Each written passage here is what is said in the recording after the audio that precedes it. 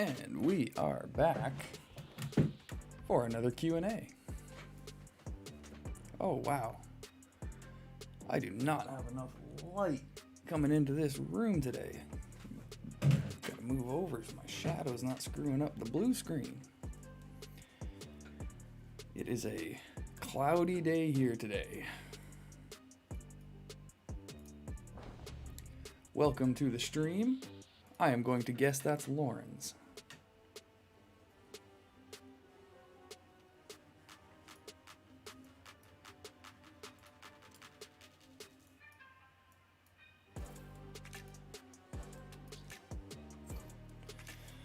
Okay, so what is going on now?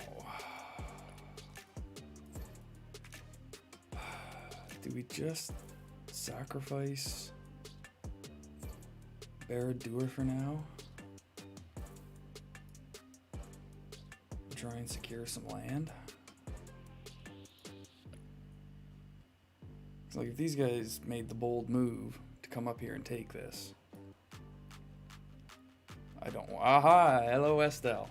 I figured it was a Gondorian.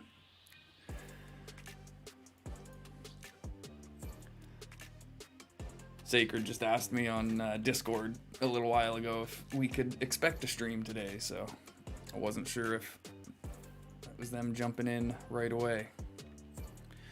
Alright. Really gotta make a decision here.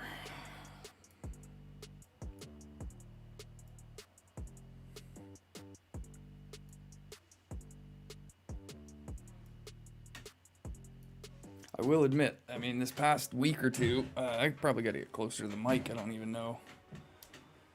It seems like it, yeah. I mean, I used to have some Rohanians in the chat, but they don't seem to be very active in here anymore. It does kind of make sense. You guys are the only ones who are really fighting. Looks like we're going at the dwarves again up here.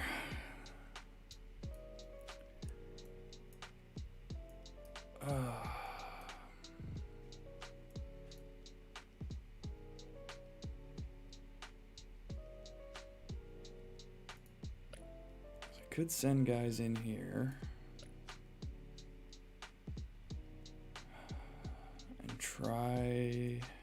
What would be best? I mean, we're closer to the Hills Keep. I've still got land here. Ooh, I've still got my 300. Nice.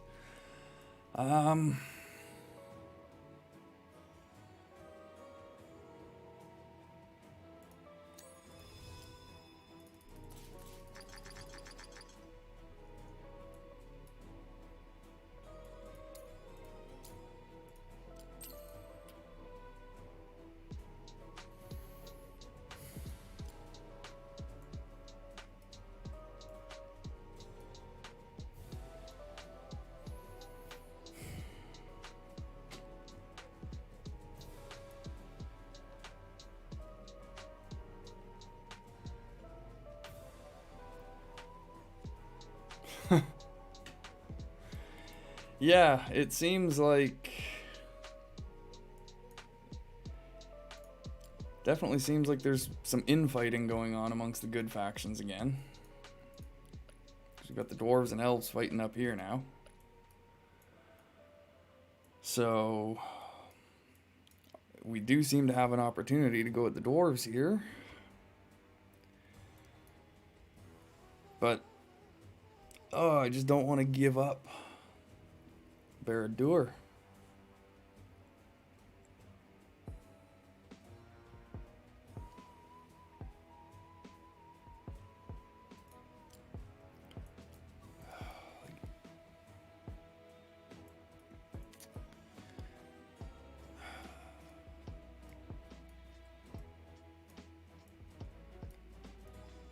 See, this is when people in leadership positions can get frustrated when, you know, I see messages every day about people, I don't know, just, it's fine if people doubt my calls, I expect that, But I do wish they would understand sometimes that trying to figure out what the best course of action is in a time like this is not easy.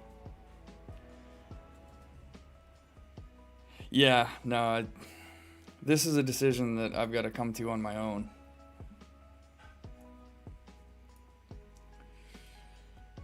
Ugh.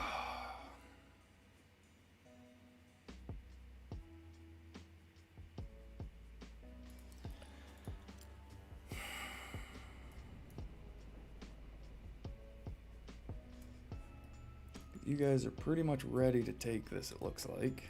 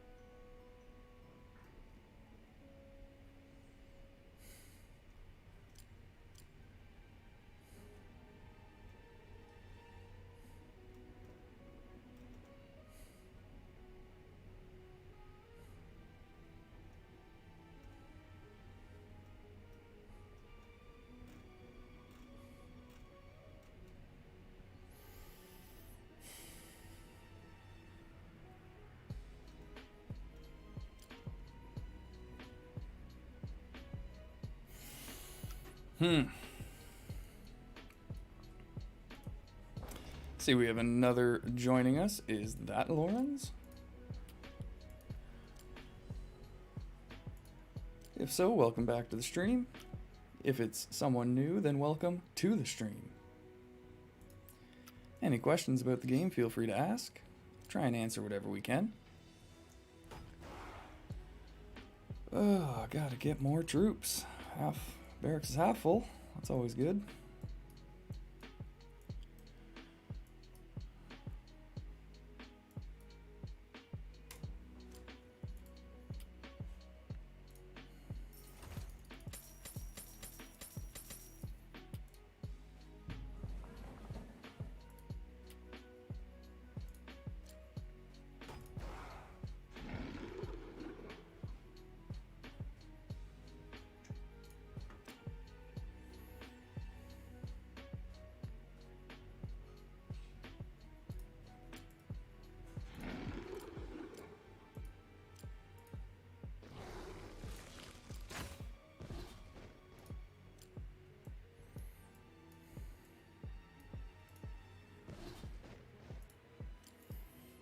Fleeting Dream, welcome to the stream. What's the best use for alchemists? Are they counter for tank unit types? They can get through some defense because of their burn damage. It counts as focus damage. So they can end up with some pretty high damage numbers. But because of their low defense, you kind of have to put them on a commander with something like Mountain Trolls, or on a commander like Grima or Kamul that have anticipation. I'll just show you that skill here. This guy here, if you make sure that your alchemists are the unit with the lowest defense, then this will give them a 75% chance of avoiding the first 4 attacks. Anything that gets through this will get soaked by the Mountain Trolls, and that will allow them to maximize their damage. Their best use, though, is just as a siege unit.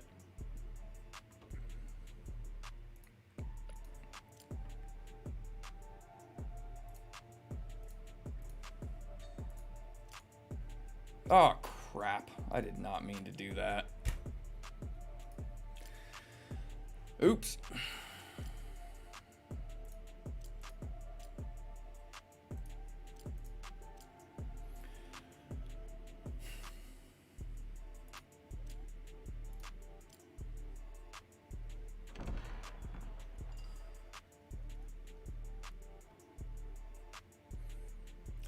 The one unit that alchemists definitely would hard counter would be Ents. Since Ents take bonus damage, extra damage from burn, then alchemists would be your best friend if you're running into a lot of Ents. Robert Foley, welcome back. You can have whatever number of commanders exists in the game.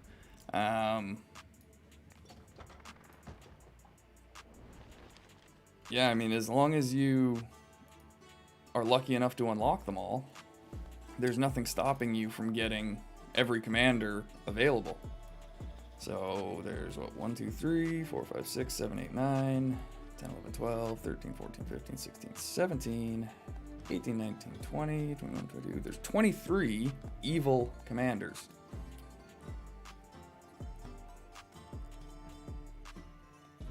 Ugthak, rank 5. If you're going for siege, then yes, because Ugthak at rank 5, I believe, yep, has Warlord with Battering Ram. So you can take that, increase their siege damage even further, and then what else? Yeah, this is the, as you can see here, this is the build that I went with my Ugthak for now.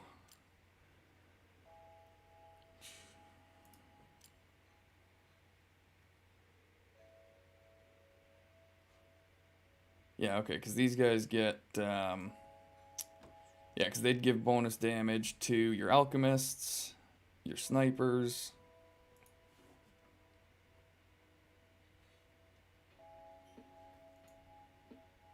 Yeah, not a problem, Robert. Just the title for R5. So you've got Warlord. Hey, welcome to the stream, Pablo. Thank you very much for joining. It's good to know that you enjoy the stream. Any questions about the game, feel free to ask. I will try and answer them the best I can. If I don't know the answer, we will find it out together. It'll be an adventure.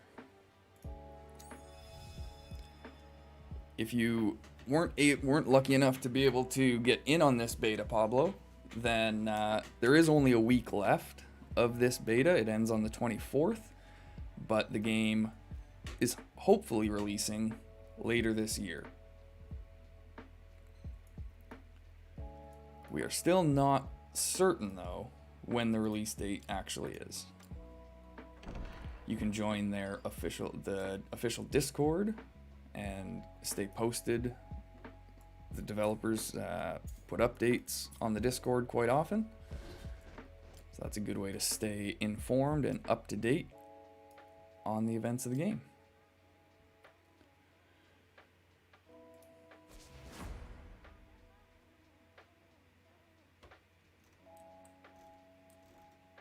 Oh, Agzok is out here already.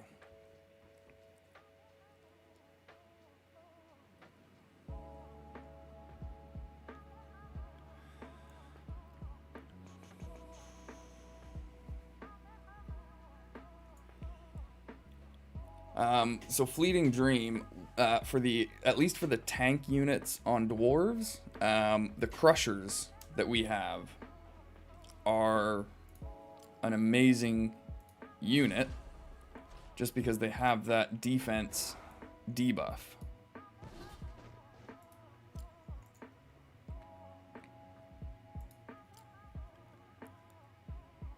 And they will prioritize the lowest attack as well. So these guys are pretty good against armored units. So the Swan Knights and the Iron Warriors from dwarves.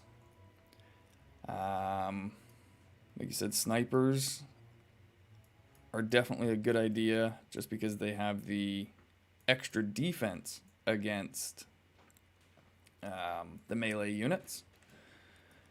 I don't know if Corsairs, in terms of troop counters for something like Alchemists, I don't know if Corsairs might be better just because they have the higher base damage, they have higher defense. They do less burn damage, but they have some self-avoidance. They still have the burn damage to get through some physical defense.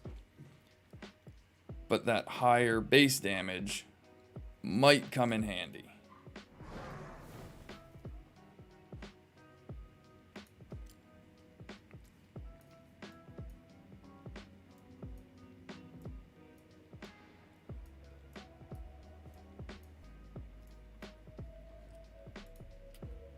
It's funny, at the beginning of this beta, I thought Reapers were a pretty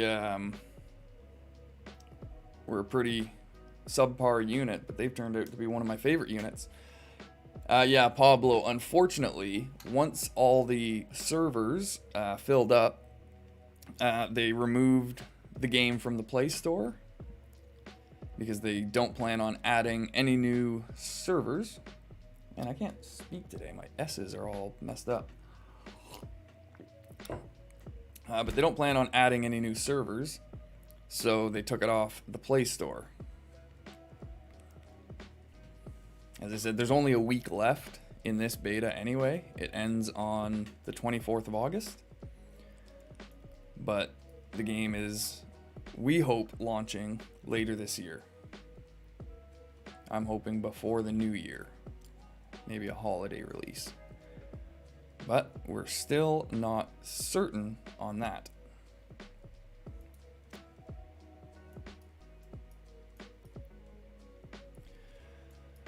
Alright, I need to figure out what I'm gonna do.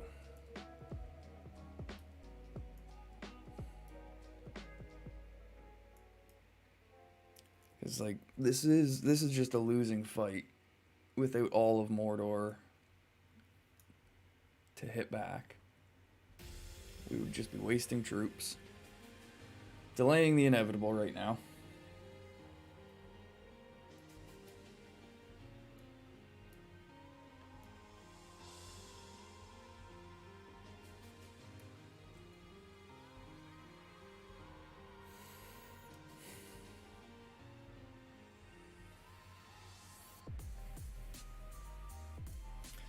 That's one of our seasonal objectives, though.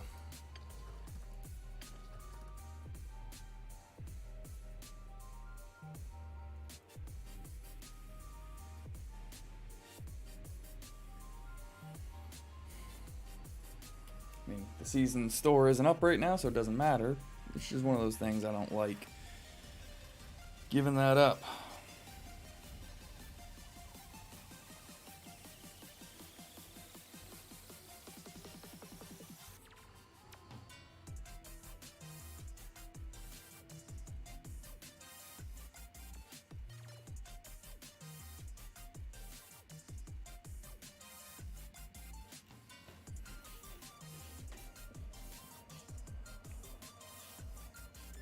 Thank you, Reese. If that wasn't made clear, thank you very much. Well, greetings from Canada, Spain.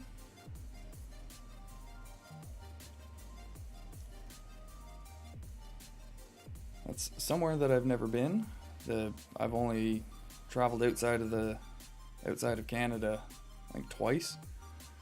The furthest I've been was Morocco. That was an interesting trip with my culinary class.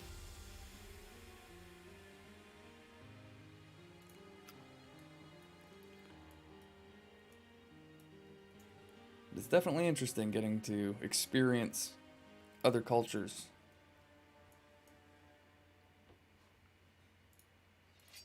It gives you a whole new perspective.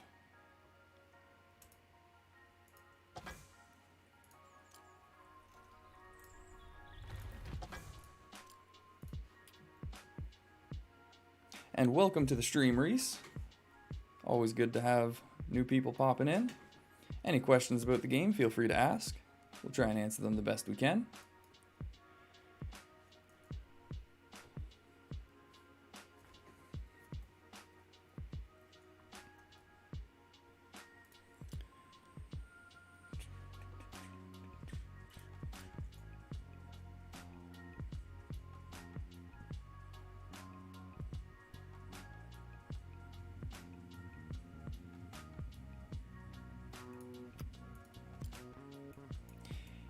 Yeah, there's no way they're going for a Doris. You see where they got all their forts?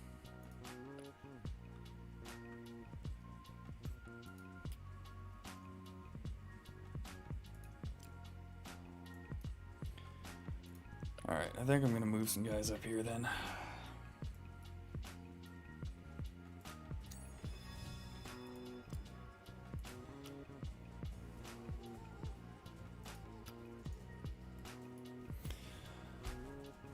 Alright, I think because I am going to be discussing some strategy here. We're going to need our anti-spy measures coming back up.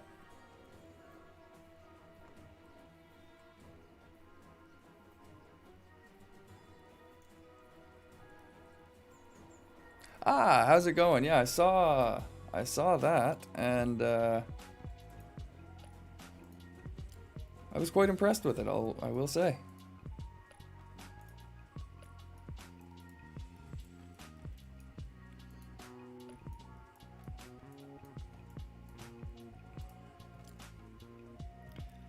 Well, you have yourself a good sleep there, Reese. Nice and rested and refreshed for tomorrow. And yeah, we've got some strategic speak about to happen, so the anti-spy measures are coming up momentarily.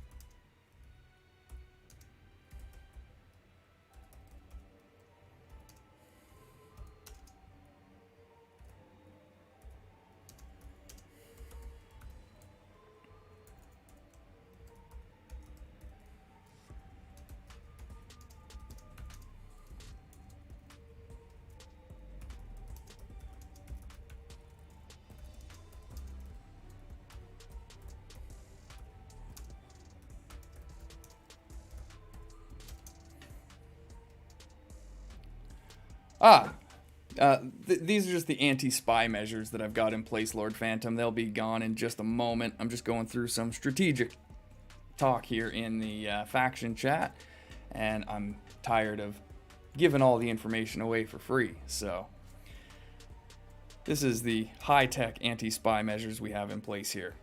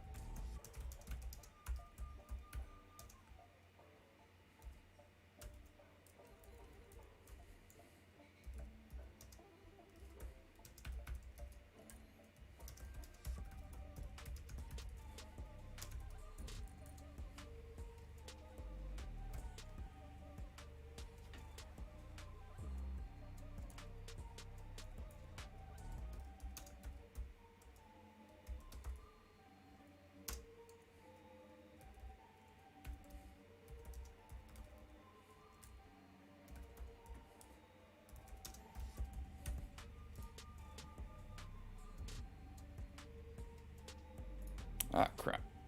This was supposed to go in Warband chat. Oops.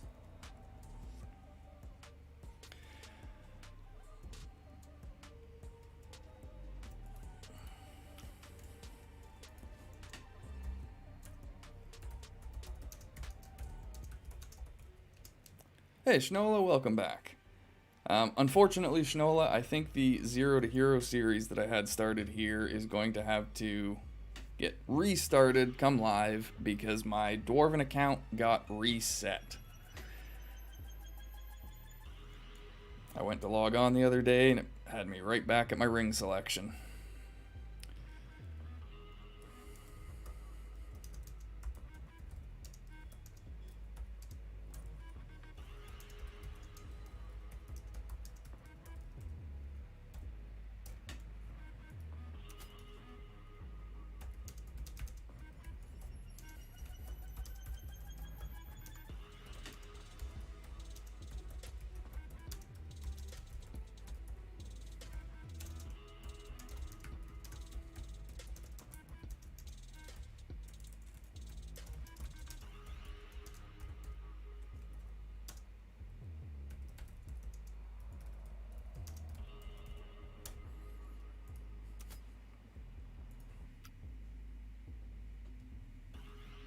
Alright, whoop.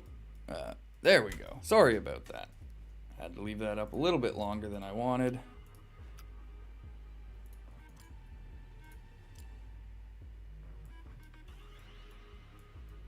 Lord William Wallace.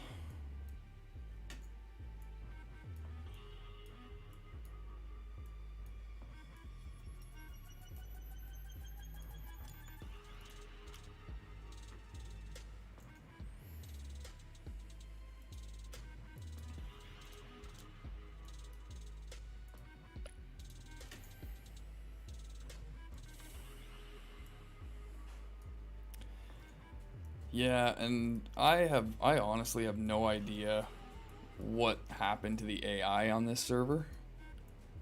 But like they've been friggin' sleeping this whole time.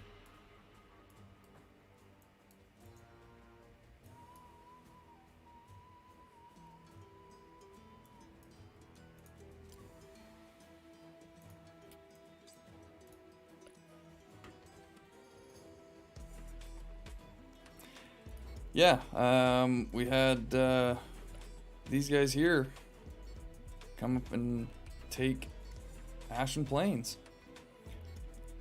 I give them kudos to them for that. I will admit, my brain went into defensive mode once Gondor broke through Minas Morgul. I don't want to see Barad-dûr fall, but as I've said, I mean, with the small amount of people we have focusing on defending this, it's a losing battle. We do not have enough people here to actually defend this. If Gondor decides they're going to take this, they're going to take it. So, it's either we waste what troops we do have just trying to delay Gondor from taking this for a little bit, or we actually move out and try and make use of the troops to actually increase Mordor's land and maybe be able to come back and take BD back by the end of the beta.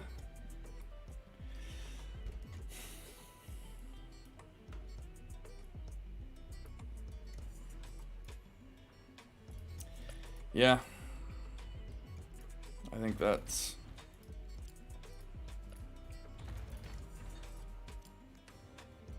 our best option.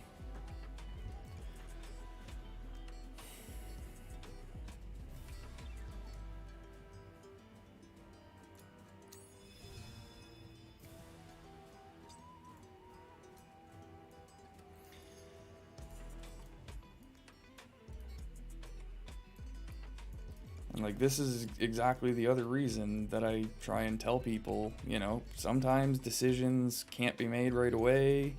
Sometimes plans need to change. You know, I've been planning all week based on Gondor pushing in and us not having anything up here. Because we didn't have anyone fighting up here anymore. So now that we do have Ashen Plains again, I can start adjusting how I'm thinking about things. But I'm sorry if some of the people in the faction don't like a defensive-minded leader. I know Rast Repo doesn't.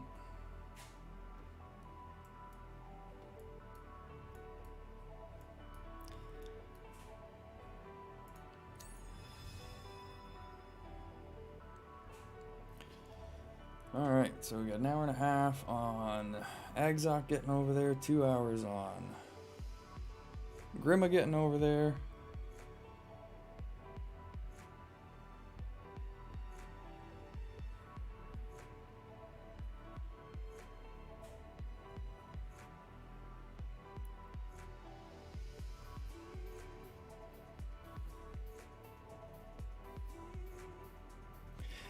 Yeah, that is the thing. Unfortunately, Shnola, you know, you got in on this server right near the end. So, like you said, I mean, depending on where your base is located, if Gondor decides to uproot you, then there's nothing you can do. I mean, I suffered the same. I got moved all the way over here. So I had relocated myself up to Barad-dûr to help. But now I'm all the way down there.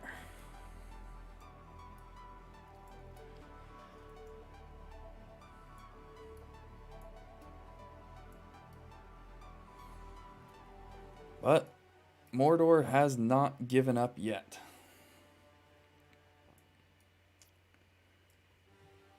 Yes, we may have gotten quieter, but there are still a dedicated few willing to fight.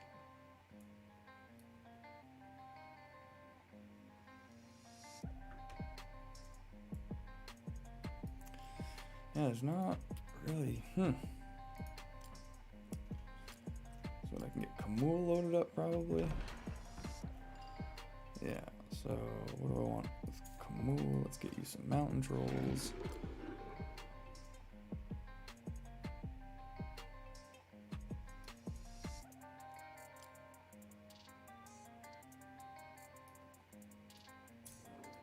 Some snipers.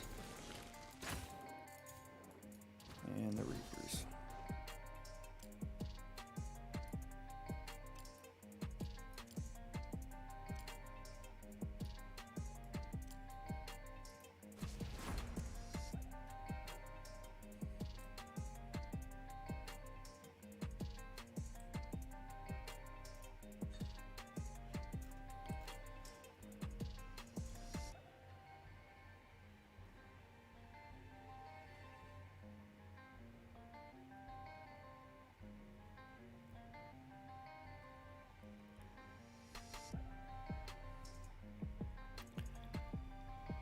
No, you won't lose the tiles that you own, Fleeting Dream. You'll just get relocated to a random location in a region that you own.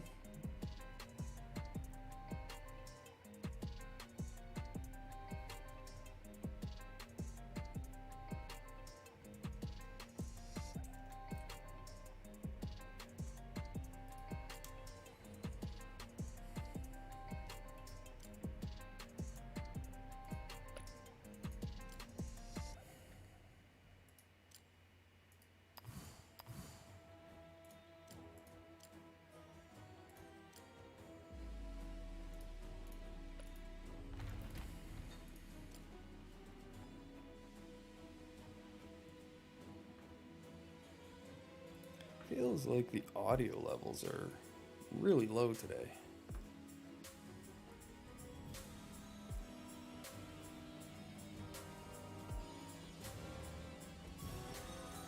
There we go. Let's see if that's a little better.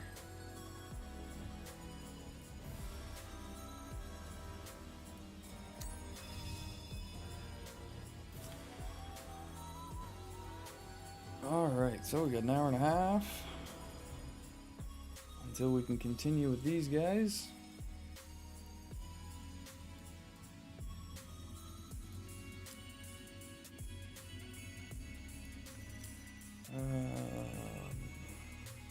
I don't even have any tiles down here to mock on.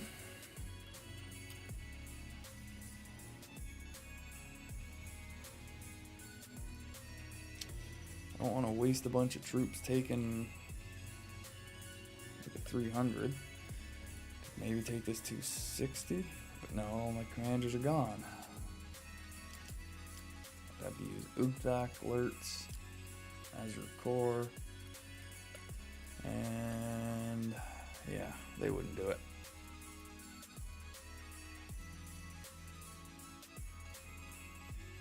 They would get their butts kicked.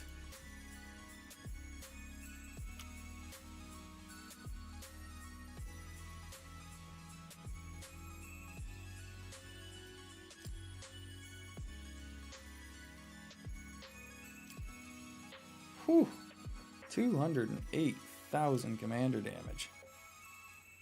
Jeez, 114,000 from the Snagathrax.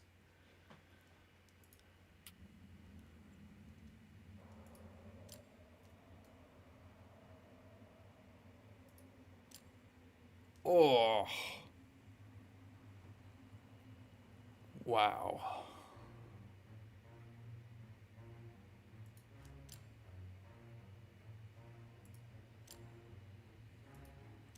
So for anyone wondering about alerts build, I'll just use Kaz as an example here. You know, the Uruk-hai Firstborn, Rush, Raid, Pursuer, and Overwhelm get maxed. And then you can spend whatever points you got left wherever you want. 402 might. Wow.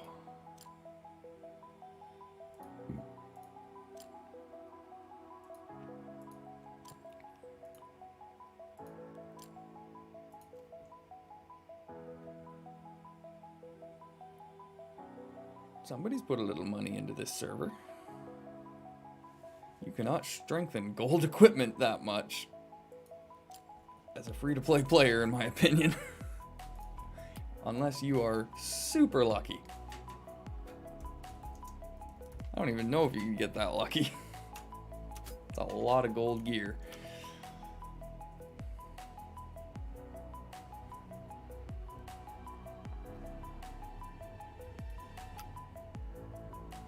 Anyone new joining the stream, welcome. Always good to have you.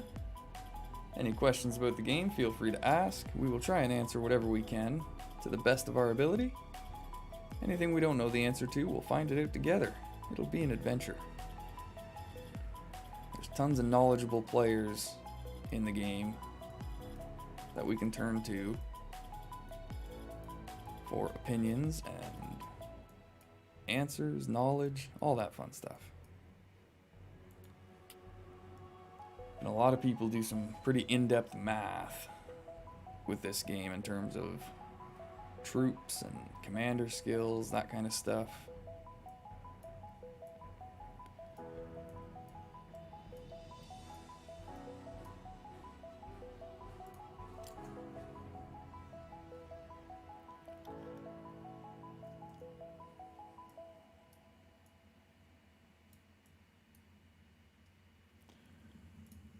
Yeah, well, okay, I know what I need to do, because I'm down to 100 friggin' tiles. They've been tearing my tile count down, so that is what I can be doing right now. It's been so long since I've focused on taking tiles that...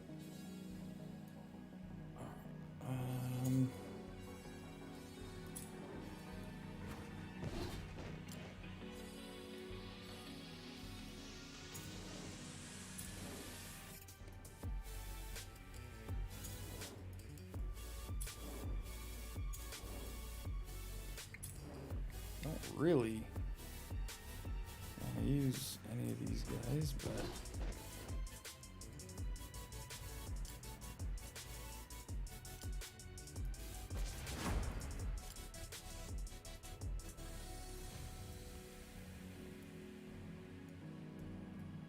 oh, I'm gonna need to be taking tens. Oh my god,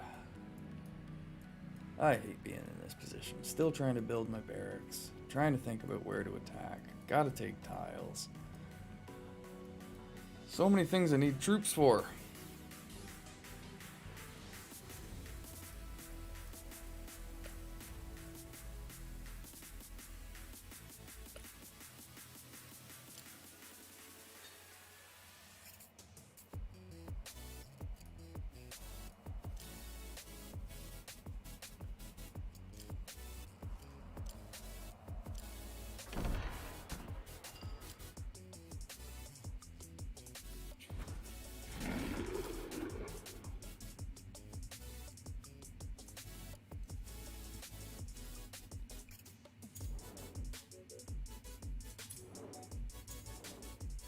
Yeah, geez, it's gonna go through all... There's all the troops have been conscripted. Alright. Need the tiles. Oh, should I go for that? No. Should just go for some tens.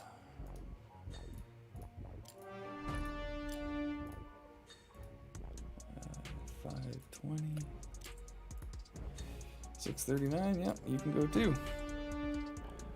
for what you use mountain trolls. I use mountain trolls for everything, pretty much. I mean, that's a bit of a generalization, but I mainly use them to try and protect other units. If I know that I'm using, okay, that's the wrong example. Yeah, it's also a wrong example. Come here. Where's somebody with mountain trolls?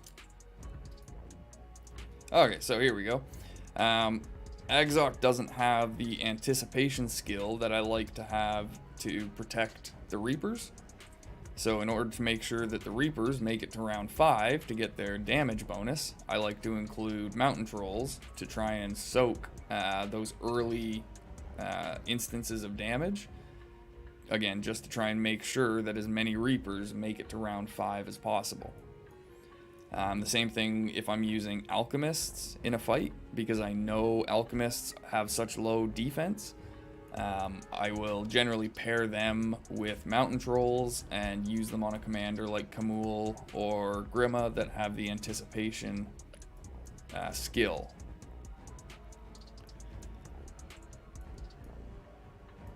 For the longest time, I was using mountain trolls over Ravagers just because the taunt is extremely useful. Although I did have to be reminded that a commander like Grima that uses Madness, the taunt on mountain trolls overrides Madness. So even if Grima were to afflict an enemy troop with Madness, they would still attack the mountain troll. So mountain trolls aren't a great unit in that sense for Grima. That's why I've started using the Ravagers on him instead.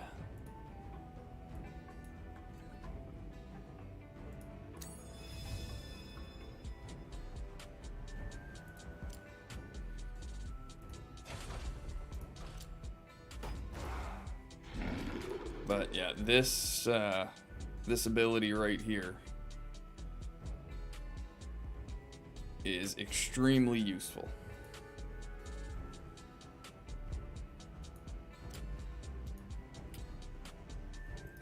And then if, like I said, a lot of the time I will use these guys on Kamul because he gives them an extra 35 defense. So that actually brings the defense of mountain trolls up to 101, I believe it is.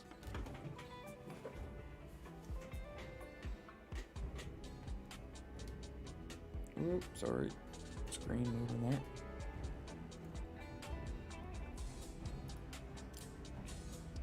Oh yeah, I can find out here.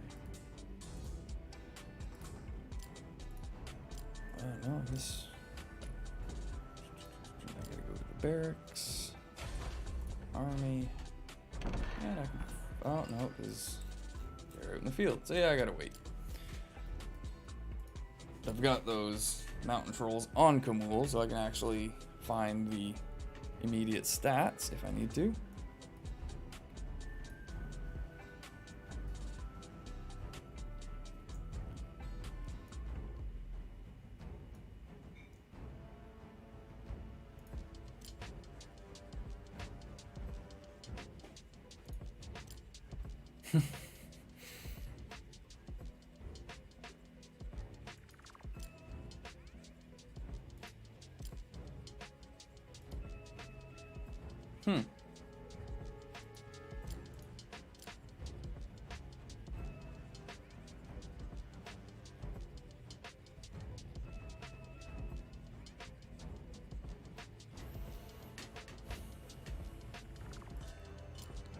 His halberdiers there did the most they did more damage than the Reapers.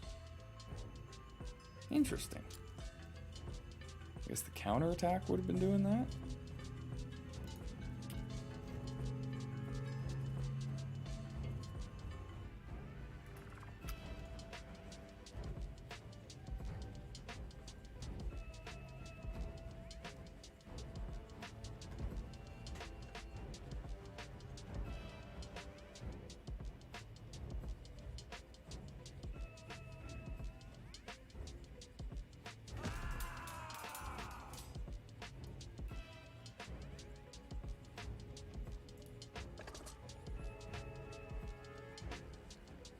wow.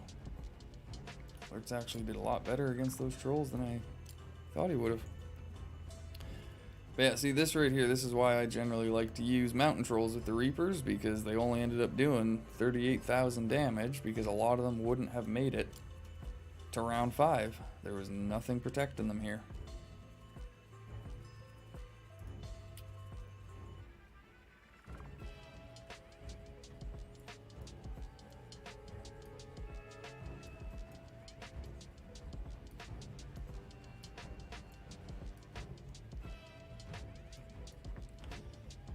So one thing that I do struggle with in this game, I've noticed a lot of people will run 2 units as opposed to 3. I struggle with that just because I usually find that there usually is a 3rd unit that I can make use of in the compositions, whether that's for extra damage, extra defense, you know, something. There's usually a reason to have a 3rd troop. But I have seen a number of people run successful commanders using 2 troop types and just having an excess number of those troops. I do it every now and then, but usually that's for something like a siege commander like Ugthak. I'd load him up with alchemists and maybe crushers and send him in at a building.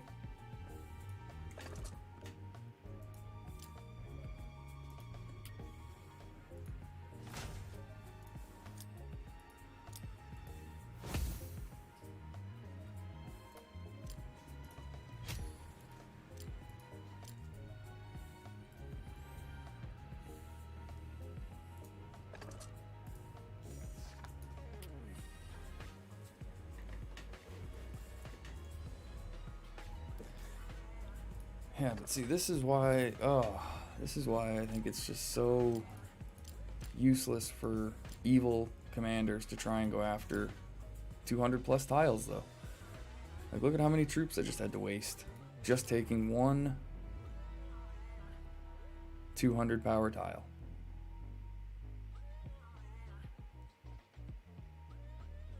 Like 1,500 alchemists.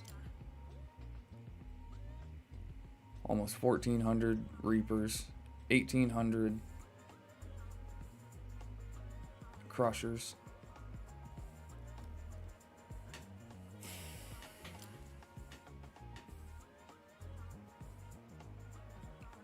All for a friggin' 200.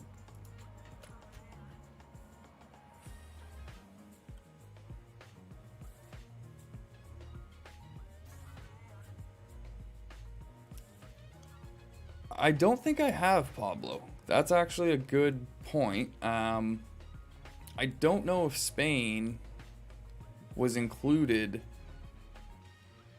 in the new regions that got opened up this beta. The best unit for countering cavalry, you know, it seems like it should be raiders, but I do think the halberdiers are better because of the counterattack that they've got. I mean, using both would probably be ideal. If you wanted a super hard counter for cavalry, then you would go raiders, halberdiers, and probably snipers. Because snipers would end up prioritizing bow knights if they were on the field. And even if they weren't, they would still just be targeting the archers, who always do extra damage anyway.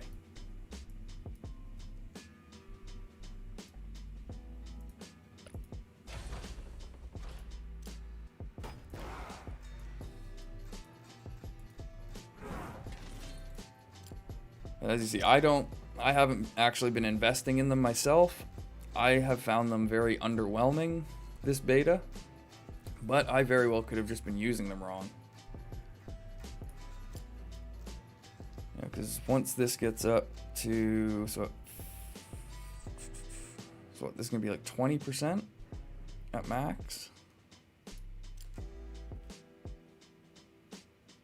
This is 50% at max. Yeah, so these guys do these guys do more bonus damage against mounted units. Raiders only do what, 20%? Yeah, 18% at 8. 20% at 9. What? Doesn't make any sense.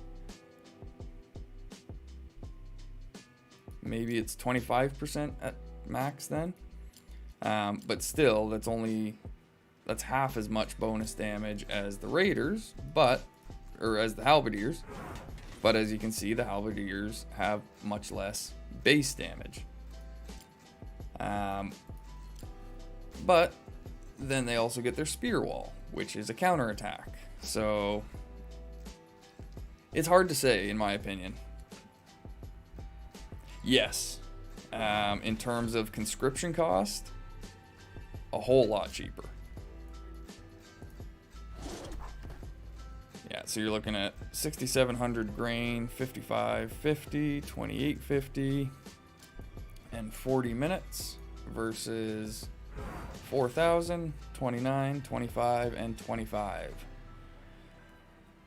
Hello, Skane. Welcome back.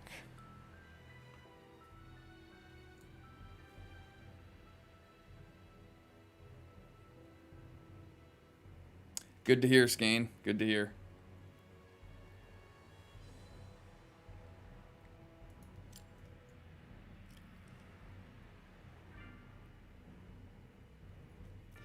Yeah, I mean, the Halberdiers, if you were going to use Halberdiers and you wanted to maximize damage, you'd want to run them with Mountain Trolls to give them some protection. You could also make sure that they are the lowest defense unit and run them on a commander like, like Grima with his anticipation.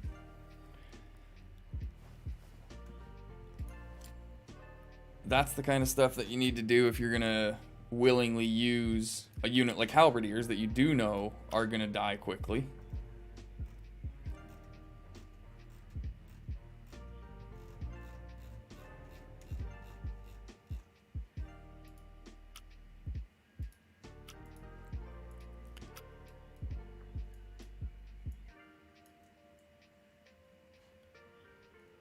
Like, let's see if I can do some quick math in my head to figure this out.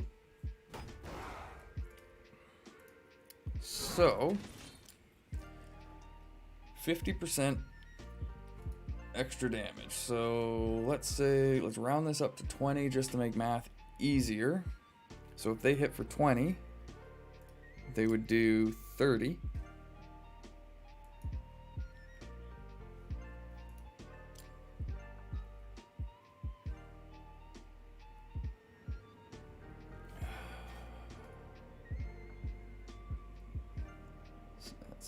This is at 9, so this is probably what, 20% at max.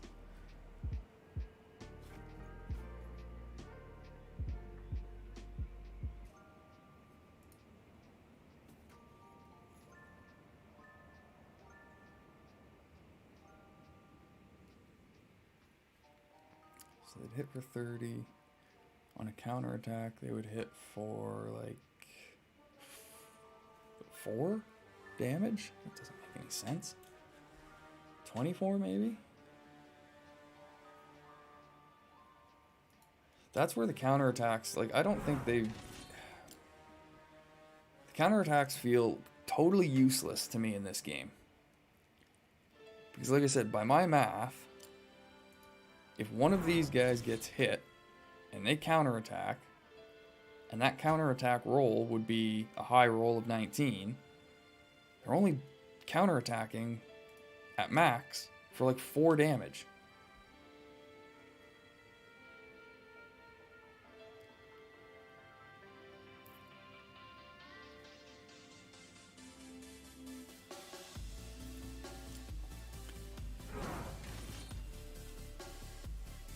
Yeah, because they're not a mounted unit, you get double the units per command. The speed, though, is the other nice thing about these guys. They give you the faster marches. They act faster in battle. It's like, just if this was 20%, then high roll for 40. You're looking at 48 damage. At 34, you'd be looking at 40-ish.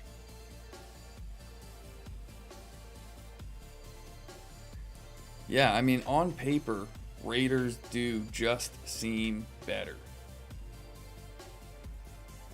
But whenever I've been using them, they have not seemed to do what they should.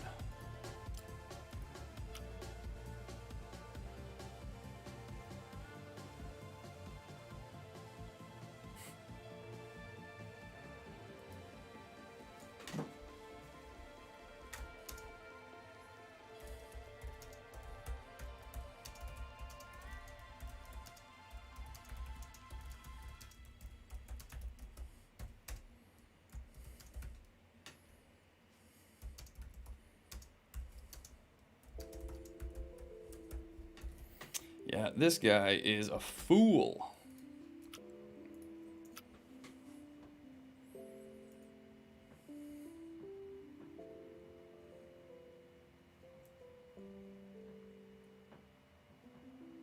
Yeah, that's a good idea. Fleeting.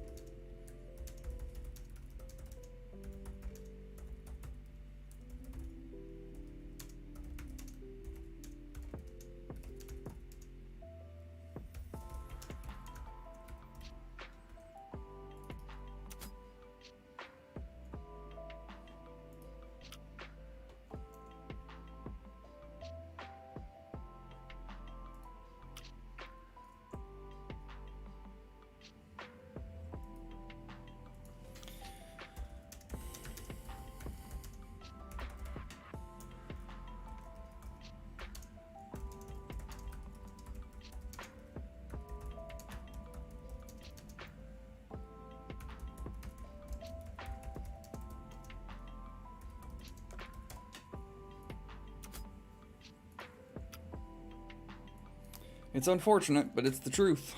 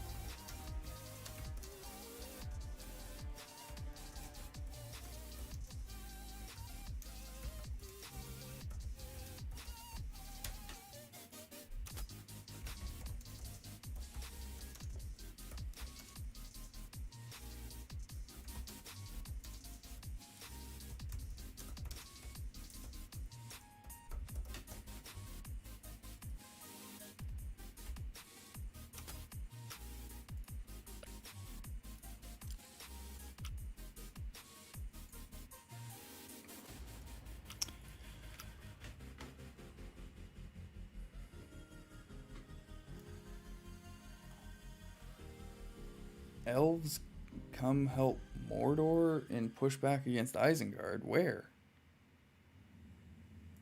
On a different server?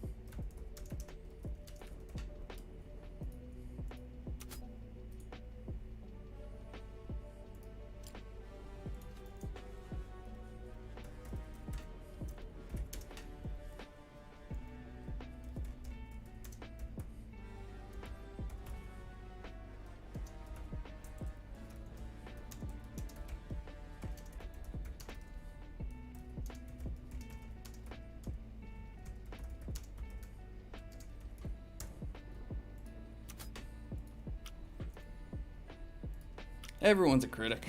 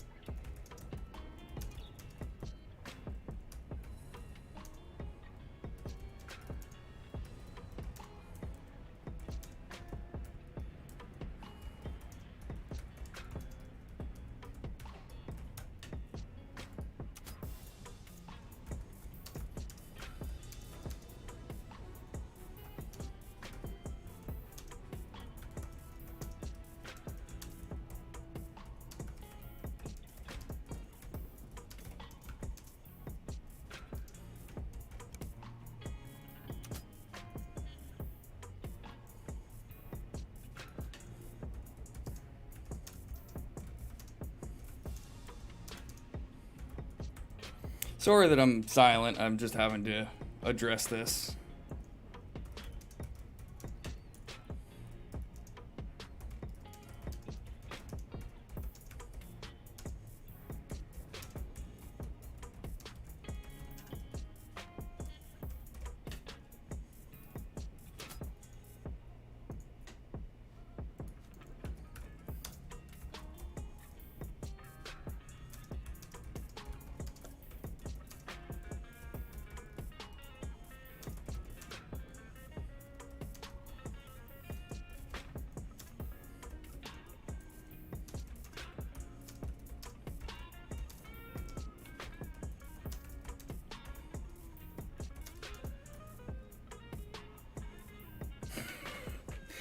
Oh my God.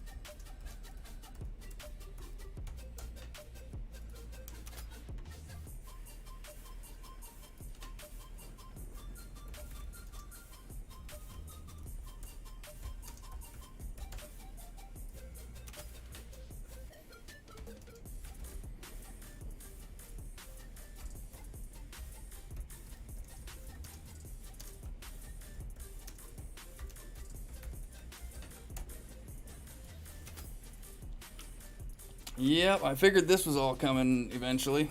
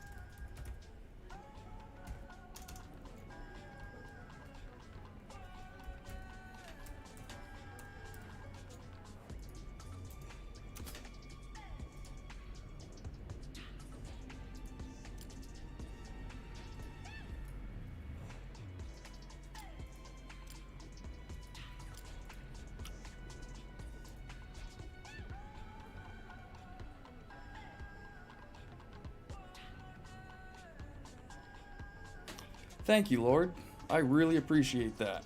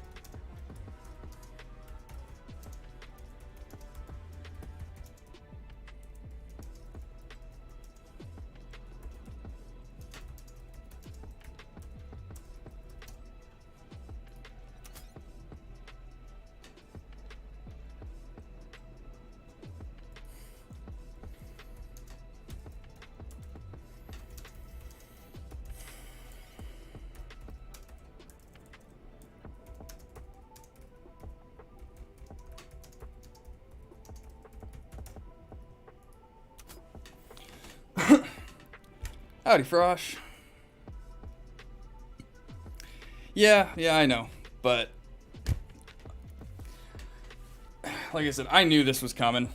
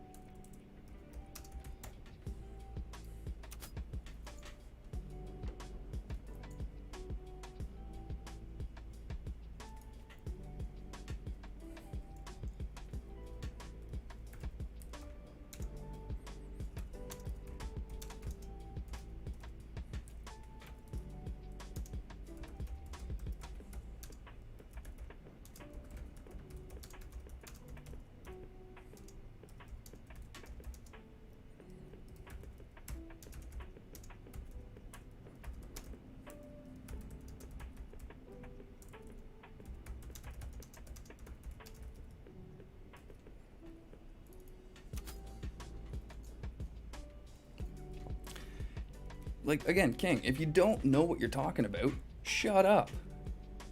I mean, you were not privy to any conversation that me, Loathing, and Merc had.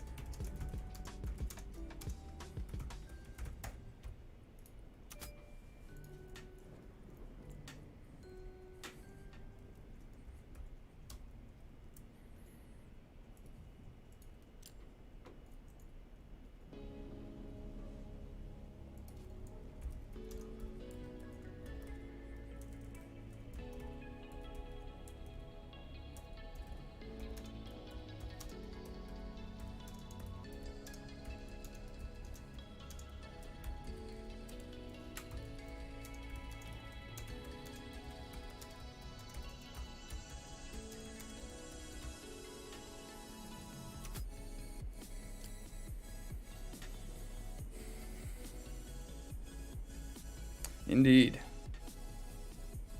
Indeed.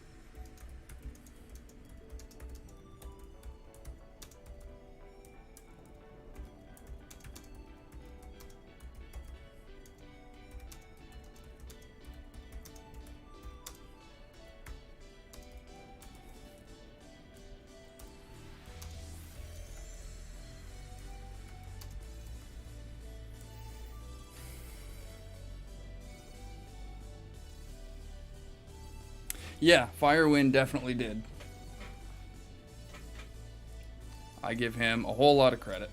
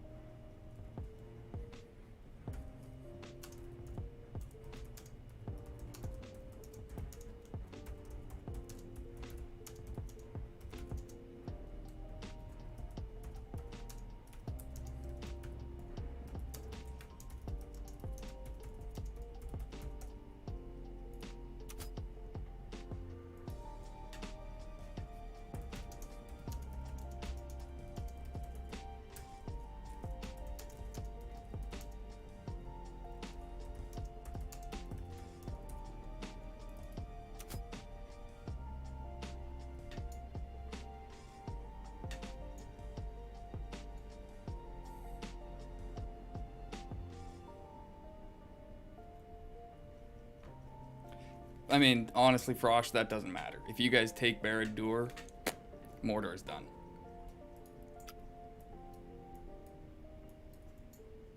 Guaranteed. It's going to be the last straw for people.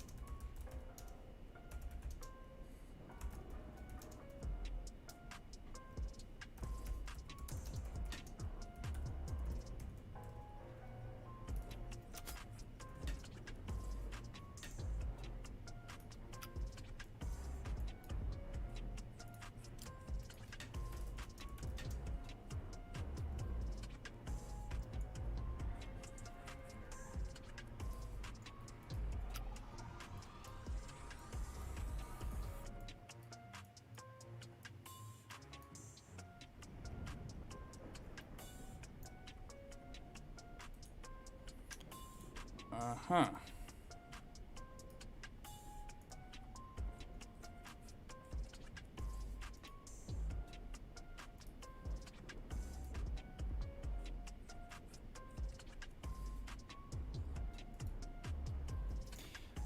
I'm just not even gonna acknowledge that one.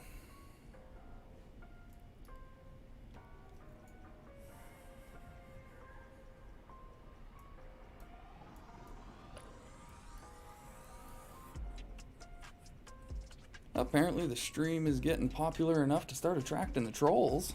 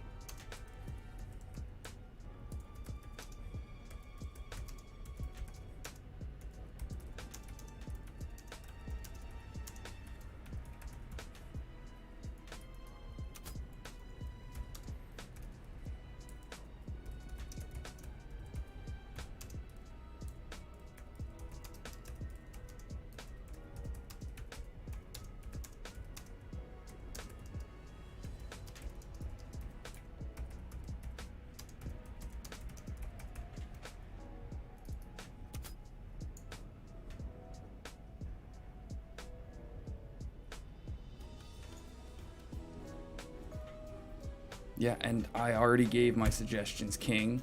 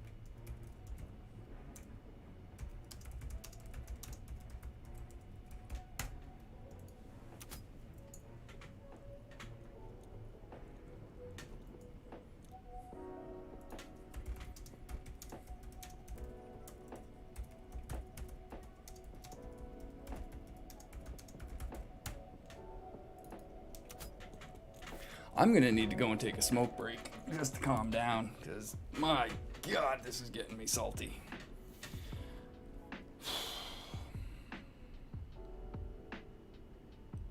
Like I've said, I accept that, you know, when things go wrong, it's always the leader's fault.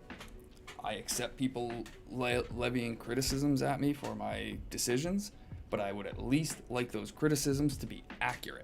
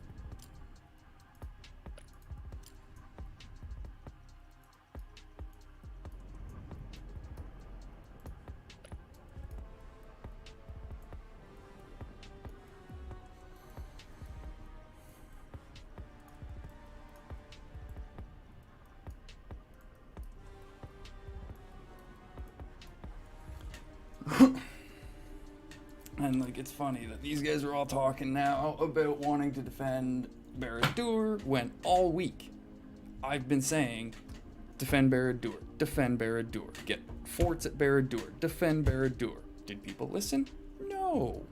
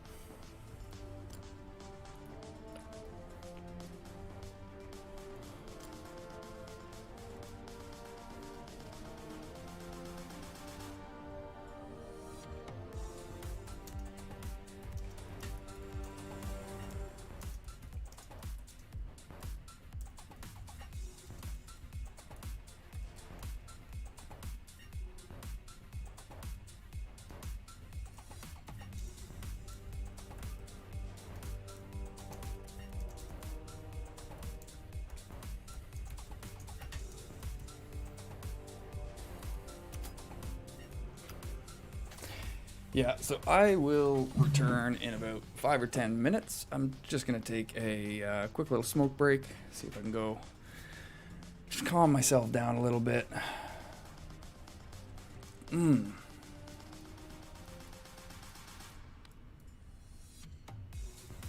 understand they're frustrated, but man.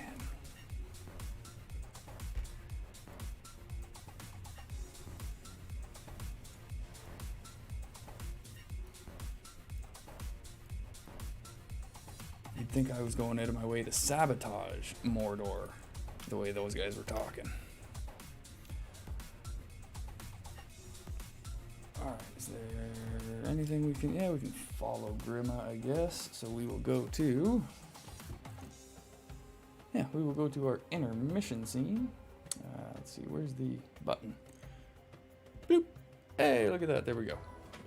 Alrighty. Like I said, I will be back in about 5 or 10 minutes after just a quick smoke break.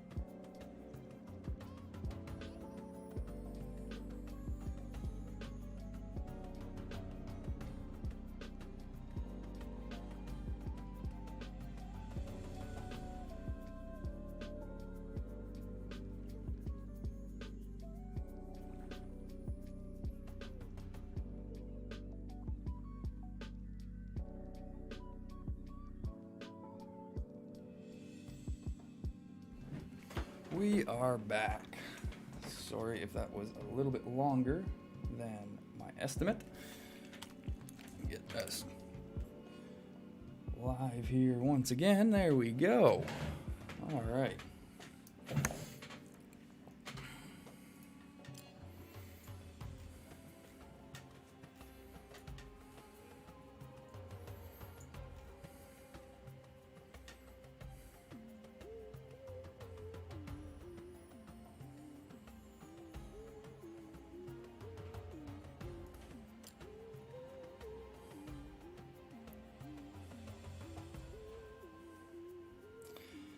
Yeah, Firewind knows what's going on.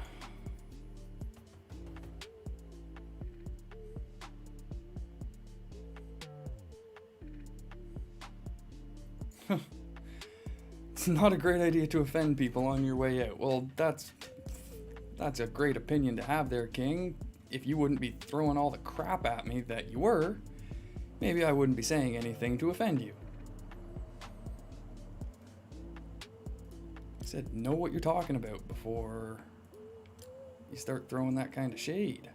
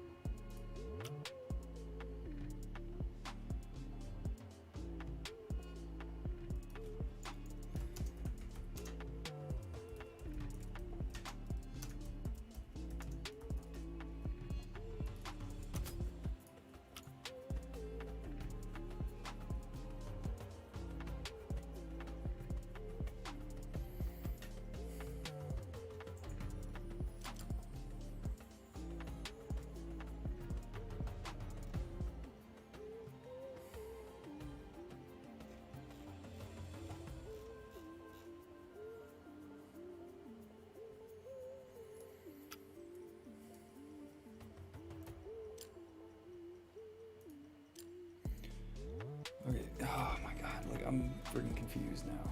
So, are we going for Dag then?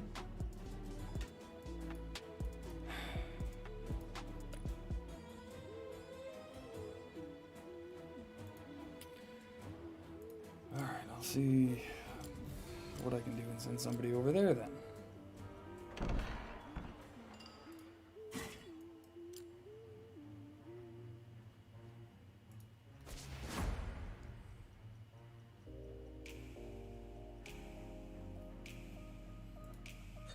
Screw it, I don't need the fast march, it's gonna take a while anyway.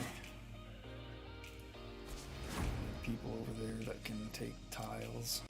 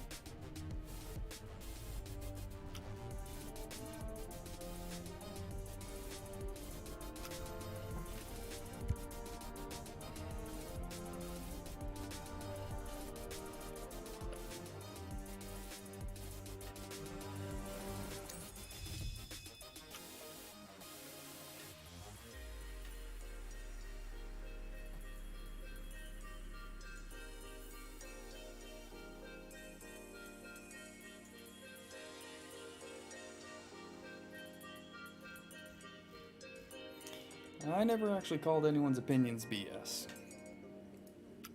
That's the kind of stuff right there that King and Rast have been doing that gets under my skin.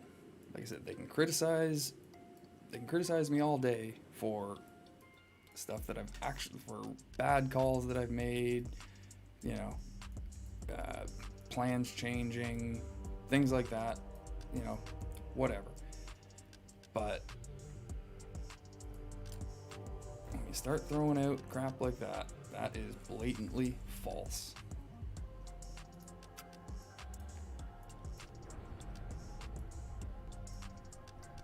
I never said your opinions were BS, King. I may have said they were wrong, like, if they were.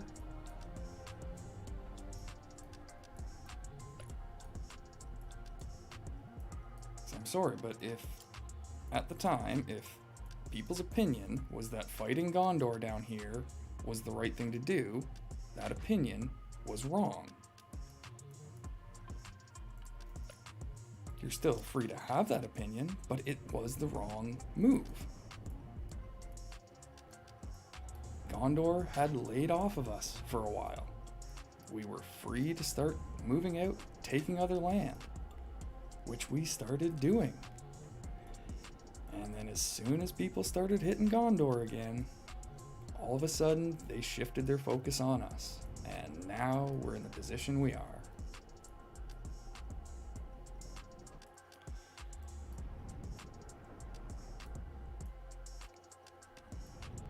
As I've said before, it may make me seem arrogant or egotistical or whatever, but in those cases, I know that the call I was making was the right one.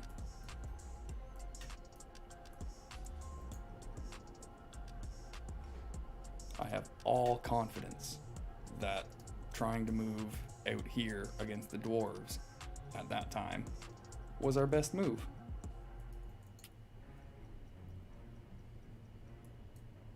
As I had said all along, once we had taken Hills of Rune, Ashen Plains, and Daggerlad, at that point we would have been in a position to shift south. We had gotten so close. People just got impatient.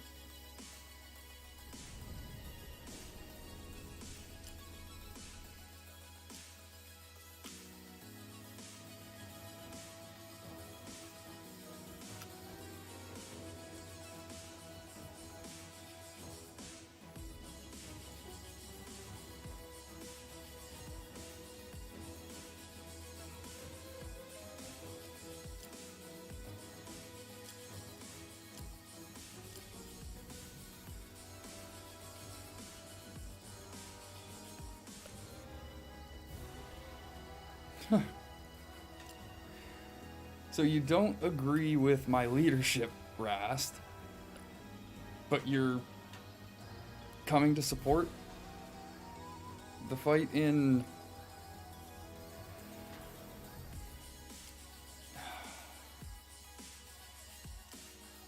Like, I appreciate the support if he's actually coming over to, you know, thinking this is the...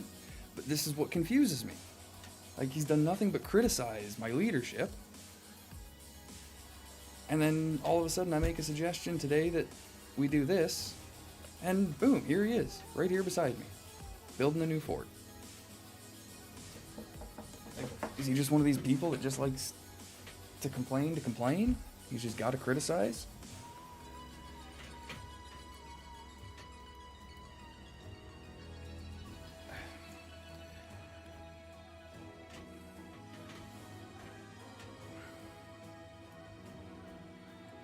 I don't know. Like I said, if he's here to support the fight, awesome. We need as many people participating as possible. Like, I do not like having... Yeah, and, you know, if that's the case, then more power to him, because I completely understand that, yeah, like, everyone has a right to be frustrated right now. We've been in a very frustrating position for the last week or so. And as I said, I know that as the leader of at least my warband and one of the leading voices of Mordor, I do know that I need to take on the responsibilities of, you know, the failures and things like that. And I don't mind that. I have no problem taking those responsibilities. I take massive issue, though, when people start falsifying information and using that to try and denigrate me.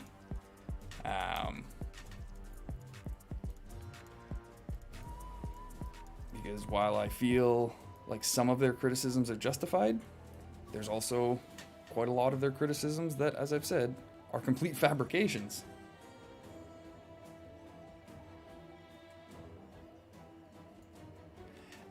And, you know, if he had just been private messaging me, I wouldn't even have cared. I can handle that kind of back and forth in private messages if he does need to blow off steam.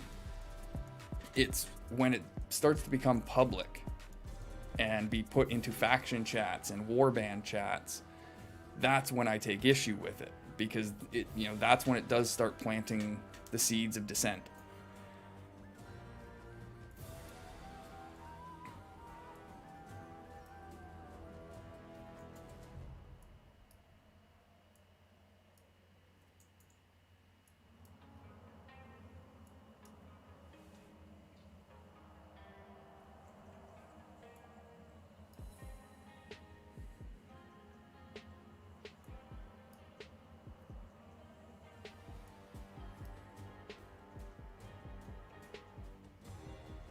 Like, I'm not proud or happy that Mordor is in the position we're in right now, but we haven't, you know, people, it's almost like people have looked at it as if we're in a better position than we are.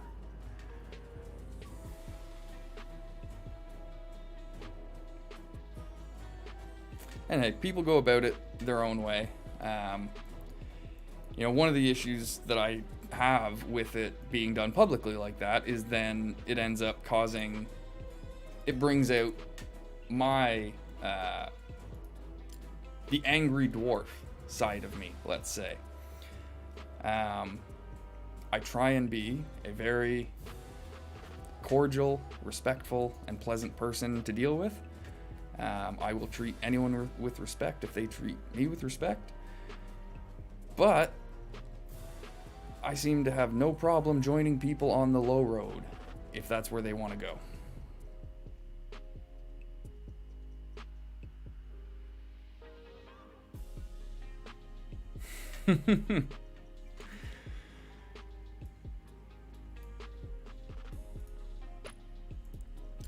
Like, this is actually funny. I've been here all day and I don't know, I guess I wasn't paying any attention to this. I did not realize that there was any Gondorians around here threatening this.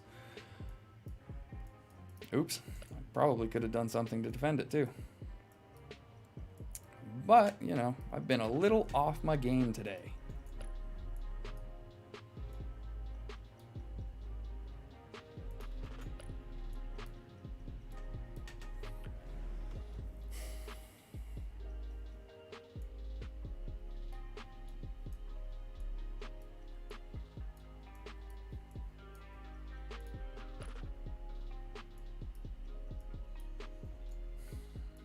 Yeah, I don't even have any commanders here right now that could do anything against these guys, so. Oh man, timing.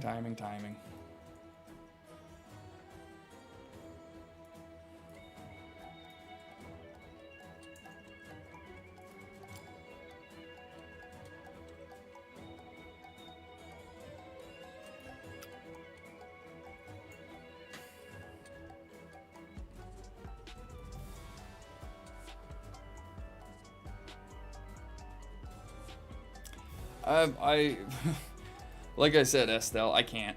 I mean, today has been an absolute crap show of a day for me so far. Like, when I got on, this was still under our control. I didn't even think that you guys were threatening it, so I didn't even take a look at it when I logged on. I had other things that I was trying to get set up, and so I started moving my commanders right away, and now I would need to wait another like 2 hours to get all my commanders back. Oh no, I guess I could recall them fast, but now I'd need a war declaration to do it. So no, I mean, I'm not in a position, at least right now, Estelle, to even try taking it.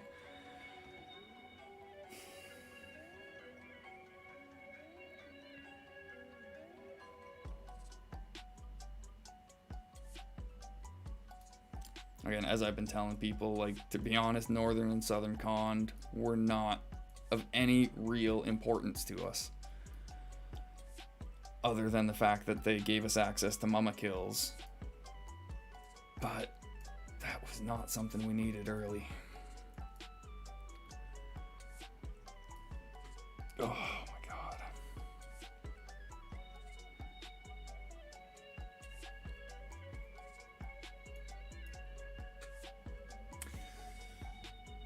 Yeah. I mean, after 2 months of this, I mean, luckily I wasn't in a leadership position on server 1, but my brain is just like struggling now sometimes to come up with stuff.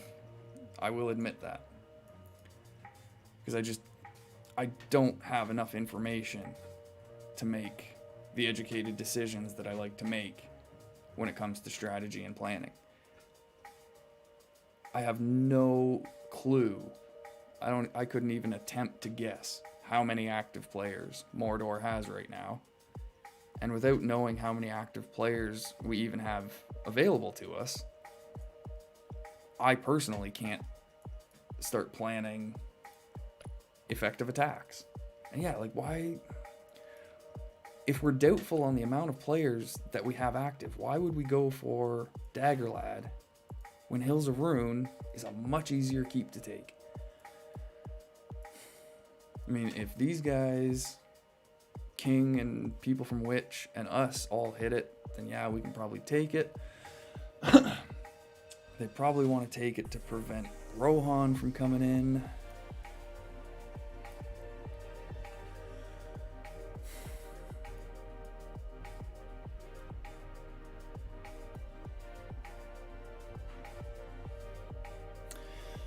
Alright, well, if Daggerlad's the choice, then Daggerlad's the choice.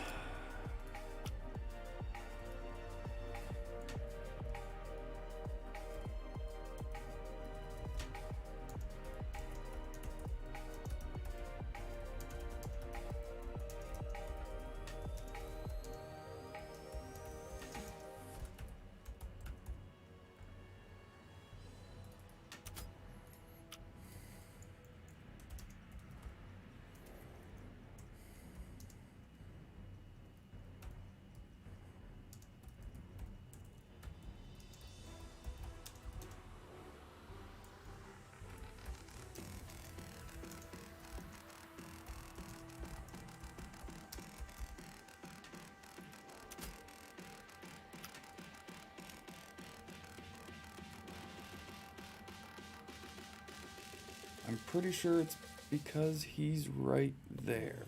I have forts in both. Sorry there, Marcus De La Rosa. Welcome to the stream. Thanks for joining us.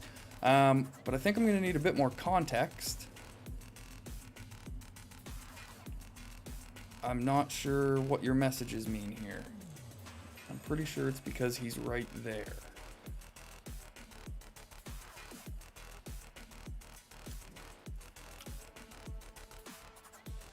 Who is he? You have forts in both what? Hills of Rune and Daggerlad?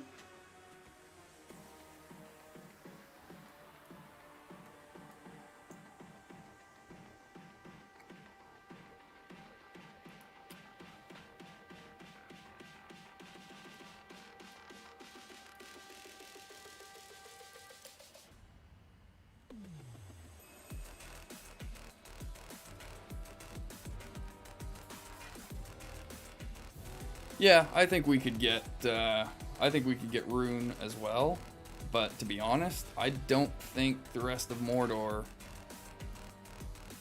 would be up for that.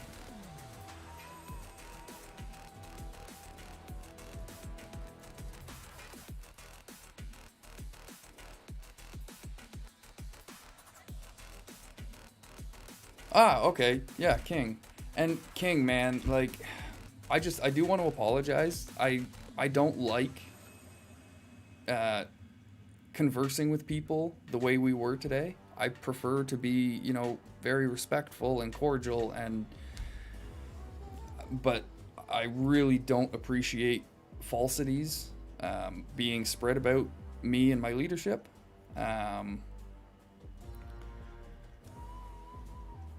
Okay, so I would be in favor of us going for Hill, or for Kindland. I appreciate that, man. Like, yeah, you are one of the better members of Mordor. You've always been one of the voices that I do listen to and have always respected. I know it's a frustrating time for all of us right now. I mean,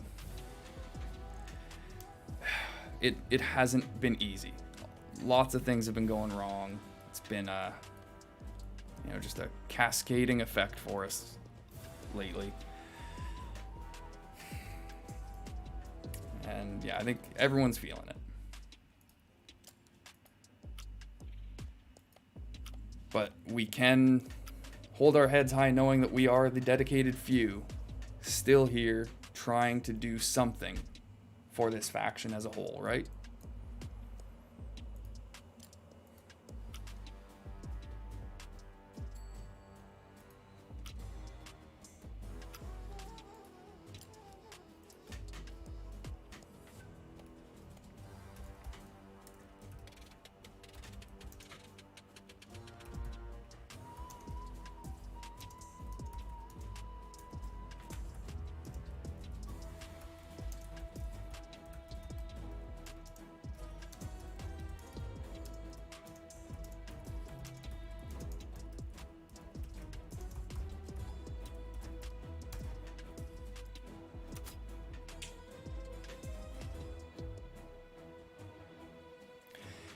Yeah. Mikolas TS, what's the best? Yeah, and I understand. I'm right there with you, Marcus. It's, trying to come up with any decision sometimes is better than indecision. But when Mordor has we've been in a tough spot pretty much this whole server. Having Gondor and elves here early, that's what pushed me into my defensive mindset. Once we took care of the elves, then I felt like, we could be more offensive. And then dwarves were hitting us, and then we all know where it went after that. So it's been interesting to say the least. Mikolaj TS, what is the best unit/commanders? That is tricky. It depends, Mikolaj, on what you're fighting. Can I ask first if you're on the good faction or the evil faction? Because in terms of commanders, that will help. On the evil side, some of the best commanders that we have been finding are Grima, Agzok, Kamul, Lurtz. I know a lot of people have had success with Sharku, Khaldun, Gorbag.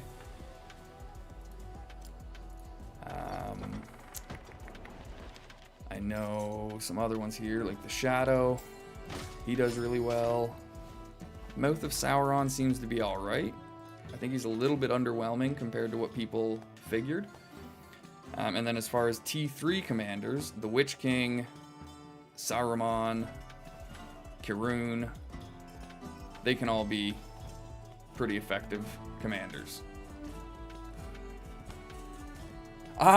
You're a bit of a...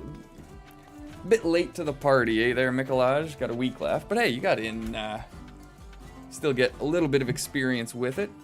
Anything you're able to glean from these 7 days is going to help you come launch. For elves, some of your best commanders are going to be, and since you're on the good side, Haldir. Definitely Haldir is one of the best commanders for the good side. Boromir, Theoden, Eowyn, Aragorn. I've seen some pretty decent Faramir reports, but he doesn't have as much specialty as some of the other ones.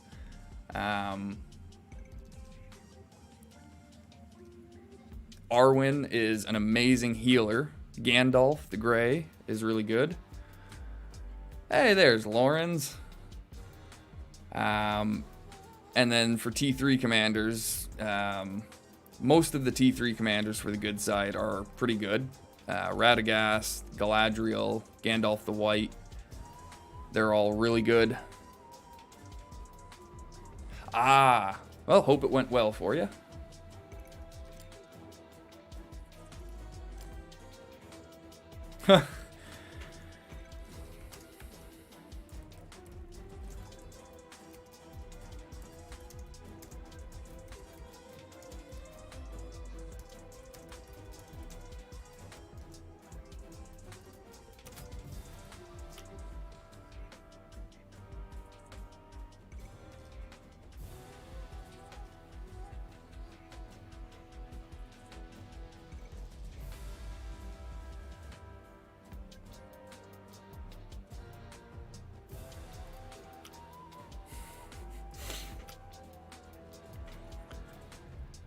Well, you have missed some excitement today, Lawrence. I will say that. This has been...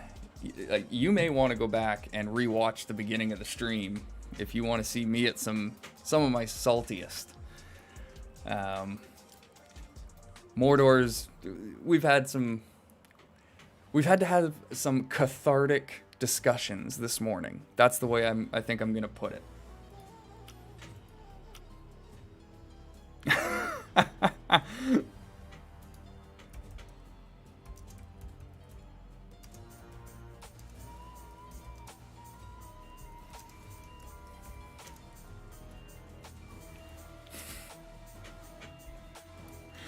Oh man, I like Firewind. He's good.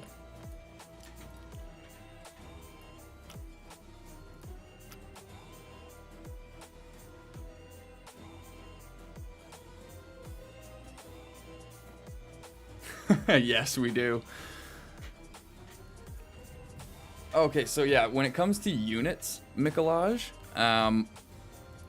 the best thing to do in terms of units is just going to be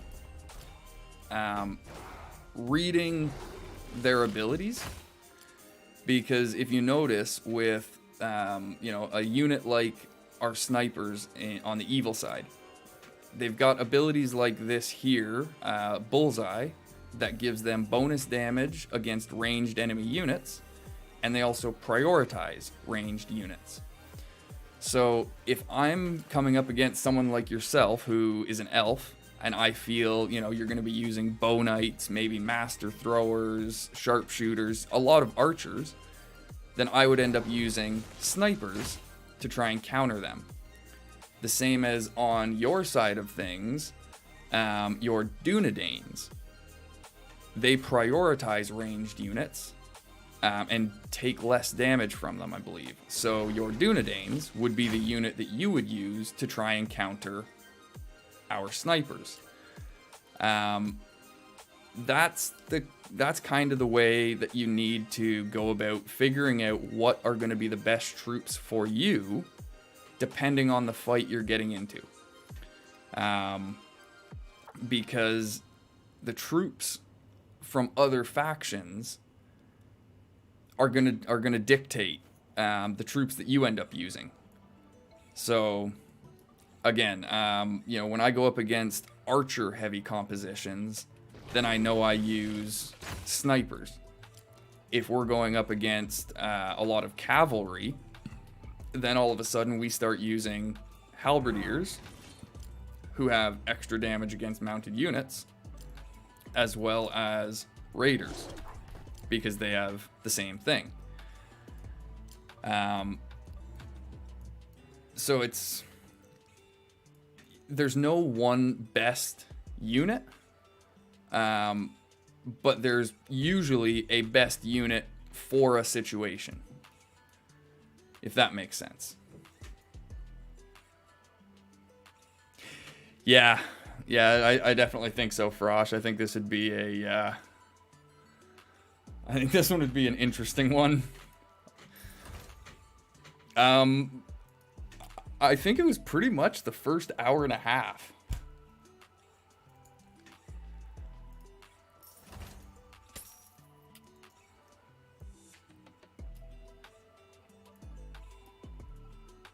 Yeah, I'm pretty sure about the first hour and a half of the stream is basically me in faction chat having some interesting back and forths with a few people. No problem, Mikolaj.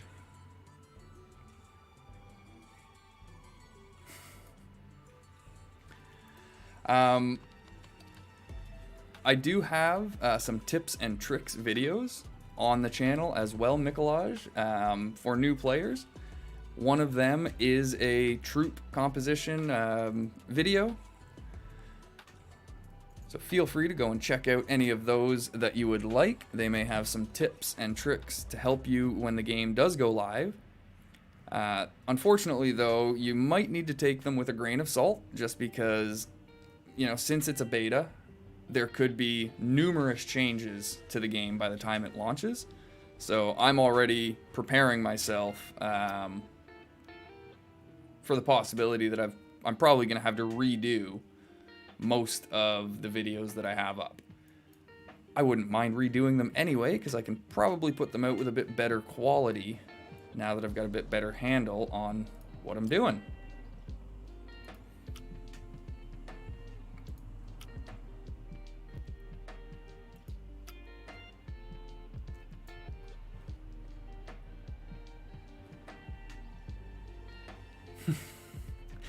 No, Marcus, I actually, like, I'm willing to do the apology with you and smooth things over with you. That Rast repo, though, I really feel like he was just way off base with a lot of the stuff he was saying, and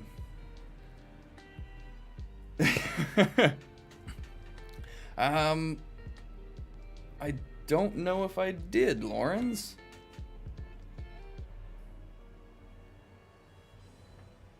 Did I get a notification letting me know that you had commented on something?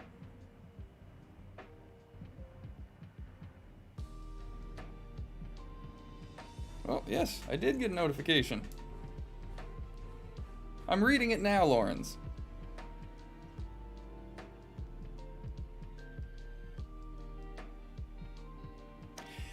Yes, so Lawrence, that is what the other that dwarf account that I had started, that dwarf account that I had started that has been reset now, which is why I'm not going back over to it until live. But yeah, I do plan on putting out like a kind of 0 to hero series. So I don't know if it'll be my main account or one of my secondary accounts that I'll basically start it, and I think I'll just stream that one anytime I'm playing it, and that'll be like right from day one. People can follow along. I'll condense them into videos as well.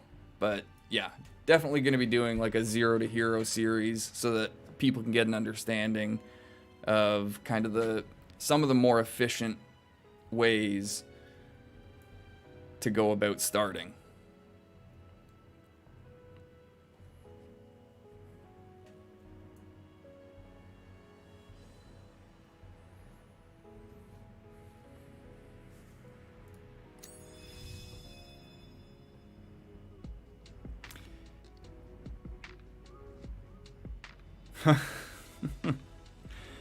Yeah.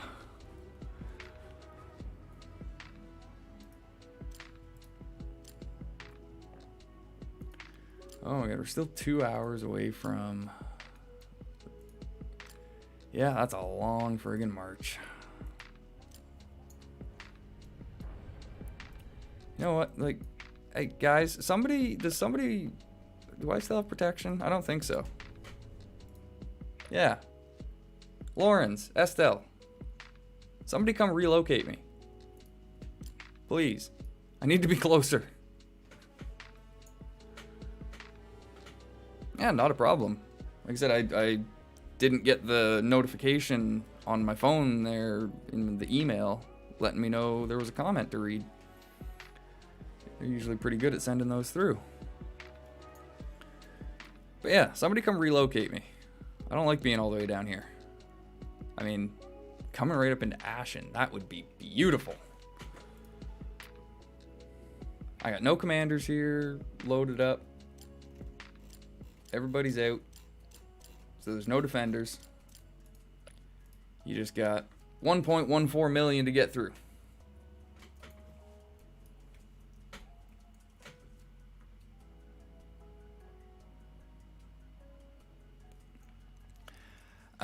So build rate. Do you mean like your building upgrades and how to prioritize them?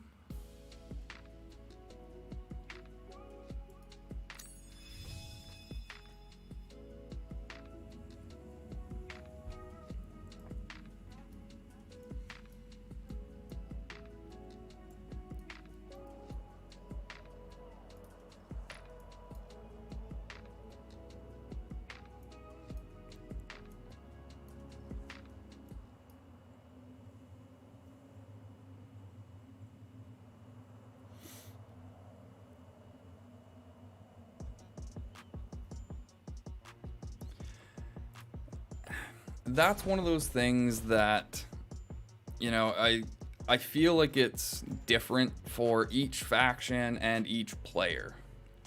Because, you know, for example, on my side right now with Mordor, because trolls... yes, in that sense, that would be my suggestion, Lawrence, would be prioritize whatever upgrades you need to get your tier 4 units, as well as whatever units you know you're going to be using all the time. The faster you can get those unlocked, the faster you can start buying their upgrades.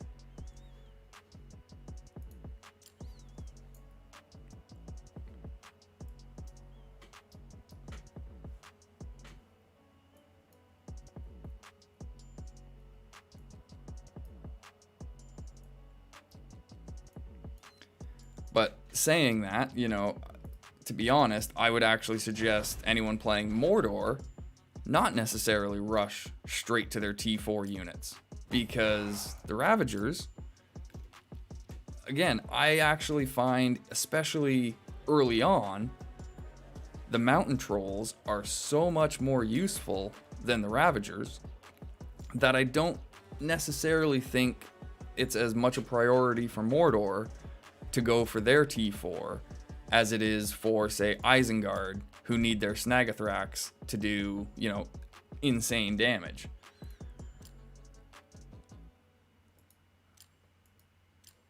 I guess once we all have access to the Reapers, it doesn't matter. But you get what I'm saying, I think.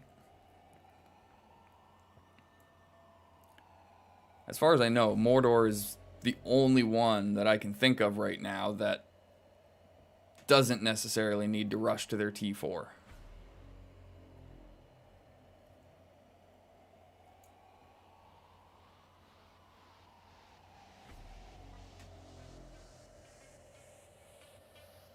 Yes, Mikolaj. On the 24th.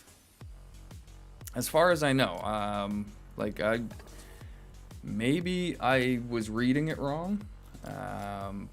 Maybe it is the 26th. But I was pretty certain that this was ending on the 24th. I don't even know if I can scroll back far enough to...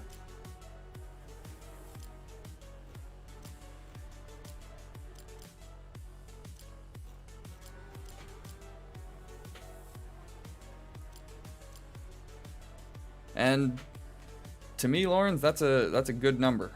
When I was playing Gondor, I didn't like having less than 10,000 swans, because I used them on at least 3 or 4 different commanders, I think. I would have them on Theoden, Theoden, Eowyn, Gandalf, and I think Aragorn? Or Arwen. No, sorry, Arwen was the other one.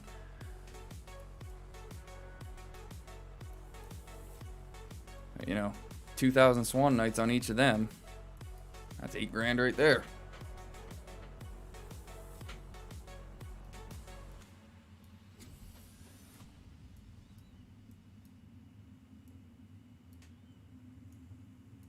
And that's the thing, because, in my opinion, Swan Knights are so crucial to Gondor compositions.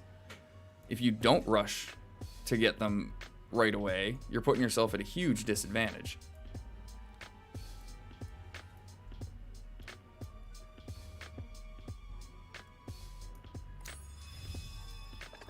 And like the thing is, Frosh, going for your units does increase your gold production, because it's your, you know, quarters that give you the increase in levy. So if you just keep upgrading the barracks in order to get your tier 3 and tier 4 units, that's automatically going to be increasing your gold production.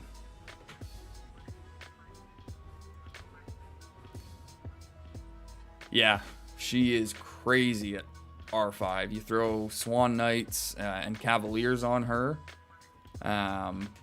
You know, just Swan Knights and Cavaliers on her can be crazy.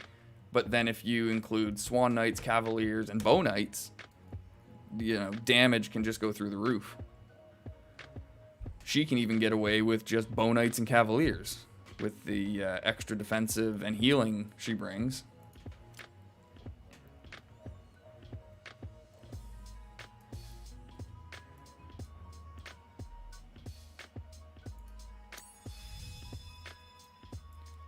But that's why her and Theoden are so devastating for Rohan. Once they get their tier 4 unit and they've got Marshals, Cavaliers, and Bow Knights available to them, oh god, that's just crazy amounts of damage.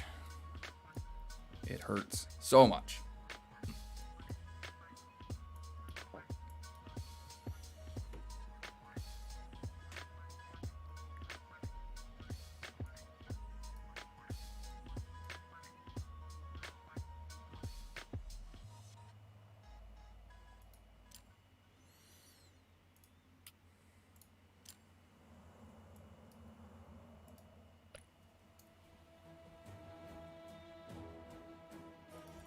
Yeah, screw it, why not? Let's just take out some AI while I'm here.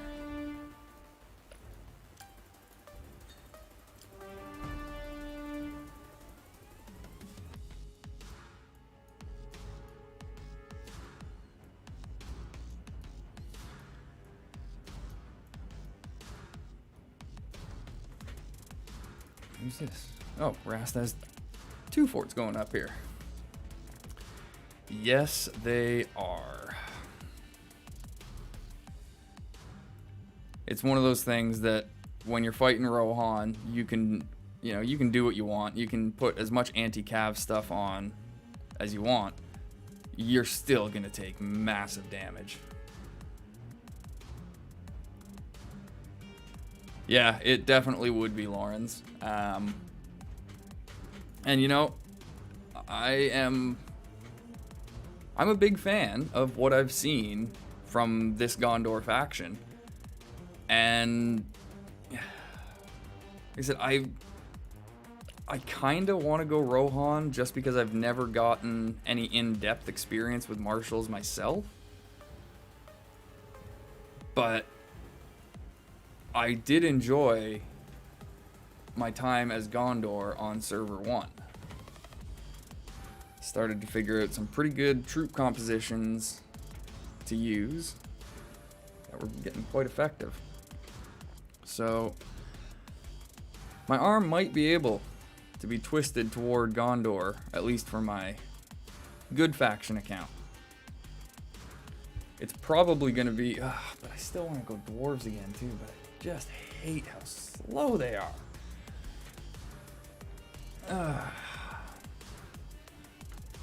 God dang it.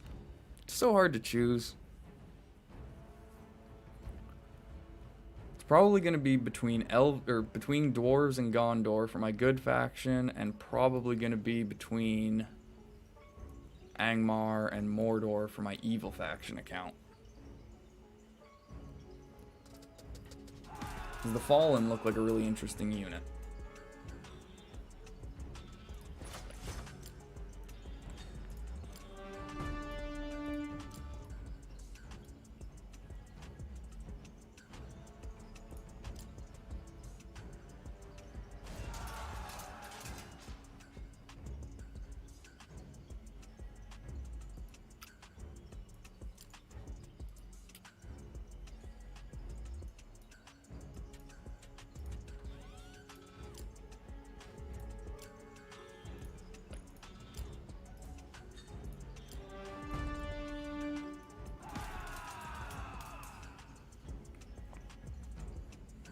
Yeah, oh, I know. Like I said, I was a dwarf in the first beta.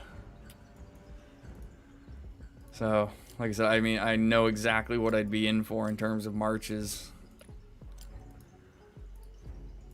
I did not enjoy being a bouncy dwarf when I was going against Gondor and Rohan.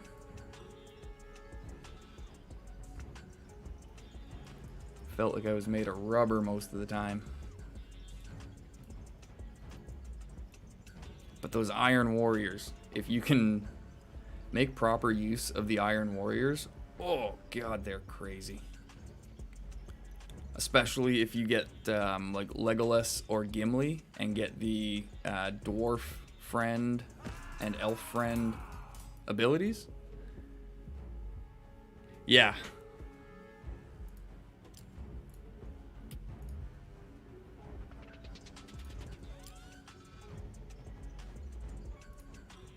Yeah, that's exactly like the Iron Warriors are not a unit to be taken lightly. Oh, that's why I've got to declare war to be... God dang it. Oh, man. Why didn't anyone tell me I hadn't declared war? Come on, guys. Letting me just waste my stamina and look like an idiot here.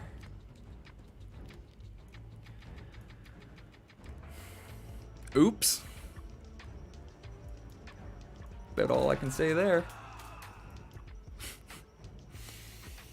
Again, brain's just not quite caught up yet.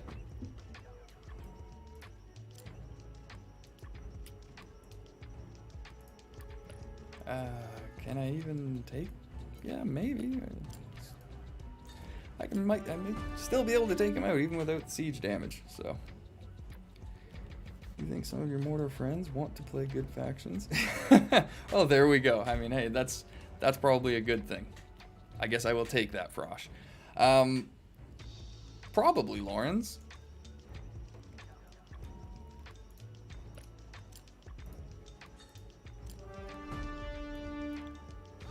I mean, I don't know if their opinions are still the same, but I have had at least a few people mention to me that they plan on or would like to join me again come live.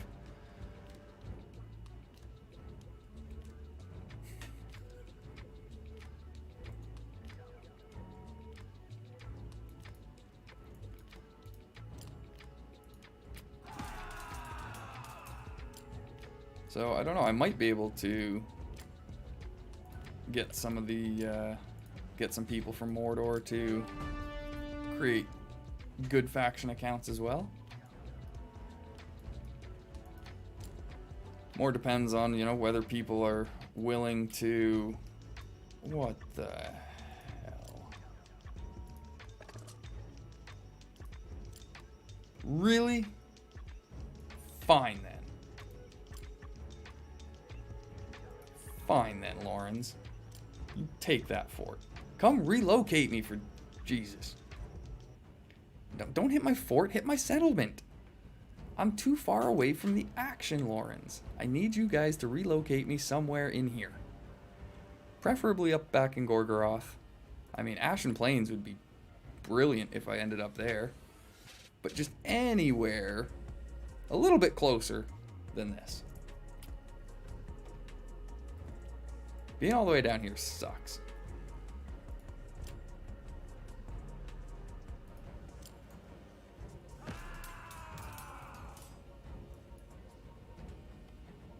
Haha, we did it.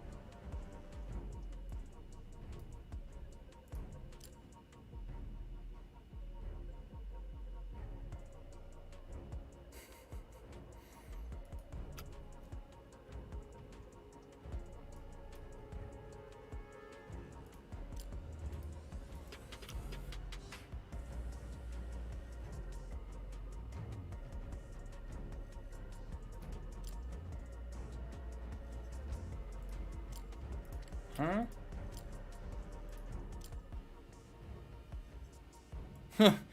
Yeah, I'm baffled too about this one, Lawrence. I have no idea why the elves and the dwarves decided to start fighting again, but to be honest, I'll take it.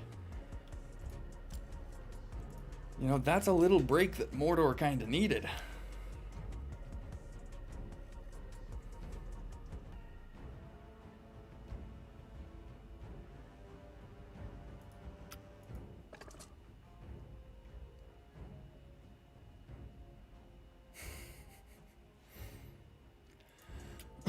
Hmm.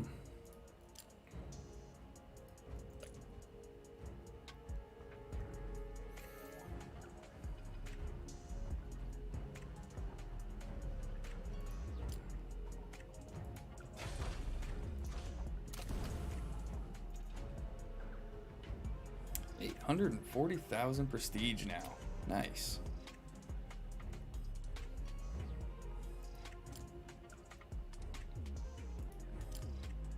I mean, if prestige meant anything right now, that'd be even better, but hey.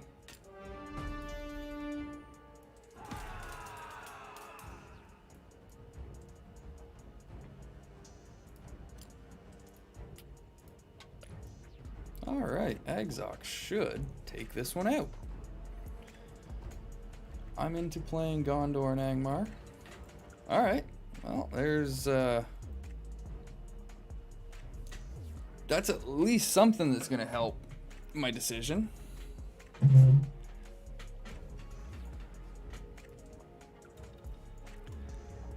Because I've had a lot of people asking me what I plan on playing, but I haven't had many people expressing what they plan on playing.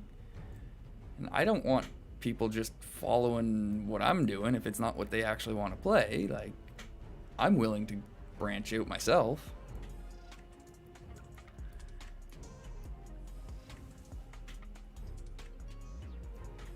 Yeah, the Fallen does seem really good.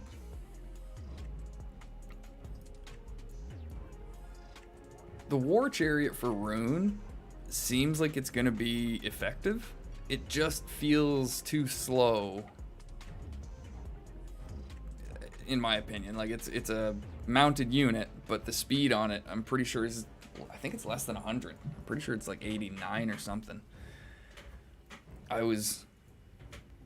If I recall right, I was surprised at how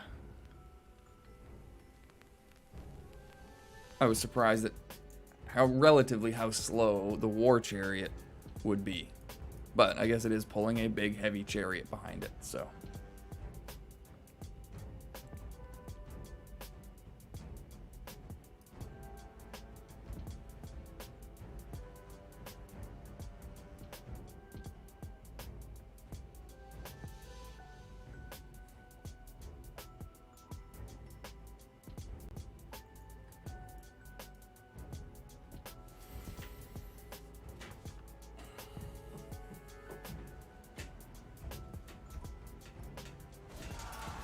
Yeah, not enough horse.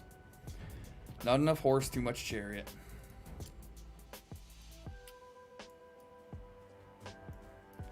Awesome. Even without the war deck, I was able to get those 2 camps.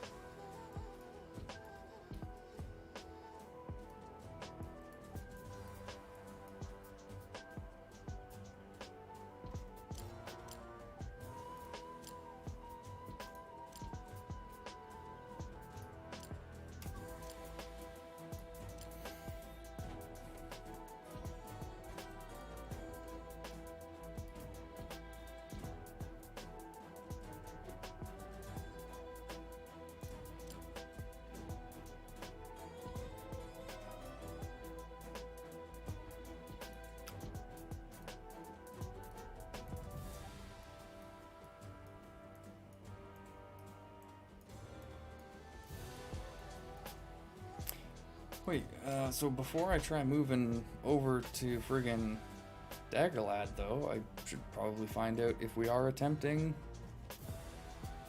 to be attempting Kindland. Because if so, then we should take Hills of Rune.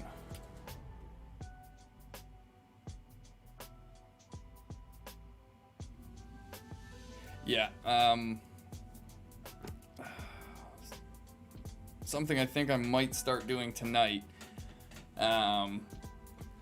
I planned on going in and basically recording, just kind of recording a few commander guides type thing. Just going in and highlighting the skills that I've unlocked and for what reason, the other skills available, some of the most common builds that I've seen, things like that. So I want to get those videos put together and ready to be released in the downtime once the beta ends.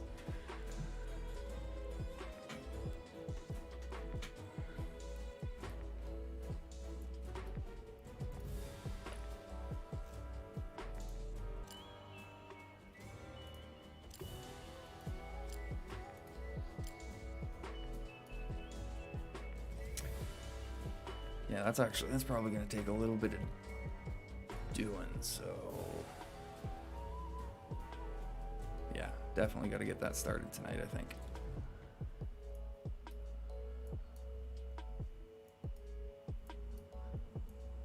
See, I've only got a week left to gather as much footage as I can for different things to try and come up with at least a handful of videos to put out during the downtime. As I said, I will still be streaming once the beta ends. I will just be streaming other games.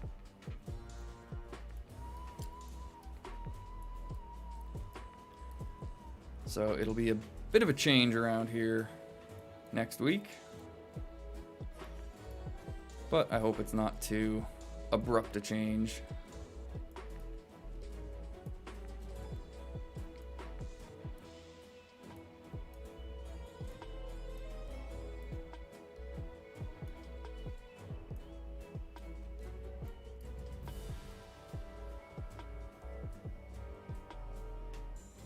Just even the reinforcements are like 40 minutes, 45 minutes.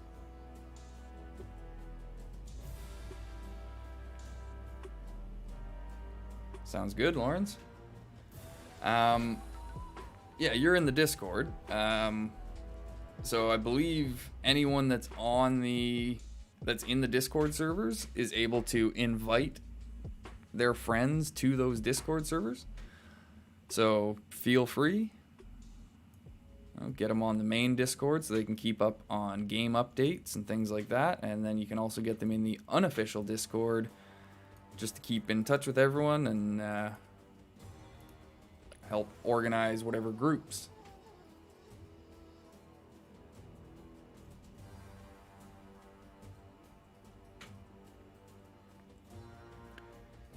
Yeah, that's definitely one of the keys to a smooth start, is knowing, if you know that you're going a certain faction, then taking a little bit of time to try and plan out which regions you want to control early and where you might find resistance. That really helps smooth out early progression. It's hard if there's a lot of new players that don't understand the importance of certain areas,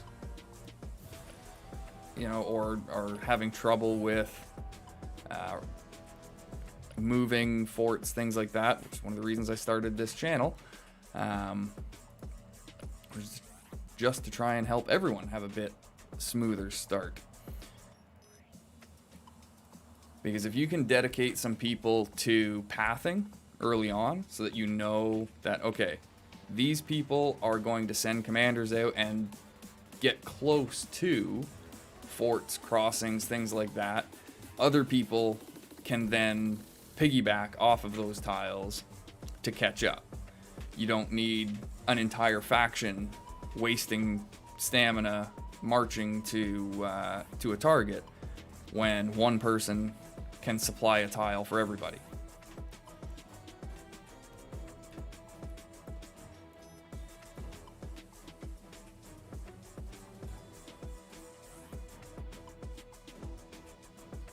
Awesome.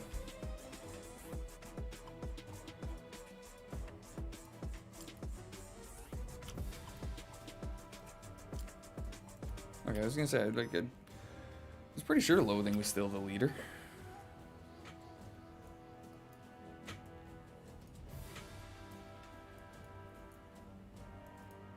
I wasn't sure though.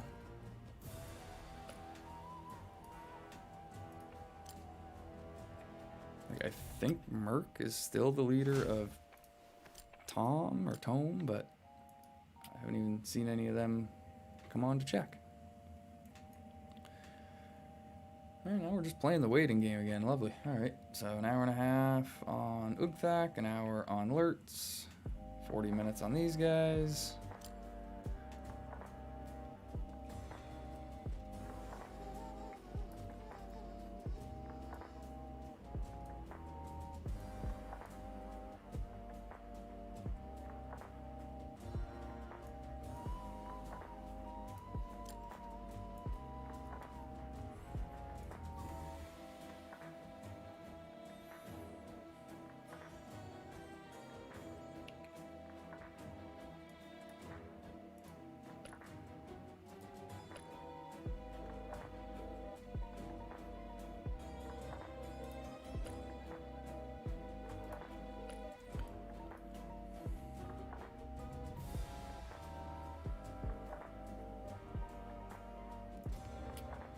Yeah, that the resource buff and the like the first 24-hour buff that you get, where your stamina is reduced by half and all that, your wounded troops and recovery time. If you don't make full use of that first 24 hours, then there was no point in it.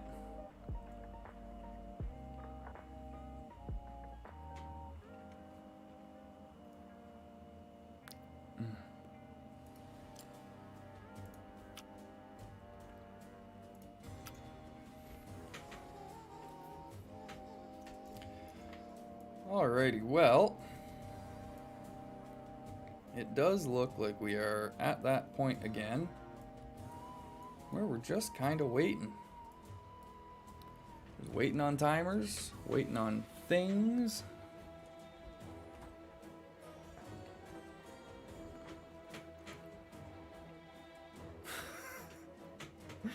Really? You guys can't even keep track of your own faction members? Come on.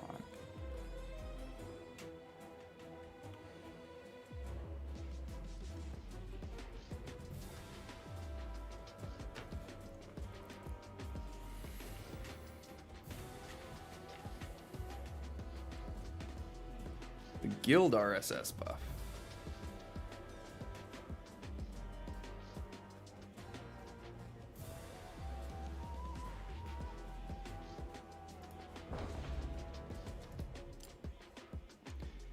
You're talking about this one, Frosh?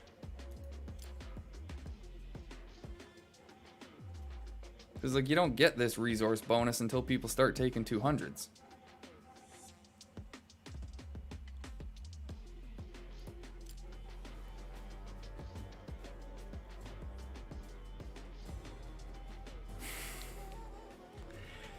Oh, I know. The silliest of geese. Wait, were you talking about a different resource bonus than this one, Frosh? Oh, okay, yeah, so I agree. You know, this does make a difference, but you can't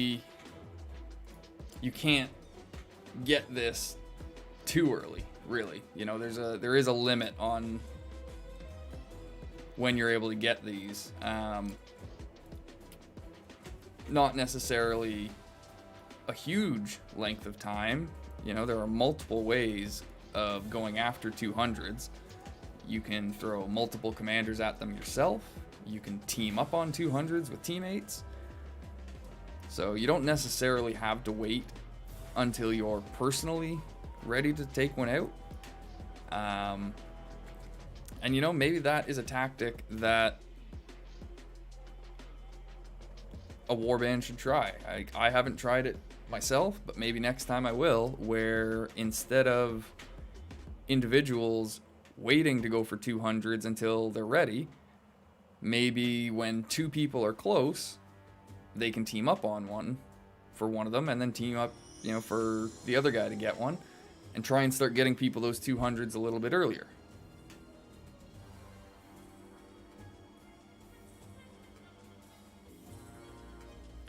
Yeah.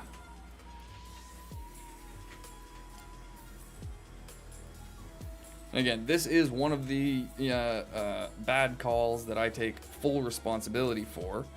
Is, you know, had I not made the call in the first days of the server for us to come out here and push into Ithilien and push for South Ithilien, we would have had the time we needed to attempt that kind of stuff early on. I had a very, very ambitious plan for the early game, and it failed. So, lessons learned. But yeah, that's one of those things. Moving forward, I wouldn't try that again. It's definitely more important to make sure that you are secure in resource production and things like that before you start looking for fights.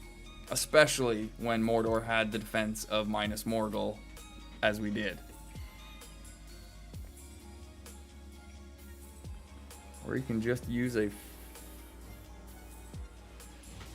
farmer Dwalin? Well, that would work fine for the good factions, Frosh, but for us evil factions, we can't do that.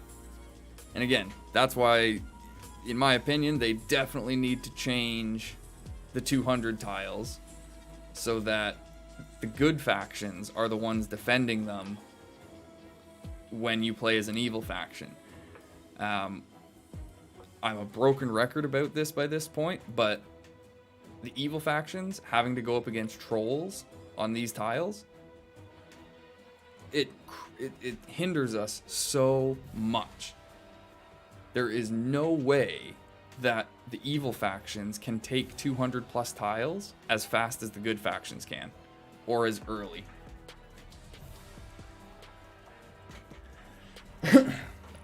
We do not have bonus damage against the trolls, so we take much heavier losses going after them on the evil side.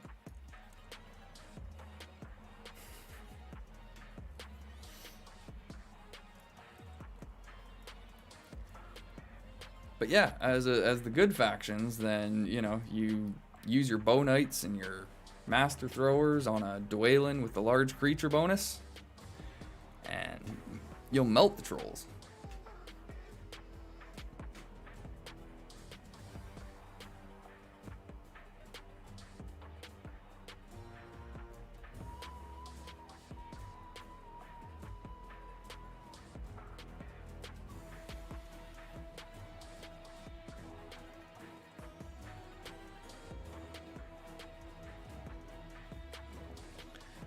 So, sorry, Estelle, are you meaning, like, in the very, very first days when I got a fort built out here?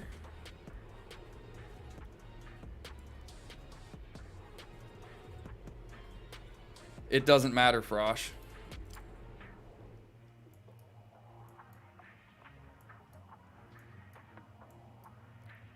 Those they don't actually help against them. We still take massive losses.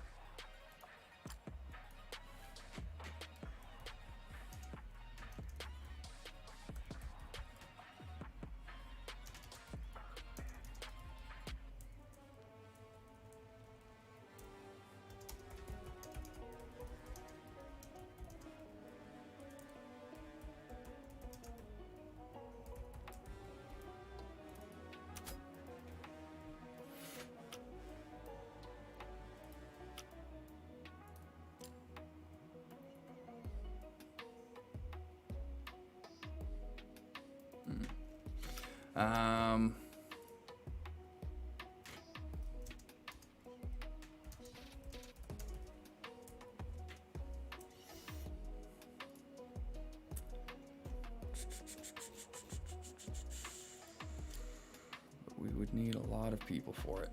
Yeah.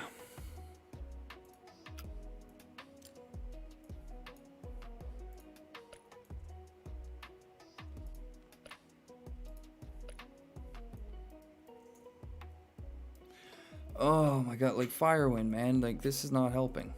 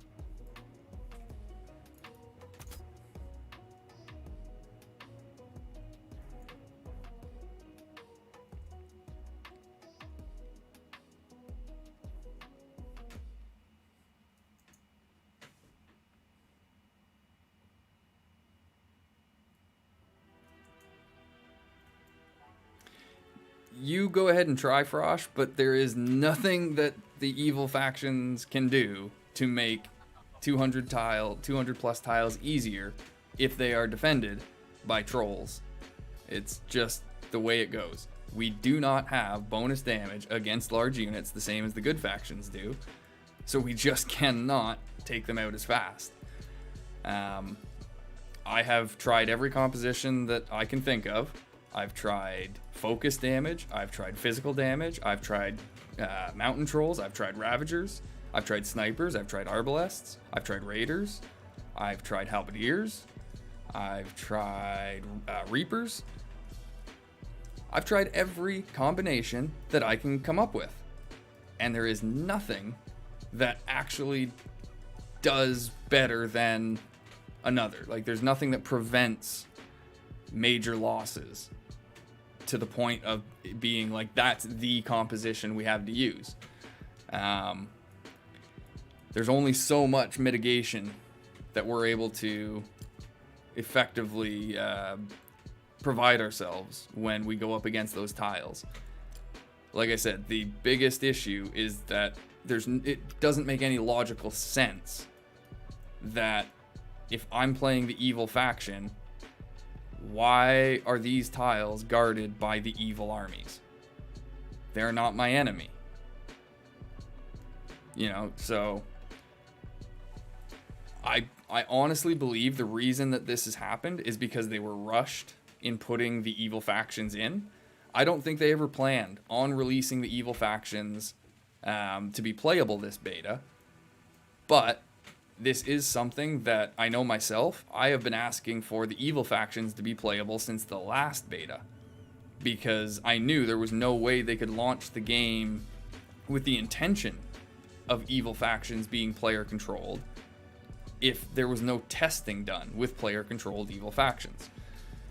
So this is something I had been asking for and looking forward to, but I think they did it as a spur of the moment thing when they decided to extend the beta, because multiple people at that point had started pressuring for it, and I don't think they were able to code everything the way they needed to code it to have the evil factions work properly.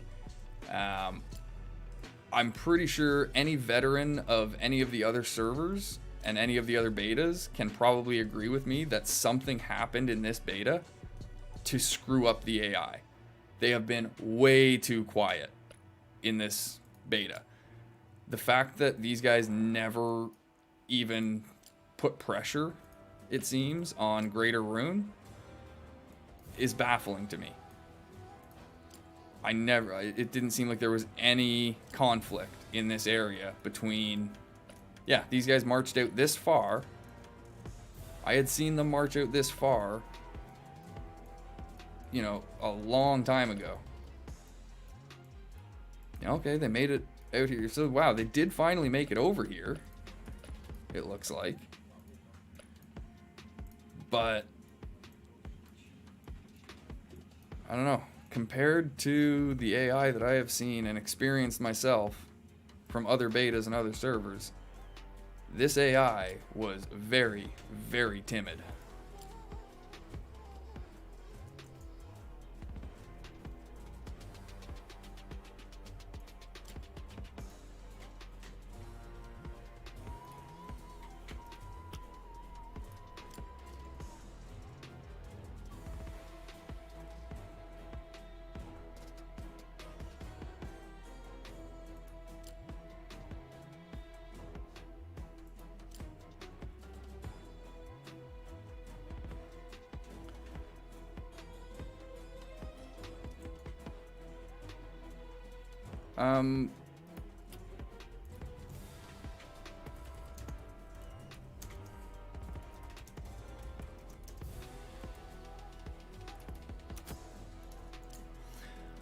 Yeah, I'm not sure what your TF is about here, Lawrence. You had a 20 level difference on an Exoc here. Kicked the crap out of him pretty handily.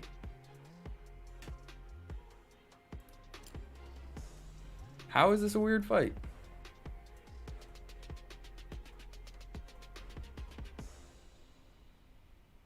What part of it do you think is weird?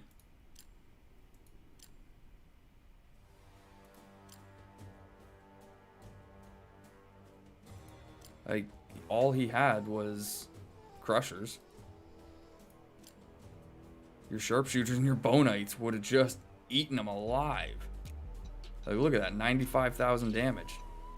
96, something like that.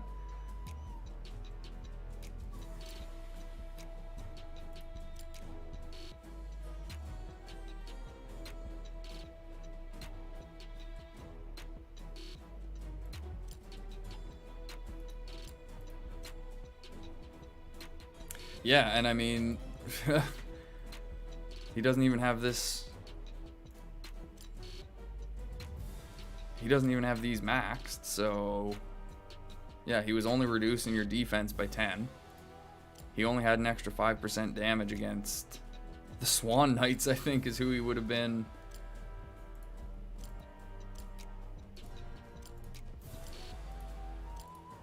Oh, no, he was going at the...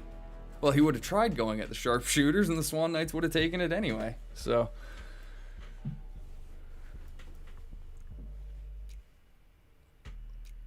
Crushers would have crushed the archers.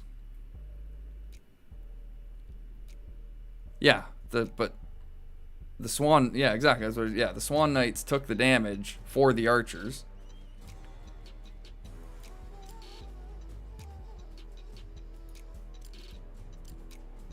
But I mean, even still.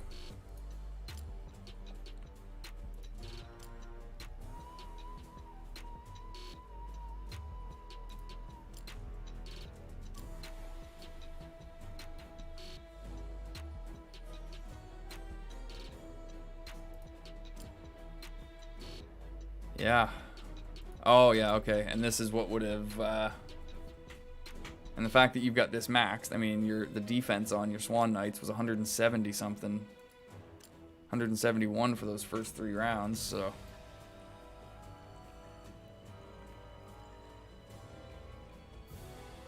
And why do I have a feeling? Oh, yeah, okay. And this is the other thing, like his Agzok isn't even built for maximum damage, so. And he's only level 30 Agzok. He wasn't going to be a great threat to begin with. But then he's, in my opinion, he's built suboptimally. And with 1 troop type.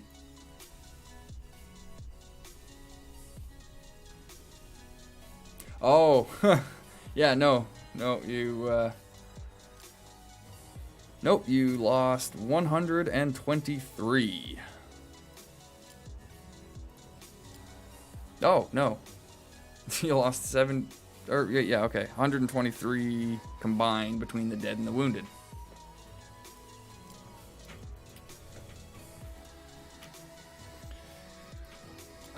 When dying is wrong.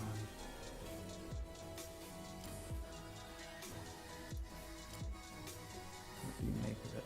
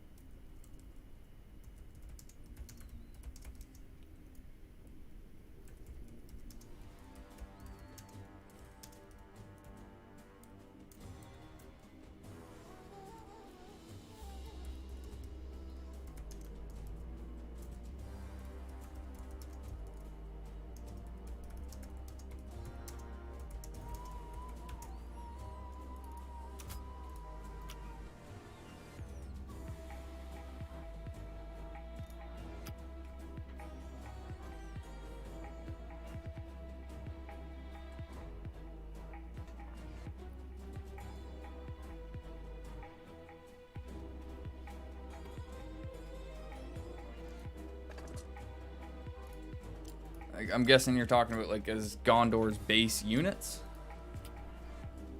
Because yeah, I mean the spearmen, they're all right. They do well against mounted units.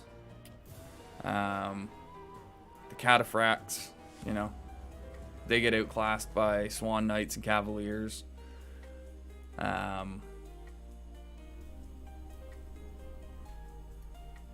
Like the Dunedains are really the only unit that Gondor, other than the Swan Knights, the Dunedains are the only real unit of note for Gondor, in my opinion.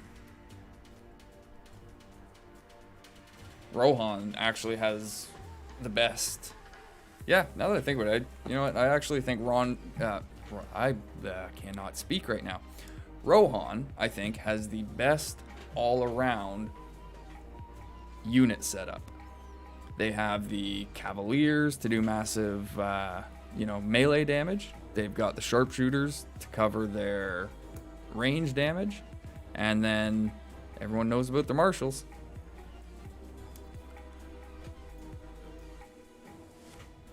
But again, you know, the reason that the game has been set up the way it has is because they never intended any one faction to only ever use their units. It's been set up in such a way that you have to be able to make use of all the units to the best of their abilities. There are certain units from each faction that are going to do the job better than another unit of the same kind from another faction. Sharpshooters versus Sentinels is a great example of that.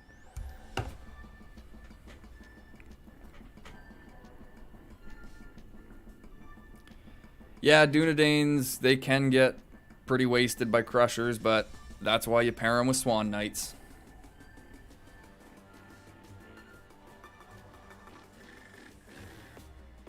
Yes, Rohan has a terrible position starting off. That's one of the main reasons I've never gone Rohan, I think, is just because I didn't want to deal with the hassle.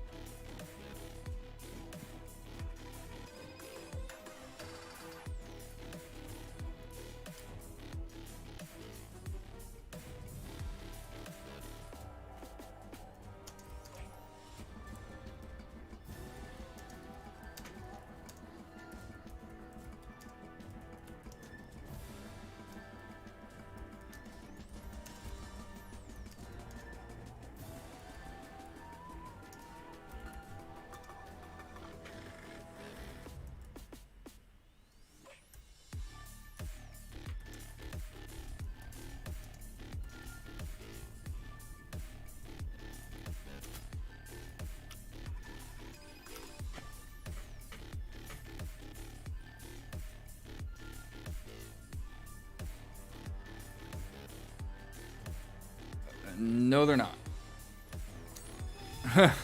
They straight up are not. If all you're looking at is their base damage number, then sure, they are. But you take into account the Sharpshooters' damage bonus, and they do a lot more damage. Sentinels are terrible. They are not worth recruiting. The only elven archers that are actually worth it are bow knights.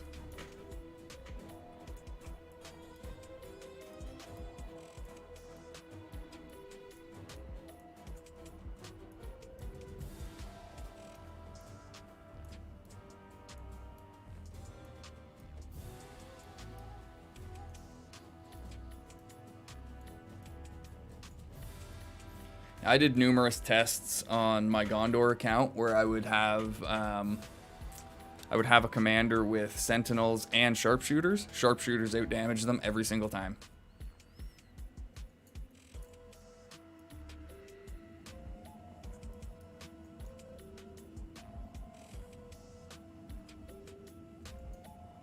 That's fine. Those first 2 instances of damage make a difference.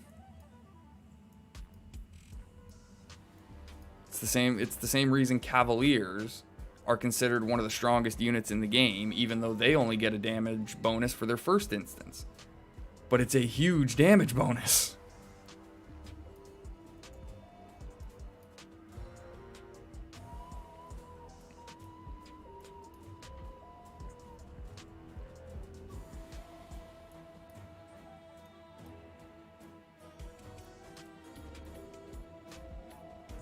Yep. That is one of the ideal Eowyn setups, in my opinion. At least for Gondor.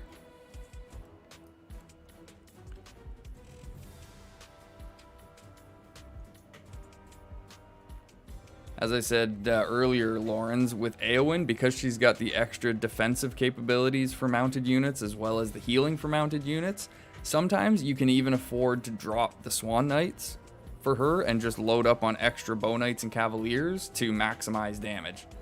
You will take heavier losses, but the damage also increases quite a bit. Not a problem, Frosh. Like I said, this is something that many of us have been trying to take note of since like last beta, was figuring out when you get units like that, you know, they basically do the same, they play the same role, which of the units are better. And it seems across the board, if you were to go into world chat and start asking people whether they think sharpshooters or sentinels are better, across the board, I guarantee you people are going to say sharpshooters.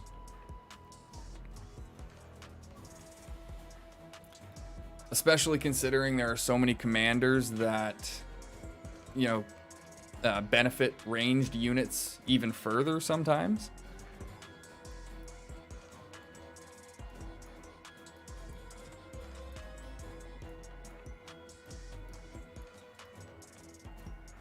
But I will say this, I'm pretty sure just about everybody doing these kind of tests, I mean, we are all suckers for hard data. So if you were to do some tests of your own and show us the numbers that say in, you know, certain situations or on certain commanders, sentinels are the better choice, we wouldn't argue. It's just, like I said, from the experiences we've gathered so far and the data that we do have, sharpshooters seem to be the better choice. Ah, well, there we go. Let's see what World Chat has to say.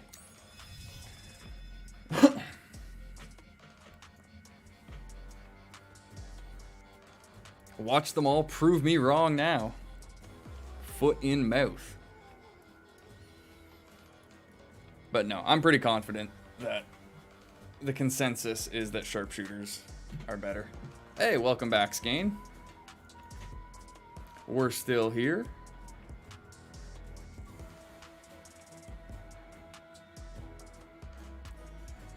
Nobility skill. What does...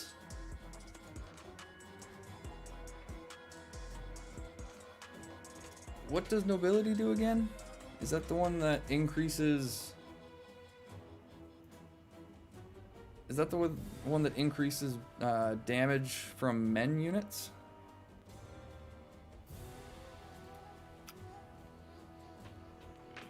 The 21% damage increase or something like that?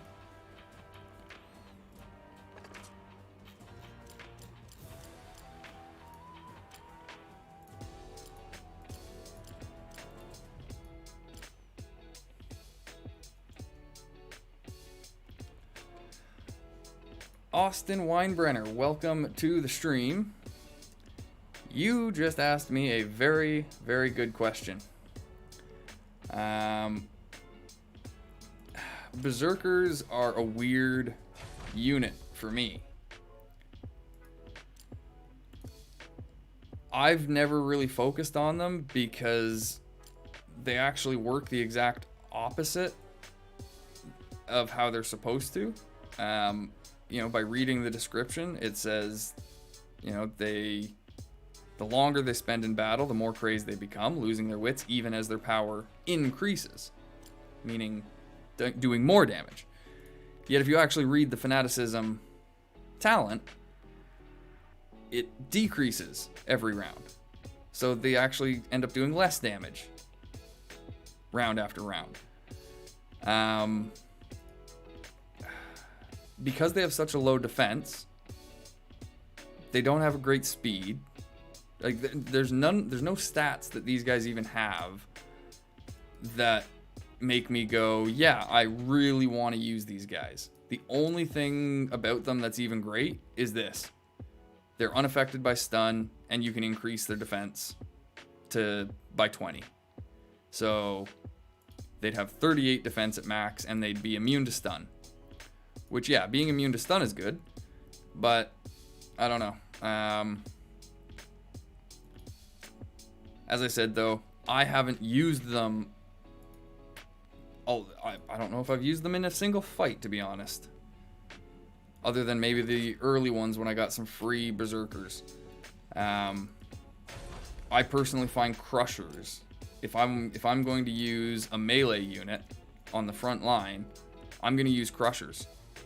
Because, you know, reducing the enemy's defense and prioritizing melee units, or sorry, prioritizing whoever's got the lowest attack, whether that be melee or ranged, I find that a lot more beneficial in a fight than whatever random element the berserkers are going to bring.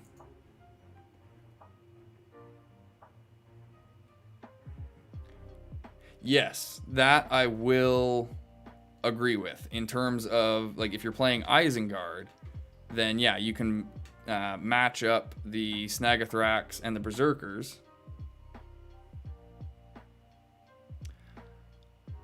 No, Frosh, you have that wrong. I think your assumption is the same assumption that everyone had, but Snagathrax, when they use their ability, they don't increase the damage of the unit that they damaged. So if the Snagathrax were to activate their ability on a berserker, the berserker wouldn't do any extra damage. It's the Snagathrax that gets the damage bonus.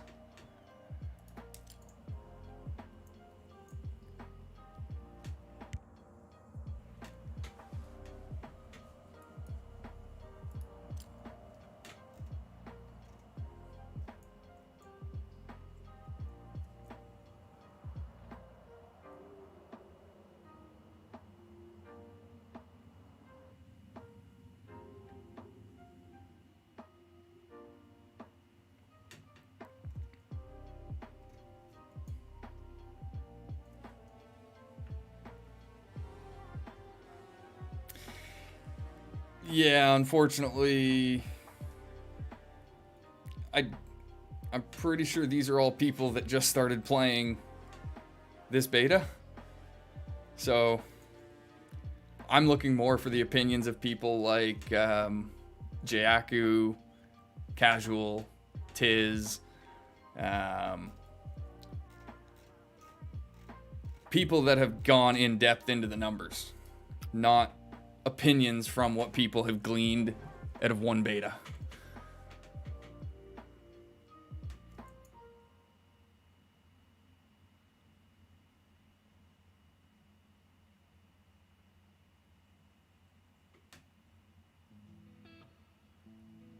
Ah, okay. Yeah. Yeah, that I think is a great setup, Austin. Now, have you guys on S15, you guys have been finding the Dragoons pay off? 'Cause we don't use them very much on server 4 here.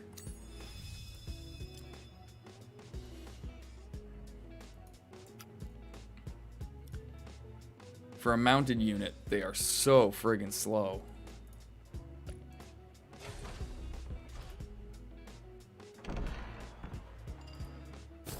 What is the speed on these stupid things? 88 or something like that?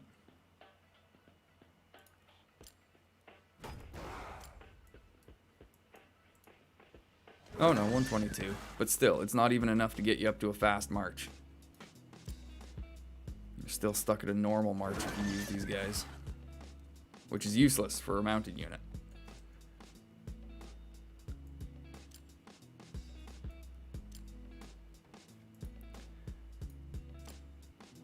But this, I did know that this would be a useful ability.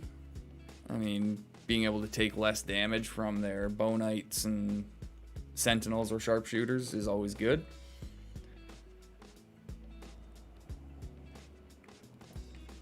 Which is funny though. Are they trying to say this guy jumps off? Are they trying to say they jump off their horse over the arrows?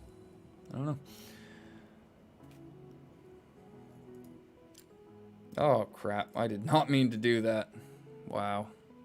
I'm out of it right now.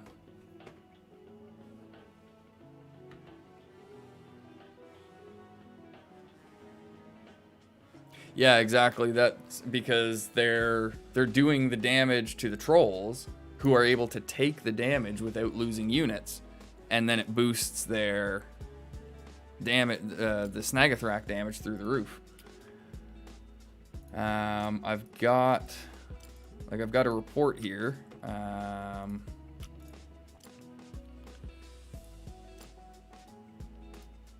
Nope, that's not the one. It was his other one. This guy here. Watch this. 114,178 damage from the Snagathraks.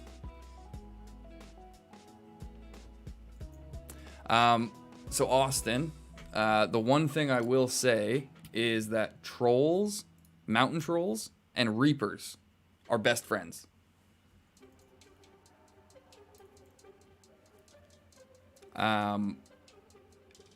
Also, if you use them on commanders like Kamul, who have discipline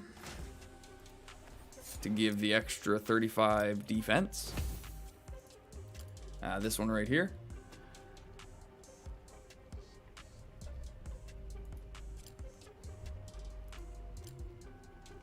So yeah, like Kamul is my general commander for mountain trolls.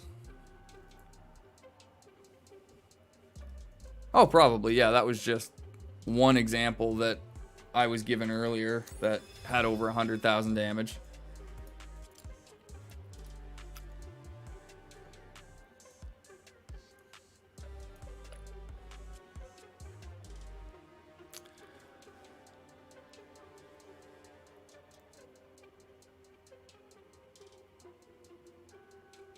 Well, I'm gonna make an assumption here, and say that this person's asking if I speak Spanish, which I don't. So unfortunately, is it pronounced Jesus Maximo 09? Unfortunately, I do not speak Spanish, if that's what you're asking. No, you cannot give RSS, you cannot give resources to another player. I don't need resources, Lawrence.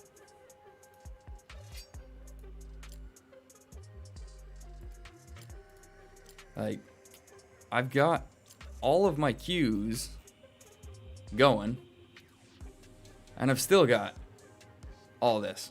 So, I don't need resources. Thanks, but...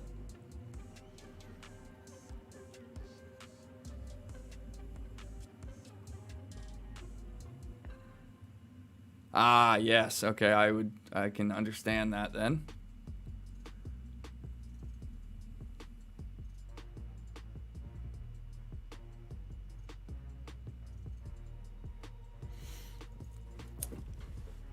You're talking about the trolls dead? Because the thing is, I mean, in order to really make use of trolls, they have to go on a commander that has discipline. That's the big thing. Giving them the extra 35 defense is what gives them their staying power in a fight.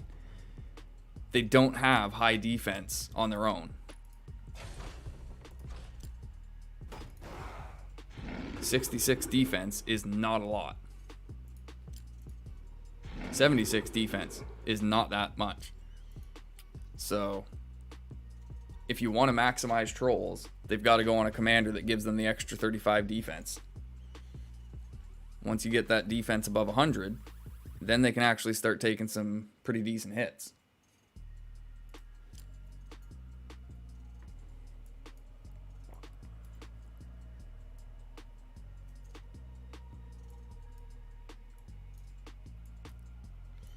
But I mean, you need to understand too that the mountain trolls aren't ever there to do damage. They're only ever there so that other units can do damage. So you pair them with Reapers, you pair them with Alchemists, you pair them with Corsairs, you pair them with, anything that has a bit of a weakness itself.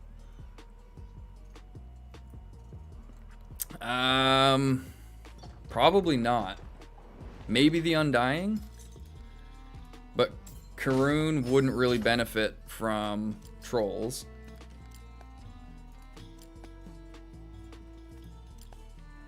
Yeah, no, with Karun, you would want to use, you would want to go Evil Alliance type thing and go with Orcs and Men units for Karun.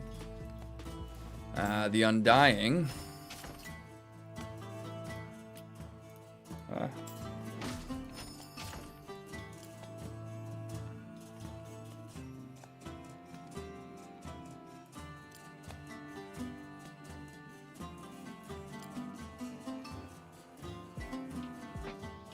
Yeah, the Undying, just because he's got these skills here, the Undying would be a great commander to use trolls with.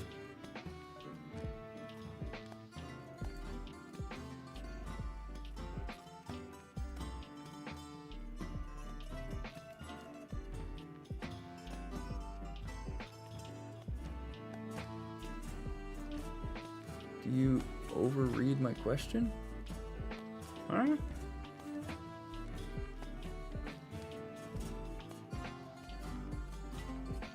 Oh, do you think it's smart to have comms that use the same... yeah, that is...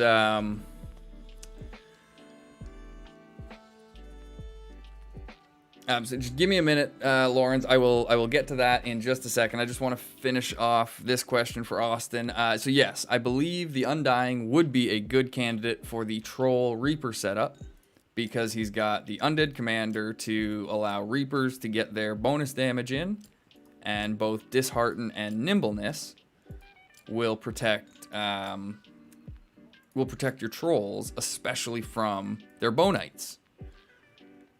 This one here specifically. And then if you can get them, to rank 5, you've got Second Wind. Yeah, I think the Undying would be a great commander to put trolls on. And so, Lawrence, your question about having the same troop composition on multiple commanders, that's tricky.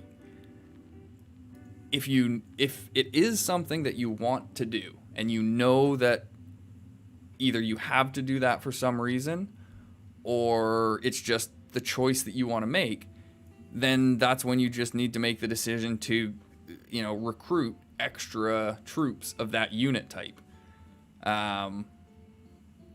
So again, when I was playing Gondor, I did want Swan Knights, Cavaliers, and Bow Knights on just about all of my... and Dunedains. Those were like the 4 main units that I used, were Swan Knights, Bow Knights, Cavaliers, and Dunedains.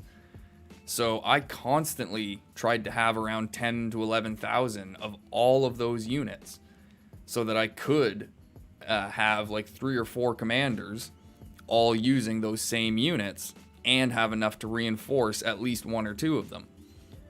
But that's where the issue comes in, is that if all of your commanders are all using the same units, chances are you're not going to get a reinforcement if one of them gets beat. Or maybe you can only reinforce one of them instead of all of them. But then you also get into that same issue if you go the other way and you start recruiting multiple unit types for different commanders. Well, then you don't have as many units in backup to be reinforcing with. So it's a real balancing act, I find, when it comes to conscripting troops. That's why it may seem silly to some people, but that's why I kind of make the decisions that I do and say, I'm not happy with how halberdiers perform. I'm not conscripting them. I'm not happy with how berserkers perform. I'm not conscripting them. I'm not happy with dragoons. I'm not conscripting them. So there are, 3 or 4 unit types. Morgul arbalests. I very rarely ever conscript arbalests anymore, because I came to the decision that my army was going to be composed of mountain trolls, snipers, crushers, reapers, alchemists, maybe some corsairs and ravagers every now and then. But mountain trolls, snipers, crushers, and reapers are like the main 4 units that I use as Mordor.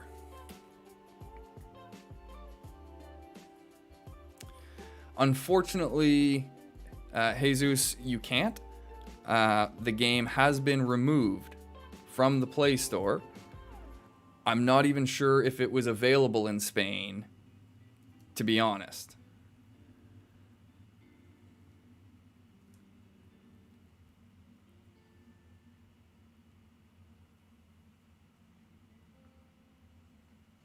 It will be released on the Play Store once the game goes live again. But as King Dead said, you may be able to try an APK download. So if you just Google Lord of the Rings Rise to War APK, then you might be able to find it that way.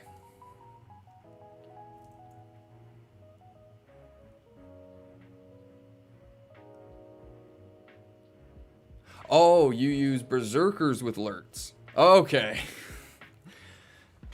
That makes more sense.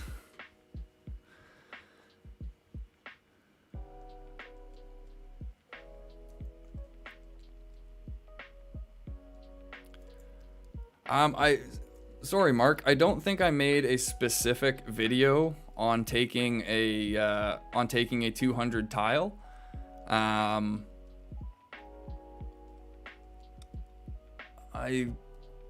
I want to say that I covered some tips on taking them, because that's about the best I can do. Hey, grats, Lawrence. Especially because I'm on the evil side, information that I give about taking 200 tiles might not be relevant to people on the good faction. So when it comes to taking 200 plus tiles, it's all about preparation, really. You just, especially like on the good side, you basically have to know that you're going to face one of 2 kind of commanders. You're either going to face all trolls, like it's probably going to be, something like 110 cave trolls and 110 mountain trolls. And then the second commander is generally either something like 1 unit of trolls and a mounted unit, or a commander like Maltok with 3,500 raiders. Aha, there we go. We have a couple Spanish speakers in the chat that can help each other out. Excellent.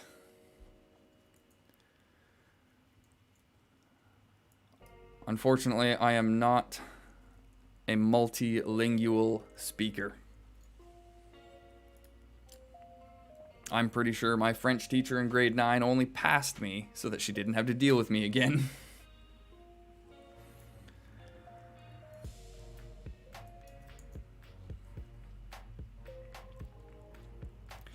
Yeah, I'm sorry if that's not as clear as you would like. Let's see here. I did take a 200 earlier, so I can show you, what I mean here. So as you can see, my alerts came up against 220 trolls. My Ugthak came up against another 220 trolls. So if you were on the good faction, then the best preparation you could make would be to take in a bunch of bow knights with a bunch of master throwers, and maybe some guard of the tower in case you come up against mounted units. But most likely you would go with Swan Knights if you're Gondor, or like Marshals if you're Rohan, you know, just to get some extra damage in.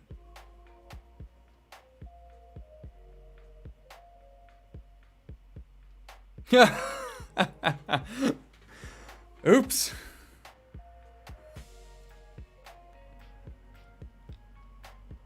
Did I learn German? No. I didn't learn German or know anyone that learned it, but I've picked up a few things over the years just from like history classes and movies, and like I'm a bit of a history buff in that sense. So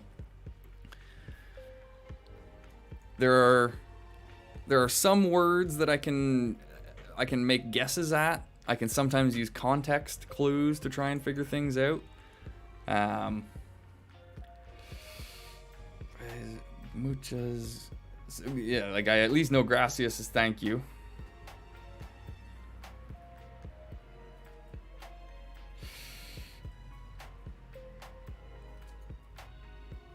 And like for German, I know danke is thank you. Yeah, that's like me, Frosh. I know danke, I know nein, I know. Oh wait, there was a phrase that a friend taught me a few years back in German. Not like a bad one or anything. I can't remember though. It was just a simple conversational phrase. No, APKs are for Android. I'm playing on PC because I'm using an Android emulator called Nox. Now, I don't know if you could use a program like Nox or BlueStacks and still install an APK file into it.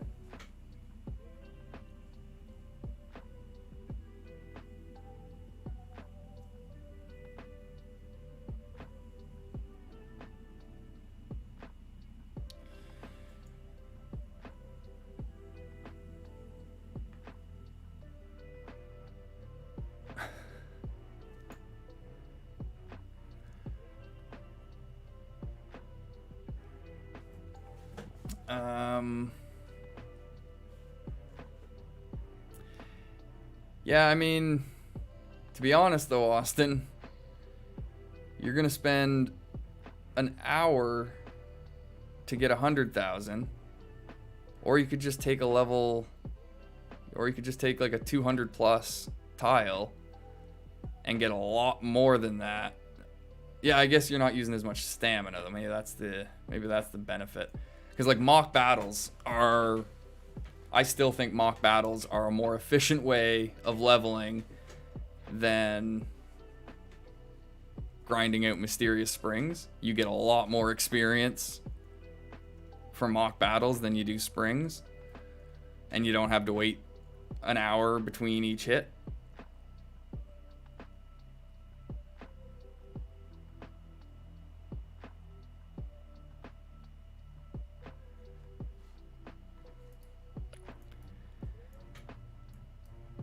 Yeah, and I mean, also Austin, I'm not sure if you've taken your mock battle tree, but once you get these things maxed out, mock battles are way more efficient, in my opinion, than anything else for leveling, especially from 40 to 50.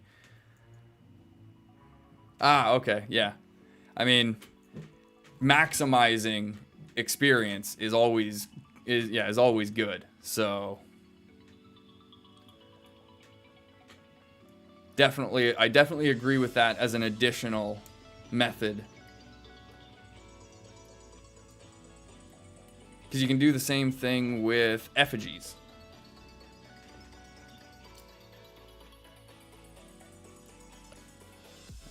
We don't have any around here, do we? But yeah, the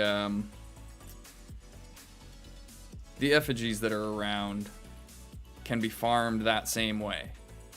You just clear out the defenders and then let it refresh. Really anything can. Like tiles can all be done that same way.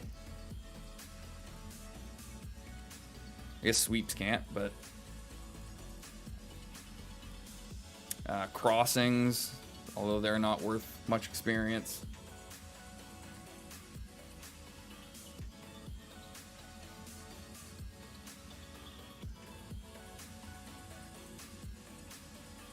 What's my ideal build for the Shadow? Funny enough, I don't actually have the Shadow. I got so friggin' close, but I just haven't been able to pick up the last few thingamajigs that I need. If I were to get the Shadow, though, I would go the Undertaker build. I guess it depends on what respect level I had him at.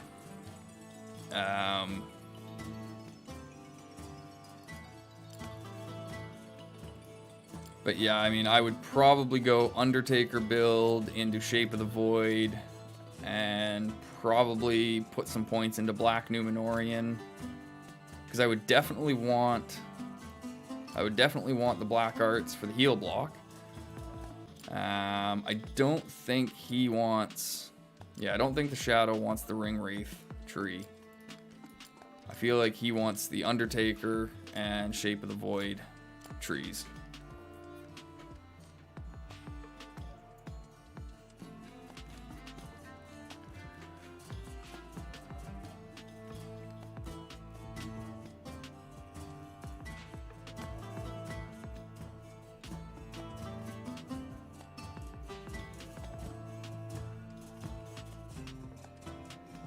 I may need to learn Spanish. I feel like there's probably some information in those messages that I could respond to.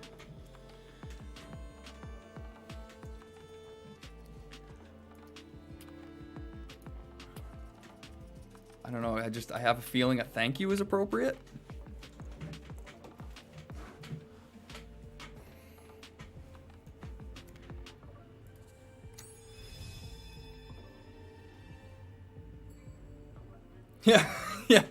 Yeah, I do find that weird. I mean, it's an optional thing though, because, you know, he does do he does inflict poison damage. So, oh, wait a minute.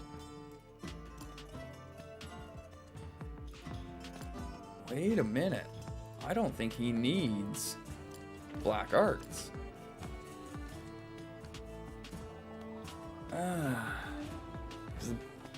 Trying to figure out, would it be better to go Black Numenorian? Jeez, that'd be an additional 150% focus damage.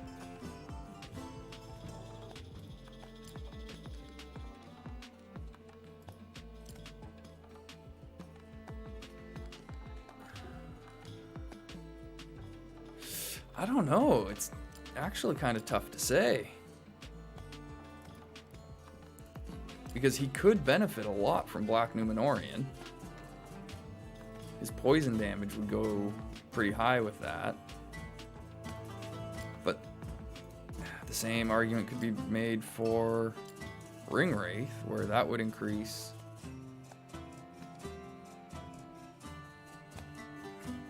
Because then if you were to go with this, you could use something like Alchemists as well. And they'd get even more bonus damage. Huh. He seems like one of these really versatile commanders that, to be honest, I don't know if there's gonna be one correct build for Undertaker. Or for the Shadow for Undertaker. WWE on my mind. I definitely think the Undertaker tree though, like that's his bread and butter right there. And then what you want to do after that, that's where it becomes a question, I think. Yes, I do. I definitely understand it. Like, what respect level do you have him at, King? That makes the decision a lot easier. I mean, if you've only got him at respect level 1, then, you know, you just go Undertaker and Black Numenorian and call it a day.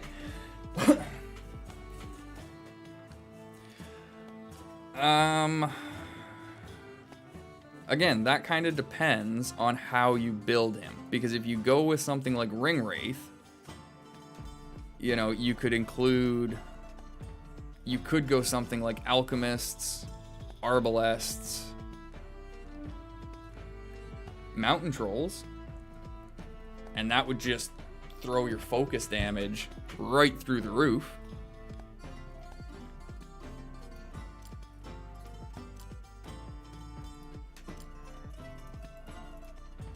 Actually, that...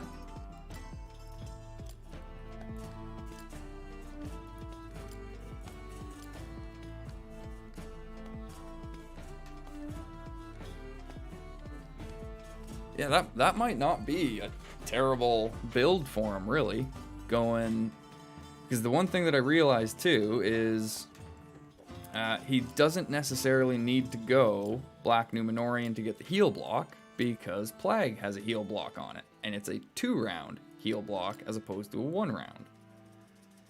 The only nice thing about doubling up on these is that you do have a chance at hitting all 3 enemy units, as opposed to just 2. But you also have a chance of hitting the same 2, in which case they would cancel out, and you would only get one of the 2 heal blocks. You wouldn't get both.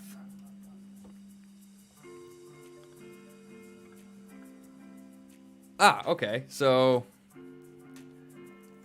for now, I would heavily invest in the Undertaker tree, and then, in my opinion, once you hit Respect level 3, I think it might be worth trying the Ring Wraith tree, as well as Morgul Poison. Nazgul Screech is okay, but there's a lot of allied units and commanders that can get around being stunned. So, stun isn't really that great in my opinion. That's why I like Madness. I prefer Madness over stun. At least on the evil side of things. But yeah, I think if he were to go Undertaker, Ring Wraith, and Morgul Poison, that would probably make for a pretty mean shadow. And like I said, if you were to use something like, yeah, I mean, you know, Arbalest Trolls and Corsairs, that was my other thought. You know, I was just kind of thinking, would it be better to maximize the burn damage by using... would it be better to maximize the burn damage by using the Alchemists? Or would it be better to use the Corsairs, since they're a bit more a bit more hardy? They can just stand up to the battle a bit better. I gotta check back in on chat here. I'm missing some stuff. This is the first time that I've had enough people in chat that I'm actually having to scroll back. Oh! Frosh, that's a heck of an idea, my man.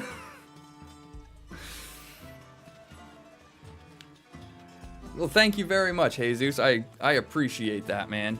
You're the best.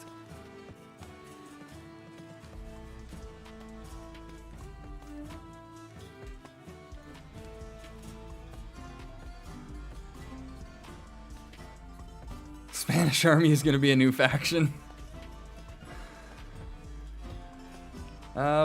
They have the Misty Mountains, don't they? Yeah, the Misty Mountains are right here. Pablo?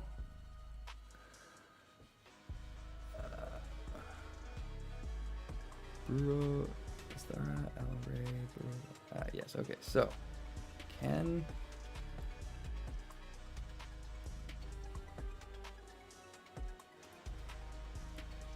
let's see if this works. Okay.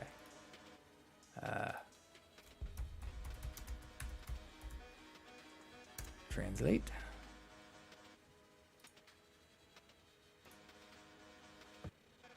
Show the Witch King of Angmar, please. I can do that. All right.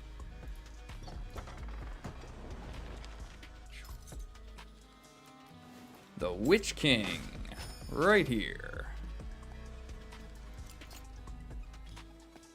So he's got Lord of the Nazgul. The enemy commander will do minus 30% damage at max, and the enemy commander has a chance of being stunned. Break defenses.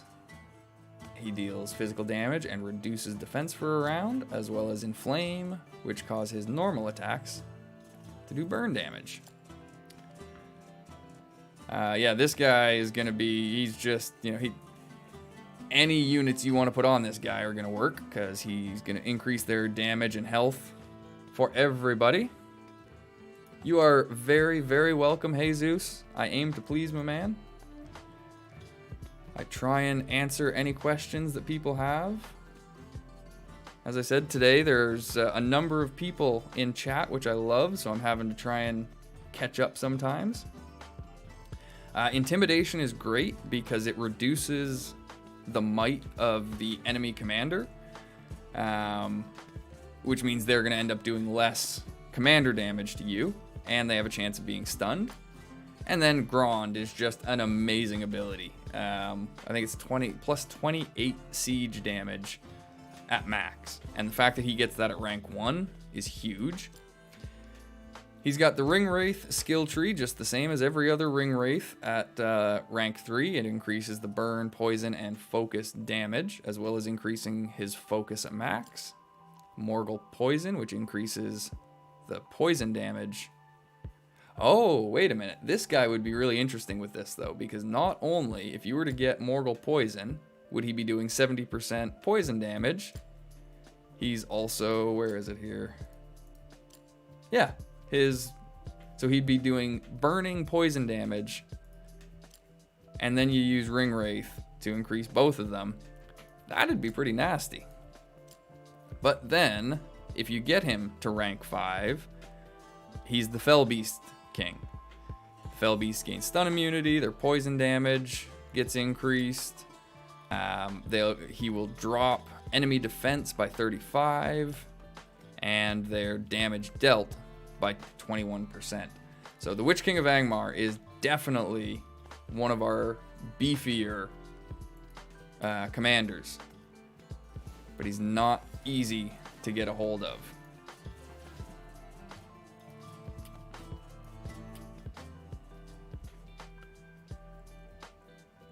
Yeah, Frosh, the auto-translate in YouTube chat would be amazing. I don't think they would add Misty Mountains as a faction, Pablo, just on the basis that I don't know what race they would use, because like the Misty Mountains are kind of populated by the races they already have here. You know, they've got the elves in their locations around the mountains. The dwarves are sitting in their area. So I'm not sure who you would expect them to have populate the Misty Mountains kind of as their homeland. How do I feel about Fell Beasts? I don't feel like we got a good enough test with them here, because by the time we got them, we weren't really able to spend enough time recruiting them and using them the way they were intended.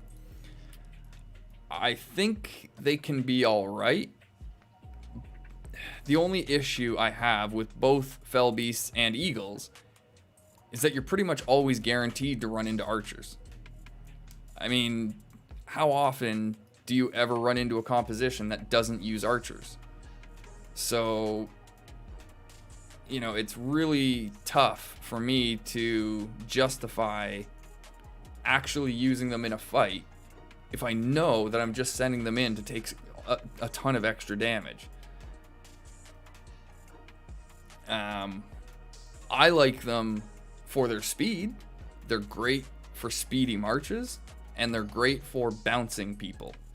That's in my opinion, that is their main use, is you just save them for when you're in a bit of a drawn out fight with another faction, and you just use them to bounce people when they're attacking. If you see them going after a certain tile and it's going to take them 2 minutes to get there, throw a bunch of fell beasts on a commander and hit the tile in 30 seconds. Make them bounce.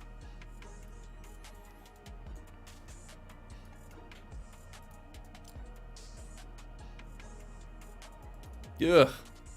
Oh. Ouch. Oh, you don't have her to R5 yet. Yeah.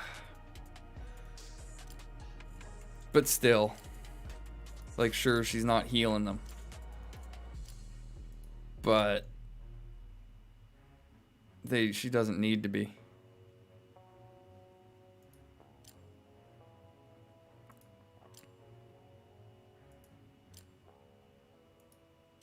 And, you know, with her right now, if you find that you're losing a lot of bonites, you could actually drop them and just increase the amount of cavaliers you run on her, because this defense bonus only applies to melee units.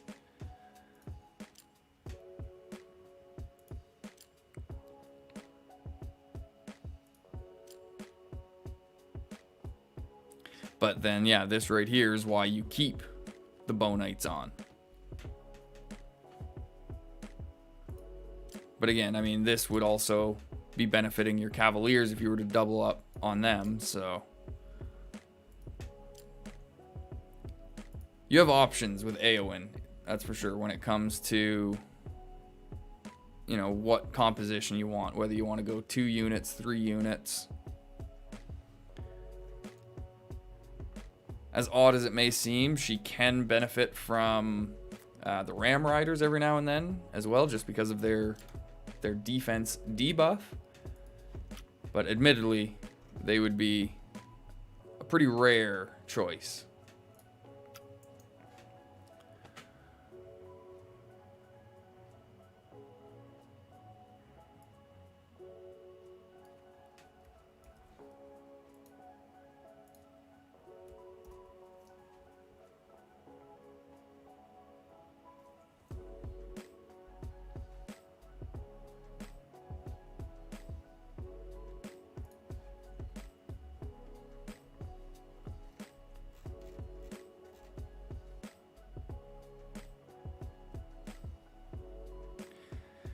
Yeah, we only got 1 week left.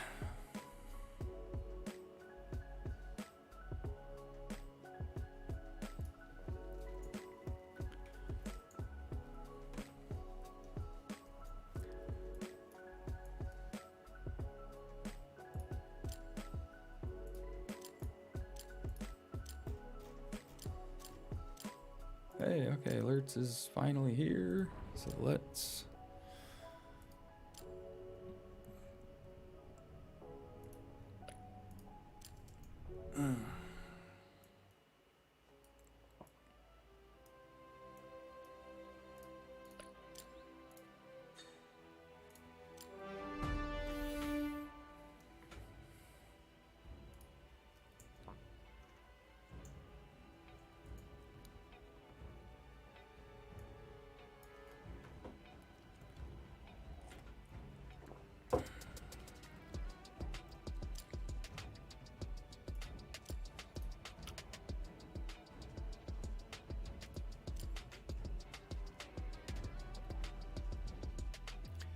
Yeah, I mean, it was just a suggestion. As I said, just because, you know, you do have the options with her.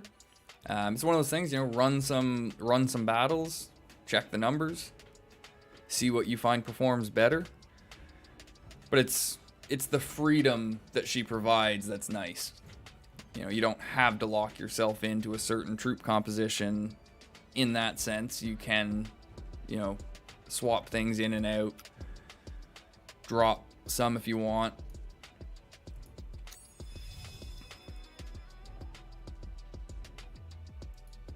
But yeah, I mean, that looks really nice.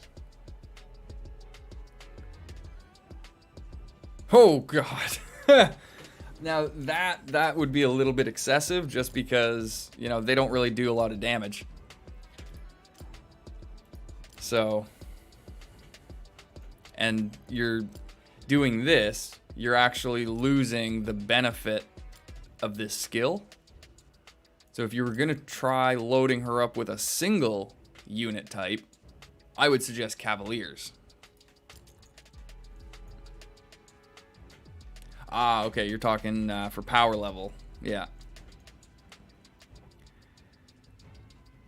Yep, that's about, I think 80 to 90 is about the highest that most people can achieve. Which is what I find hilarious about, you know, the level, the tier 13 tiles. You go and check one of those for a march and it's like 125,000 or something.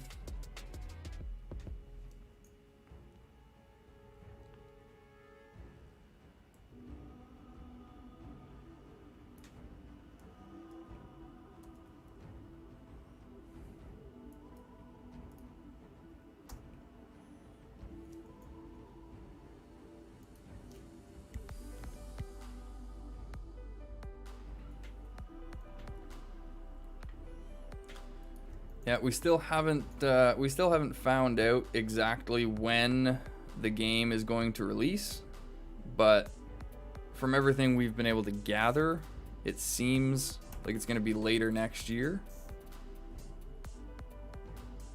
Or sorry, not later next year, later this year. I think I misspoke there. Don't want to scare anybody. Later this year. Hopefully around holidays. December-ish, I think.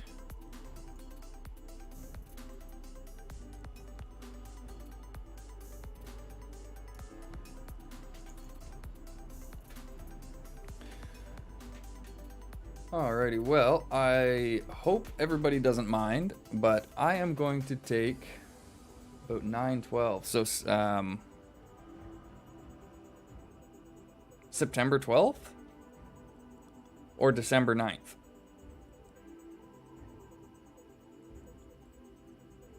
Because September 12th seems way too soon.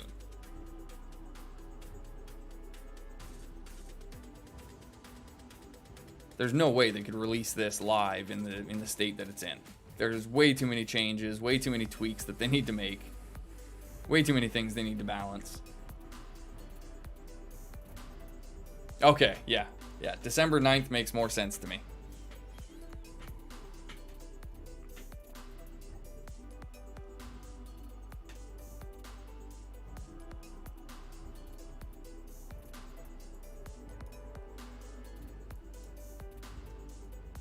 Yeah, that's about the time frame I was kind of figuring on, Lawrence. I was figuring about midway through December. You know, maybe late November at the earliest, but I feel like mid-December is probably a more likely scenario. That'd give them a good few months to work on some things.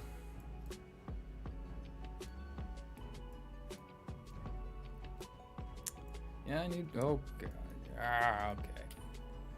Market. I need to go to the market.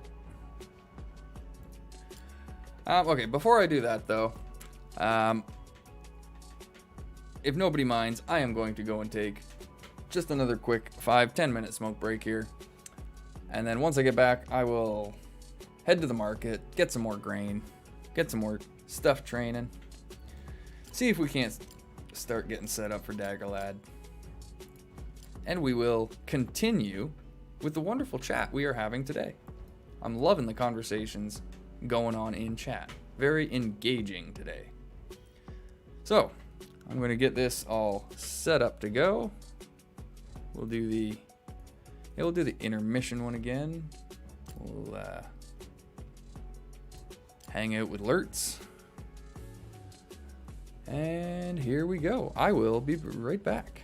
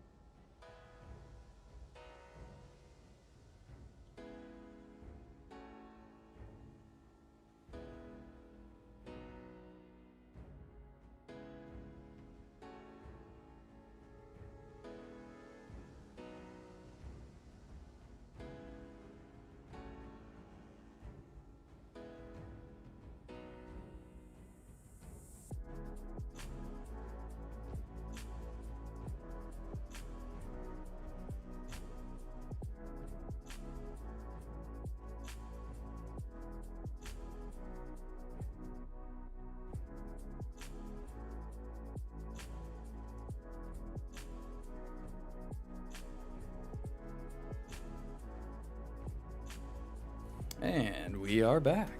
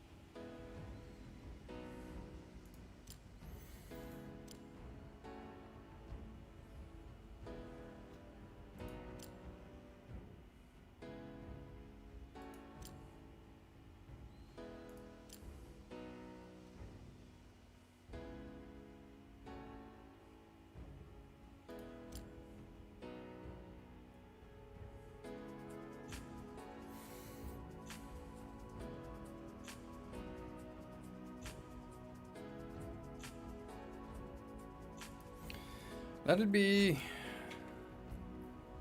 Oh, wait, yeah. Yeah, your Eowyn's 50. You've got a 9 level... Yeah, you've got 9 levels on him.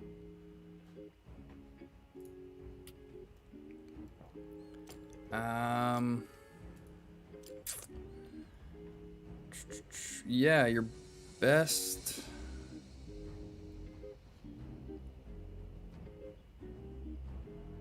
You would probably want to run some Dunedains. Because, to me, one of the biggest threats would be the Morgul Arbalests here.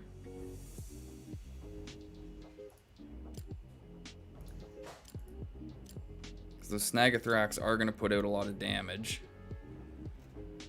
So the faster that you're able to get your other units focusing on these guys, the better, probably. But again, with that 9 level gap, I don't really think you'd have too much to worry about.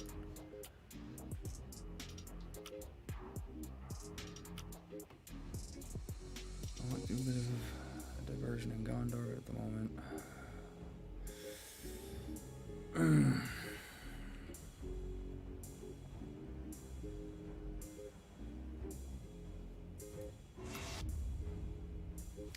Yeah, because we are going to need the war declaration for our move in here anyway. So yeah, there we go.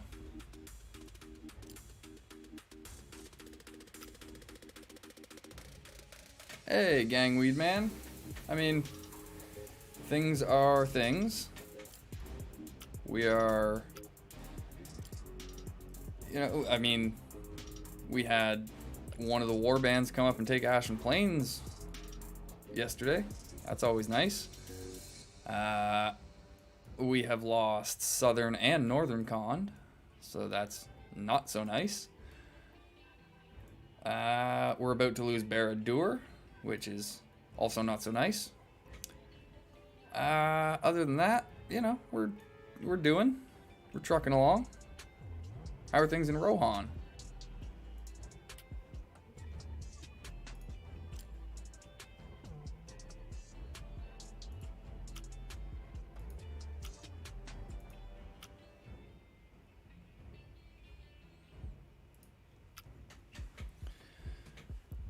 I don't wanna. I really don't wanna.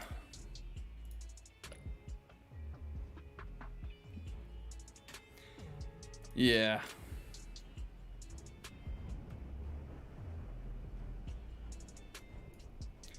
I mean, I did just say we were about to lose it, so called it.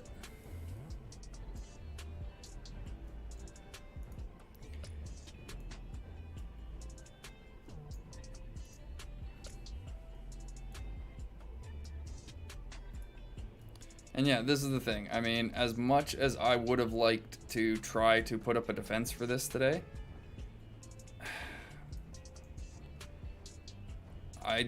in my heart of hearts, I knew that we couldn't.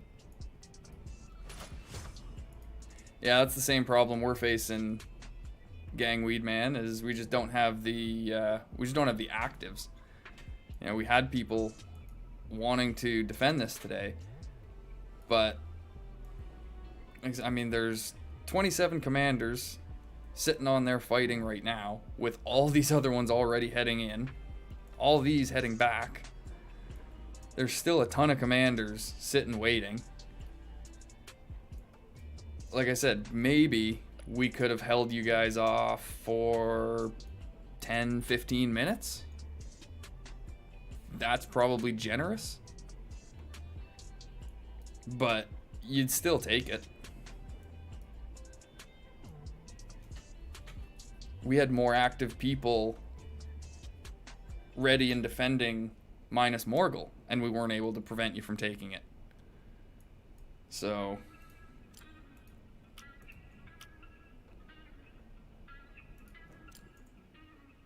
oh,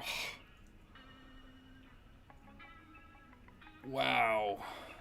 Yes, that does.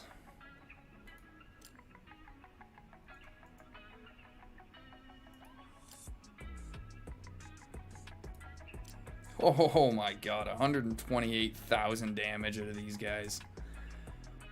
Yeah, I may be going Angmar. Get access to the Reapers right away, get access to the Fallen, still have access to Mountain Trolls, still have access to Snipers.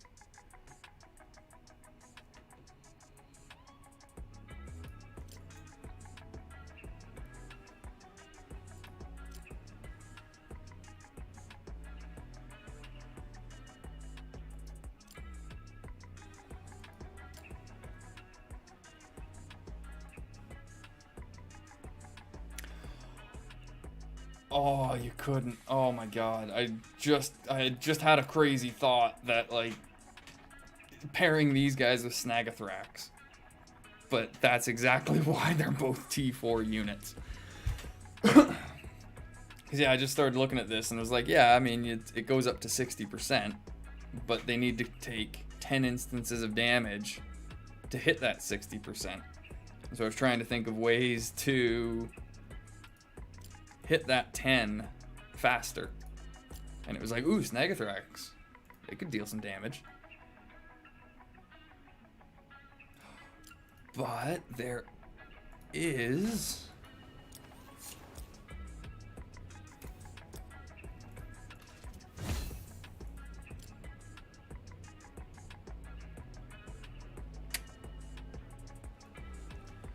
So Gothmog with the Fallen, he'd at least have a chance at activating getting their spite damage bonus maxed faster than normal. I think he might be the only one. I don't think there's anybody else that has that Overlord skill.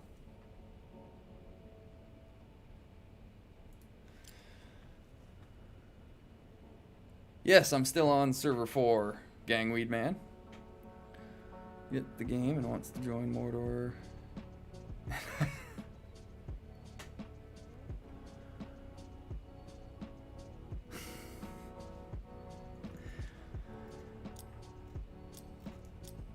Well, you'll just have to join Mordor or Isengard with him.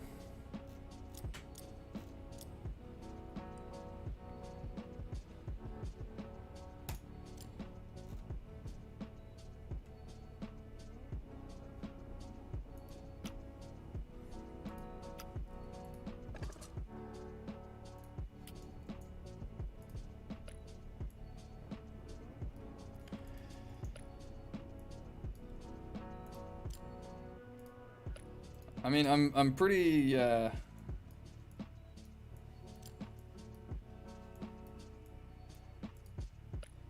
also pretty anxious to see if you guys could even take that in the next week. I mean, you're doing all right on Barad-dûr, but I don't know. Another 10 million hit points and another 10 another 15 defenders. Hey, Dick Sensei. Welcome to the stream. Always good to have some fresh faces here.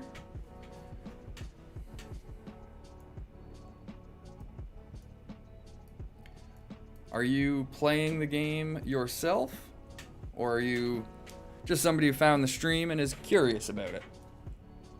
If you are playing, what server and faction are you playing as?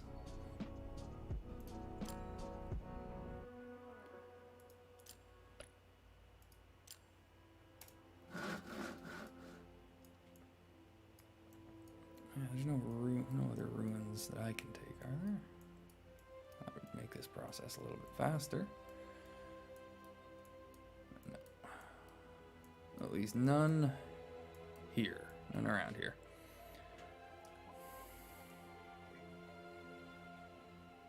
And Dildo Gaggins, welcome to the stream.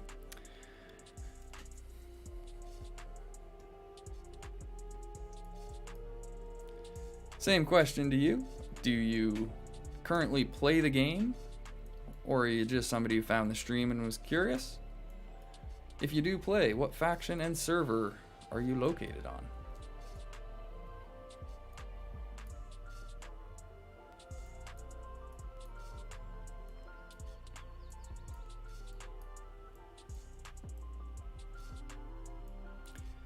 You know, this is a little off topic, but speaking of dildo, did you guys know that there is a place in Canada called Dildo, Newfoundland? That's the fun fact for the day.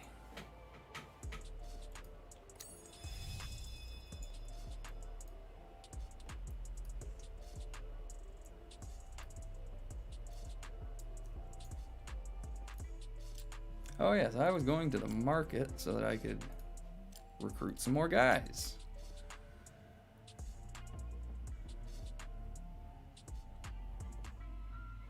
Good stuff. That is what I like to hear. Seeing some form of unity again. Sometimes sacrifices must be made. On server 1, as Gondor, we had to give up Minas Tirith to the elves at one point. We were able to go back and retake it though. But we had to make the choice to sacrifice it at one point, because we knew we couldn't hold it.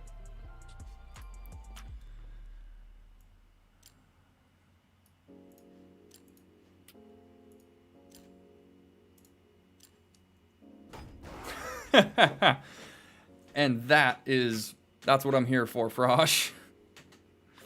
I mean, if you want a good time, Frosh, start looking up place names in Newfoundland. Dildo is one of the better ones, but like there's Blow Me Down, Conception Bay. I mean, those are the top 3 that I can always remember off the top of my head. I know there's a bunch of other ones though. Most of them have to do with fornicating of some sort.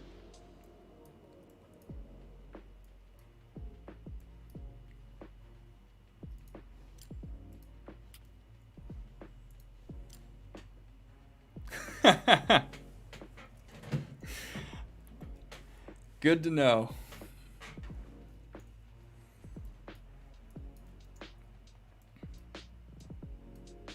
See, they say you learn something new every day. You're just not always sure what that new thing is going to be. Sometimes it may be a useless piece of trivia. Other times it could be something really valuable. But regardless, you do learn something new every day.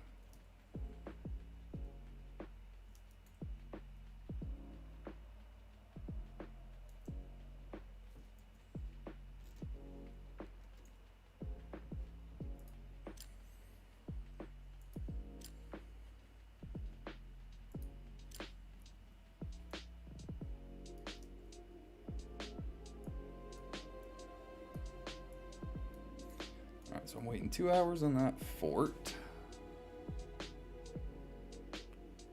Should I try while I'm waiting on that? Yeah, you know what? I might as well. Let's just get both going.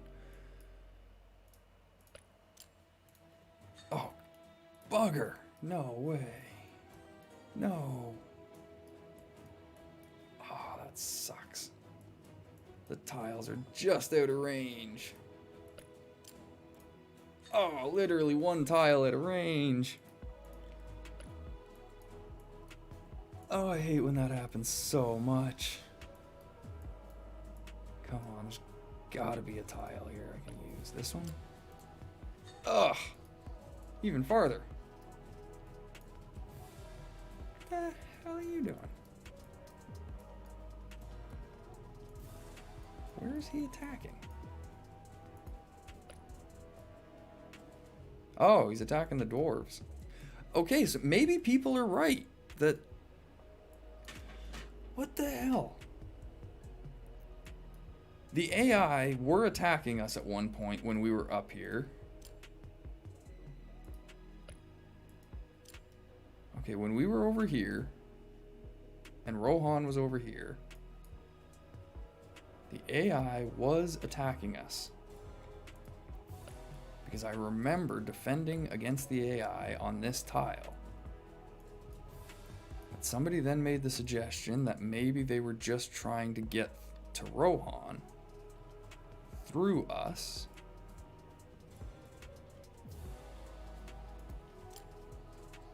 And now we've been sitting here in the vicinity of these guys for all this time.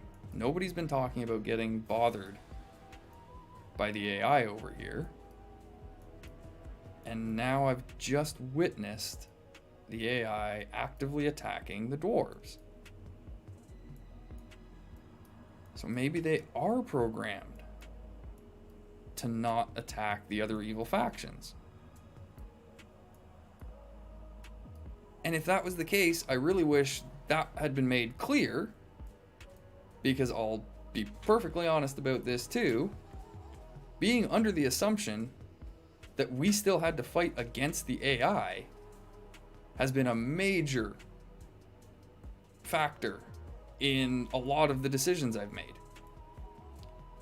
If I had known from the beginning that we didn't have to worry about the AI here,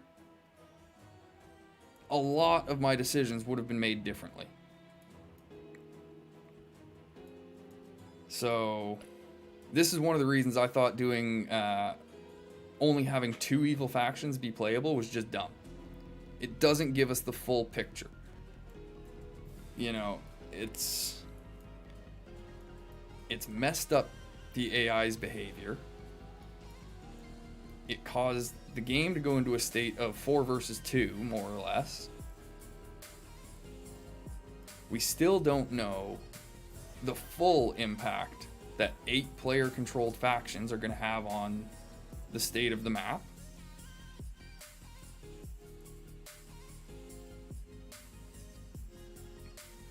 My assumptions were correct from last beta though, that, you know, as soon as any of the evil factions get controlled by players, the pace of the game and everything that we were used to data-wise was going to change. And to me, there's still no way they can release this game live without fully testing all 8 factions at once.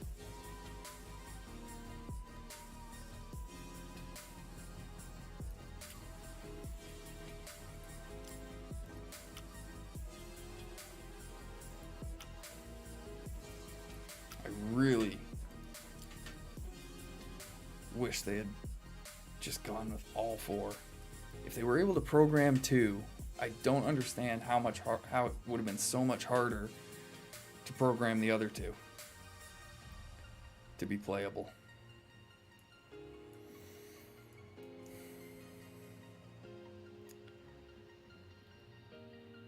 Yes, Gangweed Man. It was removed from the Play Store, I believe, once all the servers filled up.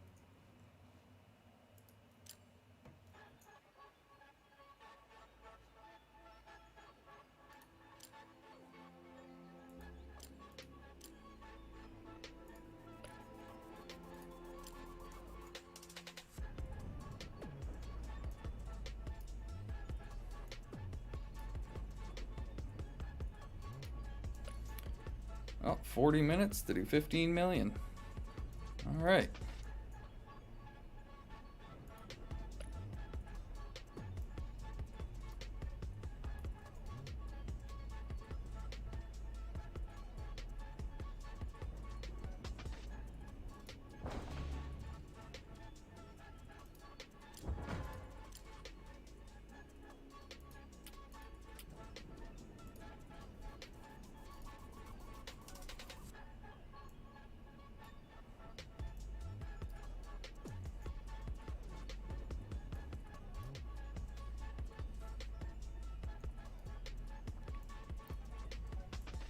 I mean, there's only a week left in the beta anyway, so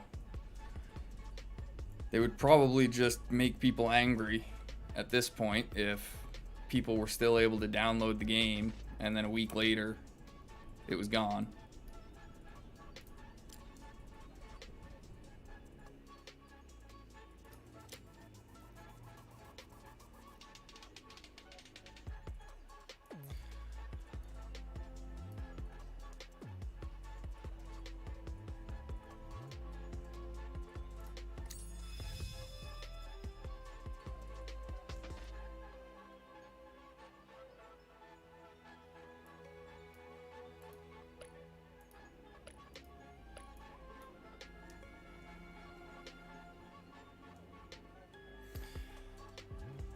Alright, well, it looks like we are at that. Oh, wait, yeah, I was still looking for a tile up here to connect to, wasn't I? Like, how this is inside the circle? What the hell? It doesn't make any sense. Ah, no, I'm just outside it. Christ. Ah.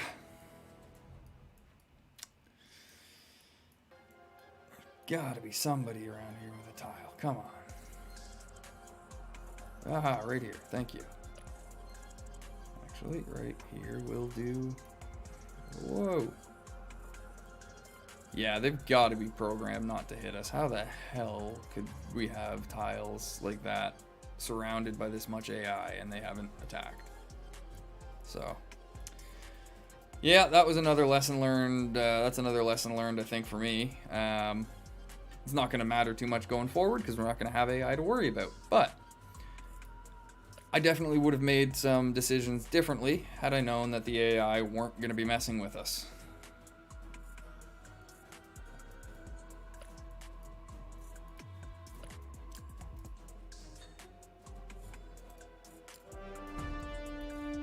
Yeah, like, look at this. This is insane. All this AI here.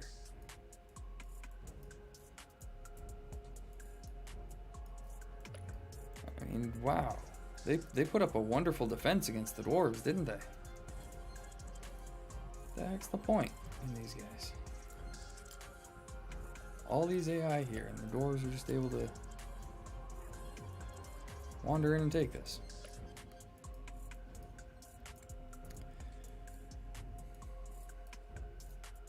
Oh, okay, well they're marching over to try and put some pressure on, it looks like.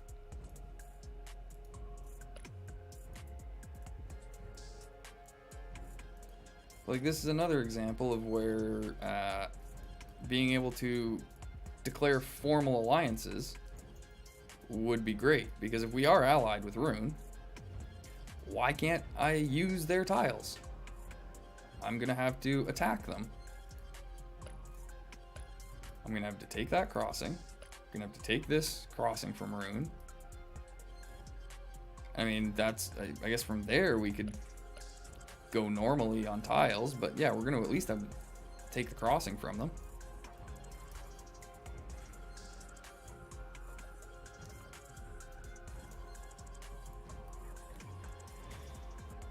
Yeah, the way they had the AI set up for this is weird. It should have been all or nothing with the evil factions. Either add all 4 of them or don't add any. Because like I said, it didn't give us the full picture of information that we were wanting from it. We still don't have a proper idea of, you know, how the Rune and Angmar factions actually operate. Yeah, we've got some knowledge now on their units at least.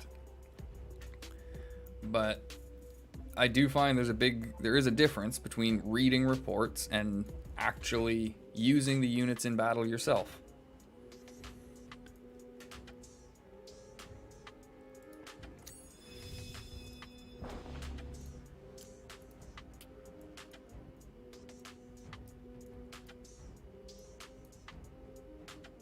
You know, none of us know what those starting positions are like. You know, are Rune or Angmar strong or weak starting locations? To me, Rune looks like a pretty strong starting location. You know, they don't have any immediate threats. You know, the dwarves have to come down into Kelduin Vale before they even think of threatening Rune. Rohan, they've got a heck of a trek. Elves, same thing. They'd have to get over into Kelduin Vale. Angmar seems a little bit dicey for a starting position. Just because both elves and dwarves have immediate access to Gundabad. So you'd pretty much be fighting right away as Angmar, I think. And I mean, it's obvious how Angmar wants to expand early.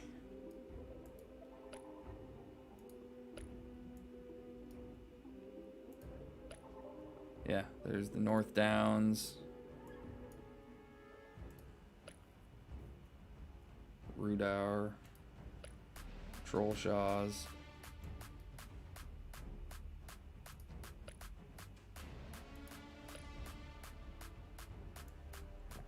Yeah, Forest. Yeah, like it's a pretty self-explanatory expansion for Angmar, at least. They want to be going west and south.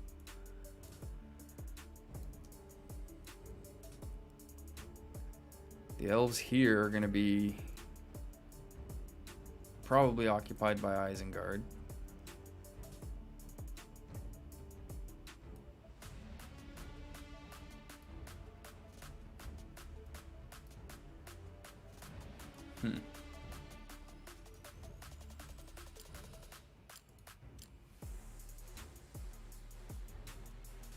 I did just notice that none of the evil factions have a real centralized location. I think Isengard is, you know, the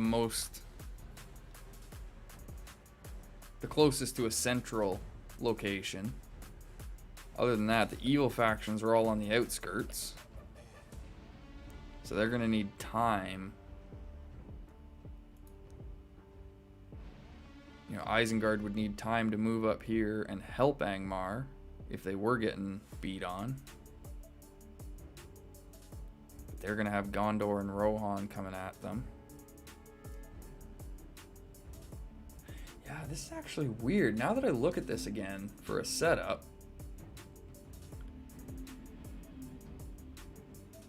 I mean, Rune and the dwarves are probably going to start duking it out pretty early. Mordor and Gondor are probably going to duke it out pretty early.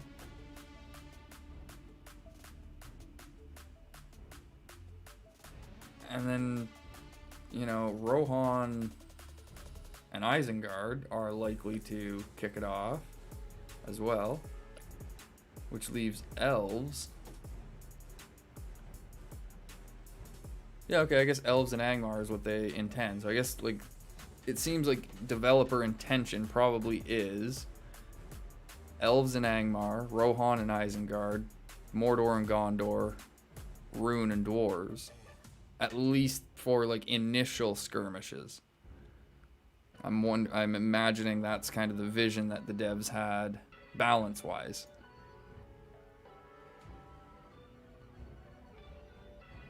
But this is where everything can get thrown off. Because if, you know, like if Gondor, Rohan, and elves pushed Isengard, well, then it would take Rune, Mordor, and Angmar quite a while to actually get down to help.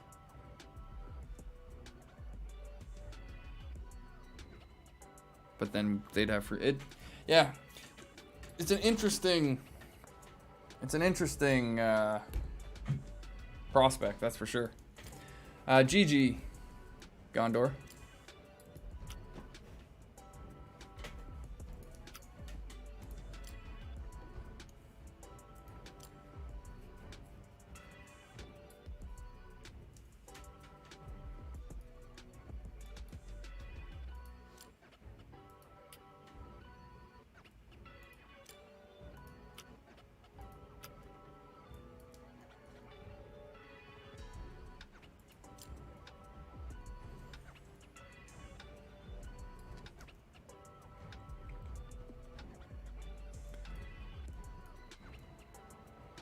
All right, well, I think we're at that point.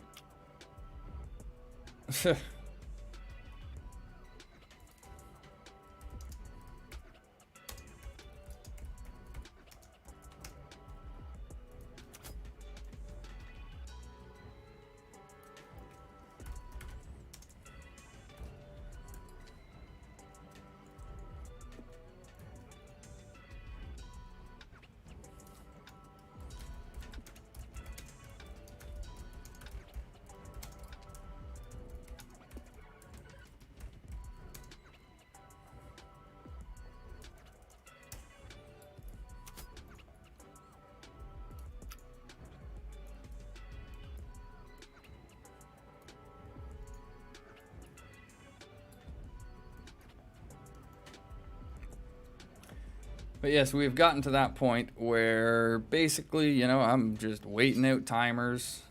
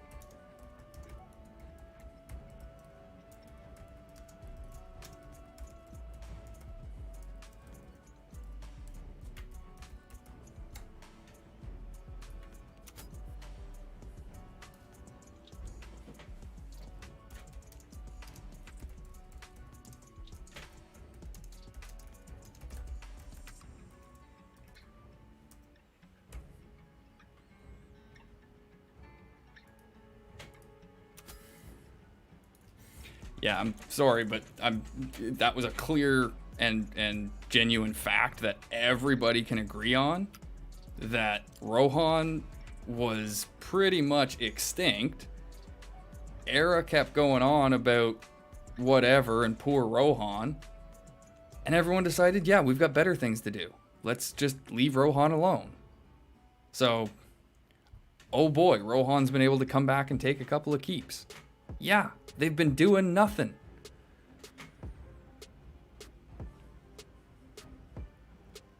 We've been actively fighting for the last 2 weeks.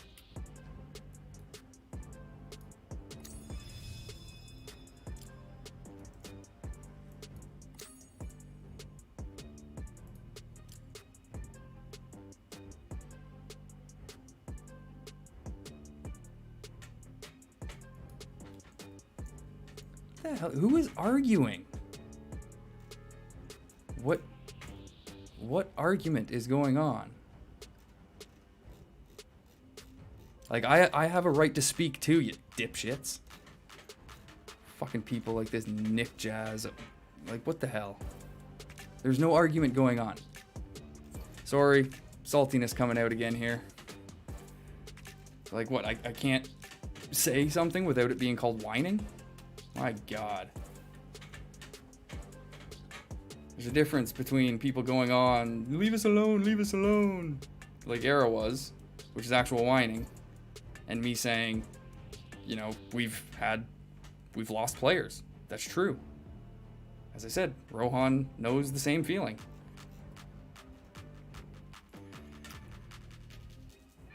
Fucking Nick Jazz. I think the stream has been going a little too long here. I'm getting a little bit... I can't read those kind of chats on stream. Wow. I think I need to go and obtain myself a little bit of pipe weed as well. Go take a little break, a little refresher. While these timers are working away.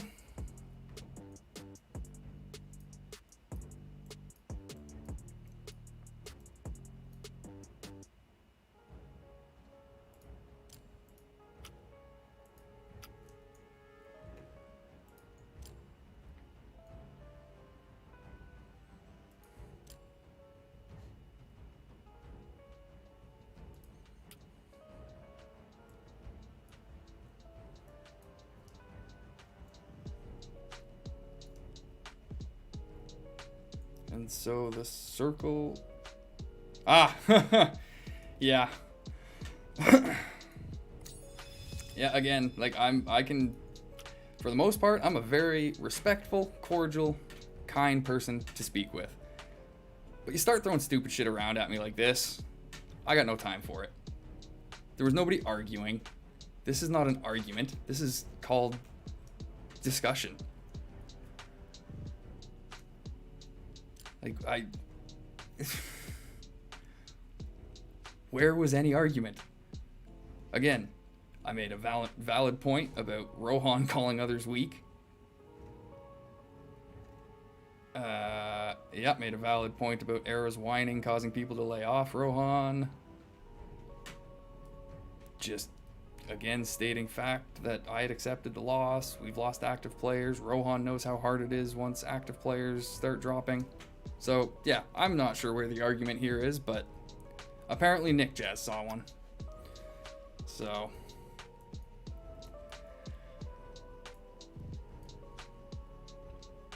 But it sounds like you've gone back and watched the beginning of the stream then, Lawrence, so...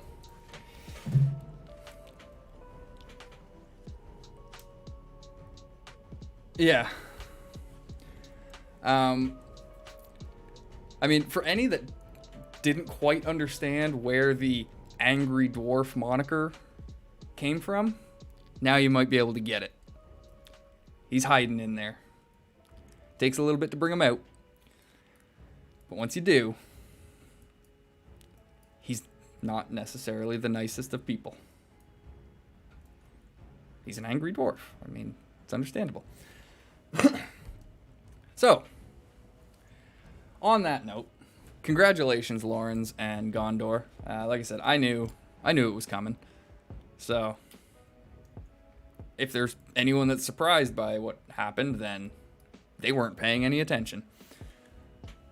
Frosh, I hope you guys are true to your word, and that now that you've taken that, you're gonna pee off, and we can just march back in and retake it. But if not, whatever. There's a week left, so I don't care much about the outcome, to be perfectly honest. I'm mainly coming on here anymore just for the stream and just to continue the Q&A so I can help other people with any issues they may have. But I've been resigned to the fact that, yeah, we're pretty well pooched. So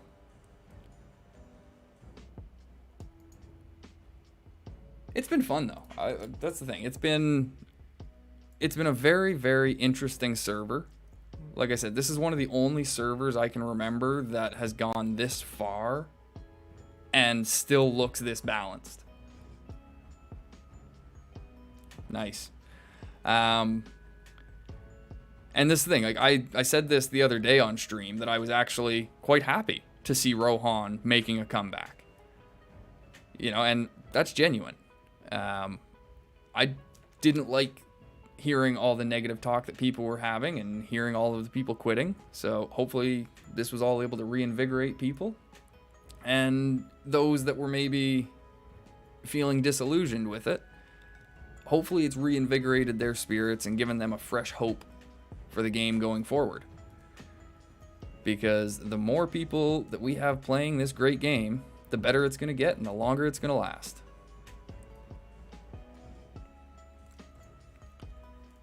And like I said, this has been a very balanced server, a lot of back and forths, at least on this side of the map. Sure, this has all been orange for a while, but like this side of the map has been really interesting to watch develop. And see, look at that, we still got the Eye of Mordor, so.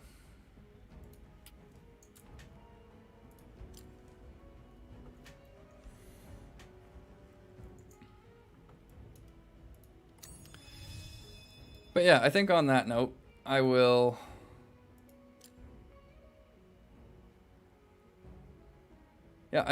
be calling it there. We'll sign off now. I may jump back on and stream this in a little bit if there's, yeah, like what I've got. An hour and a half on this fort. Yeah, I'll probably jump back on and stream this again once I continue preparations. But I'm also thinking that possibly later on tonight or tomorrow, I may try my initial Magic the Gathering stream, I think. Yeah. I've got a few interesting decks between Magic Arena and Magic Online. So if there's anyone that is into trading card games, Magic the Gathering, any of that kind of stuff, stay tuned and you might be able to catch some of those streams as well. That's probably what I'll be doing in the downtime if I'm going to be streaming once the beta ends. I'll figure out some game to stream.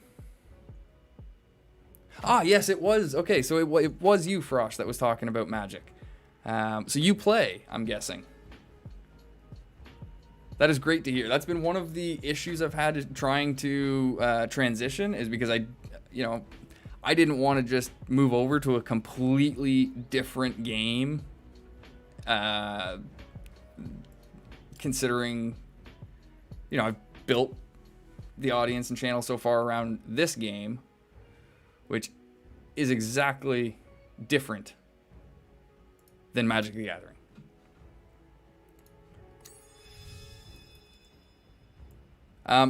Frosh, would you prefer to see Magic Online streamed, like the classic OG client, or would you prefer to see Magic Arena streamed?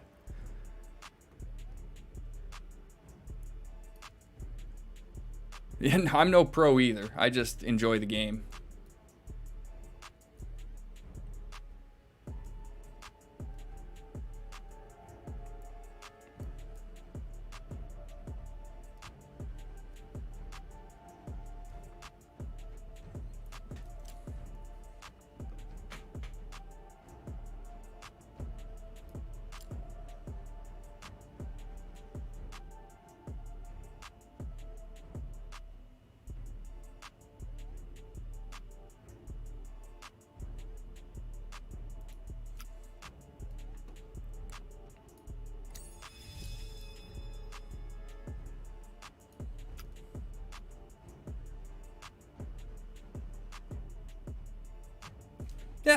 that makes sense.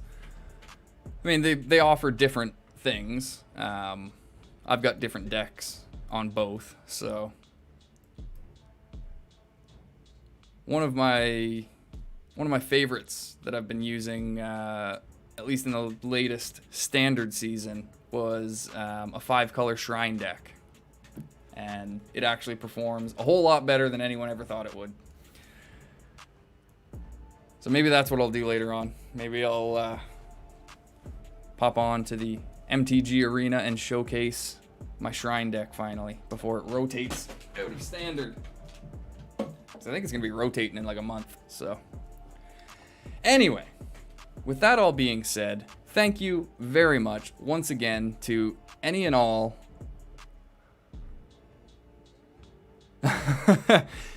there you go. That's the hook for later, Frosh. Stay tuned, and later on today you can see the 5-color shrine deck. Yeah, buddy. I've also got one in Modern that uses the old cycle of shrines, and it actually does really well too. But the standard one is kind of my pride and joy on Arena right now. I love that shrine deck. So like I said, I'm gonna go pick up some pipeweed, take a little break, and then probably, I don't know, maybe an hour or two, I'll pop on and get that stream going. So if you're not able to, what did I do? If you're not able to catch it live, then be sure to keep an eye out for the video. You go to bed. What the heck are you doing awake, you crazy bugger? I mean, I know I'm your favorite streamer and all, but come on. 5 a.m.?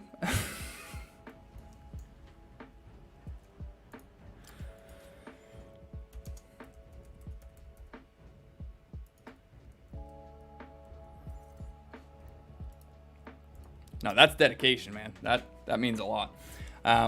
But on that note, I will let you go get to sleep. I'm going to end this stream. Thank you once again, any and all that joined us. This was one of the best days for chat anyway. This was a great day with people in chat. Very engaging. Lots of questions, lots of answers. Some new people, some old faces. It was a great day. So thank you very much for joining. And until next time, good luck on the battlefield.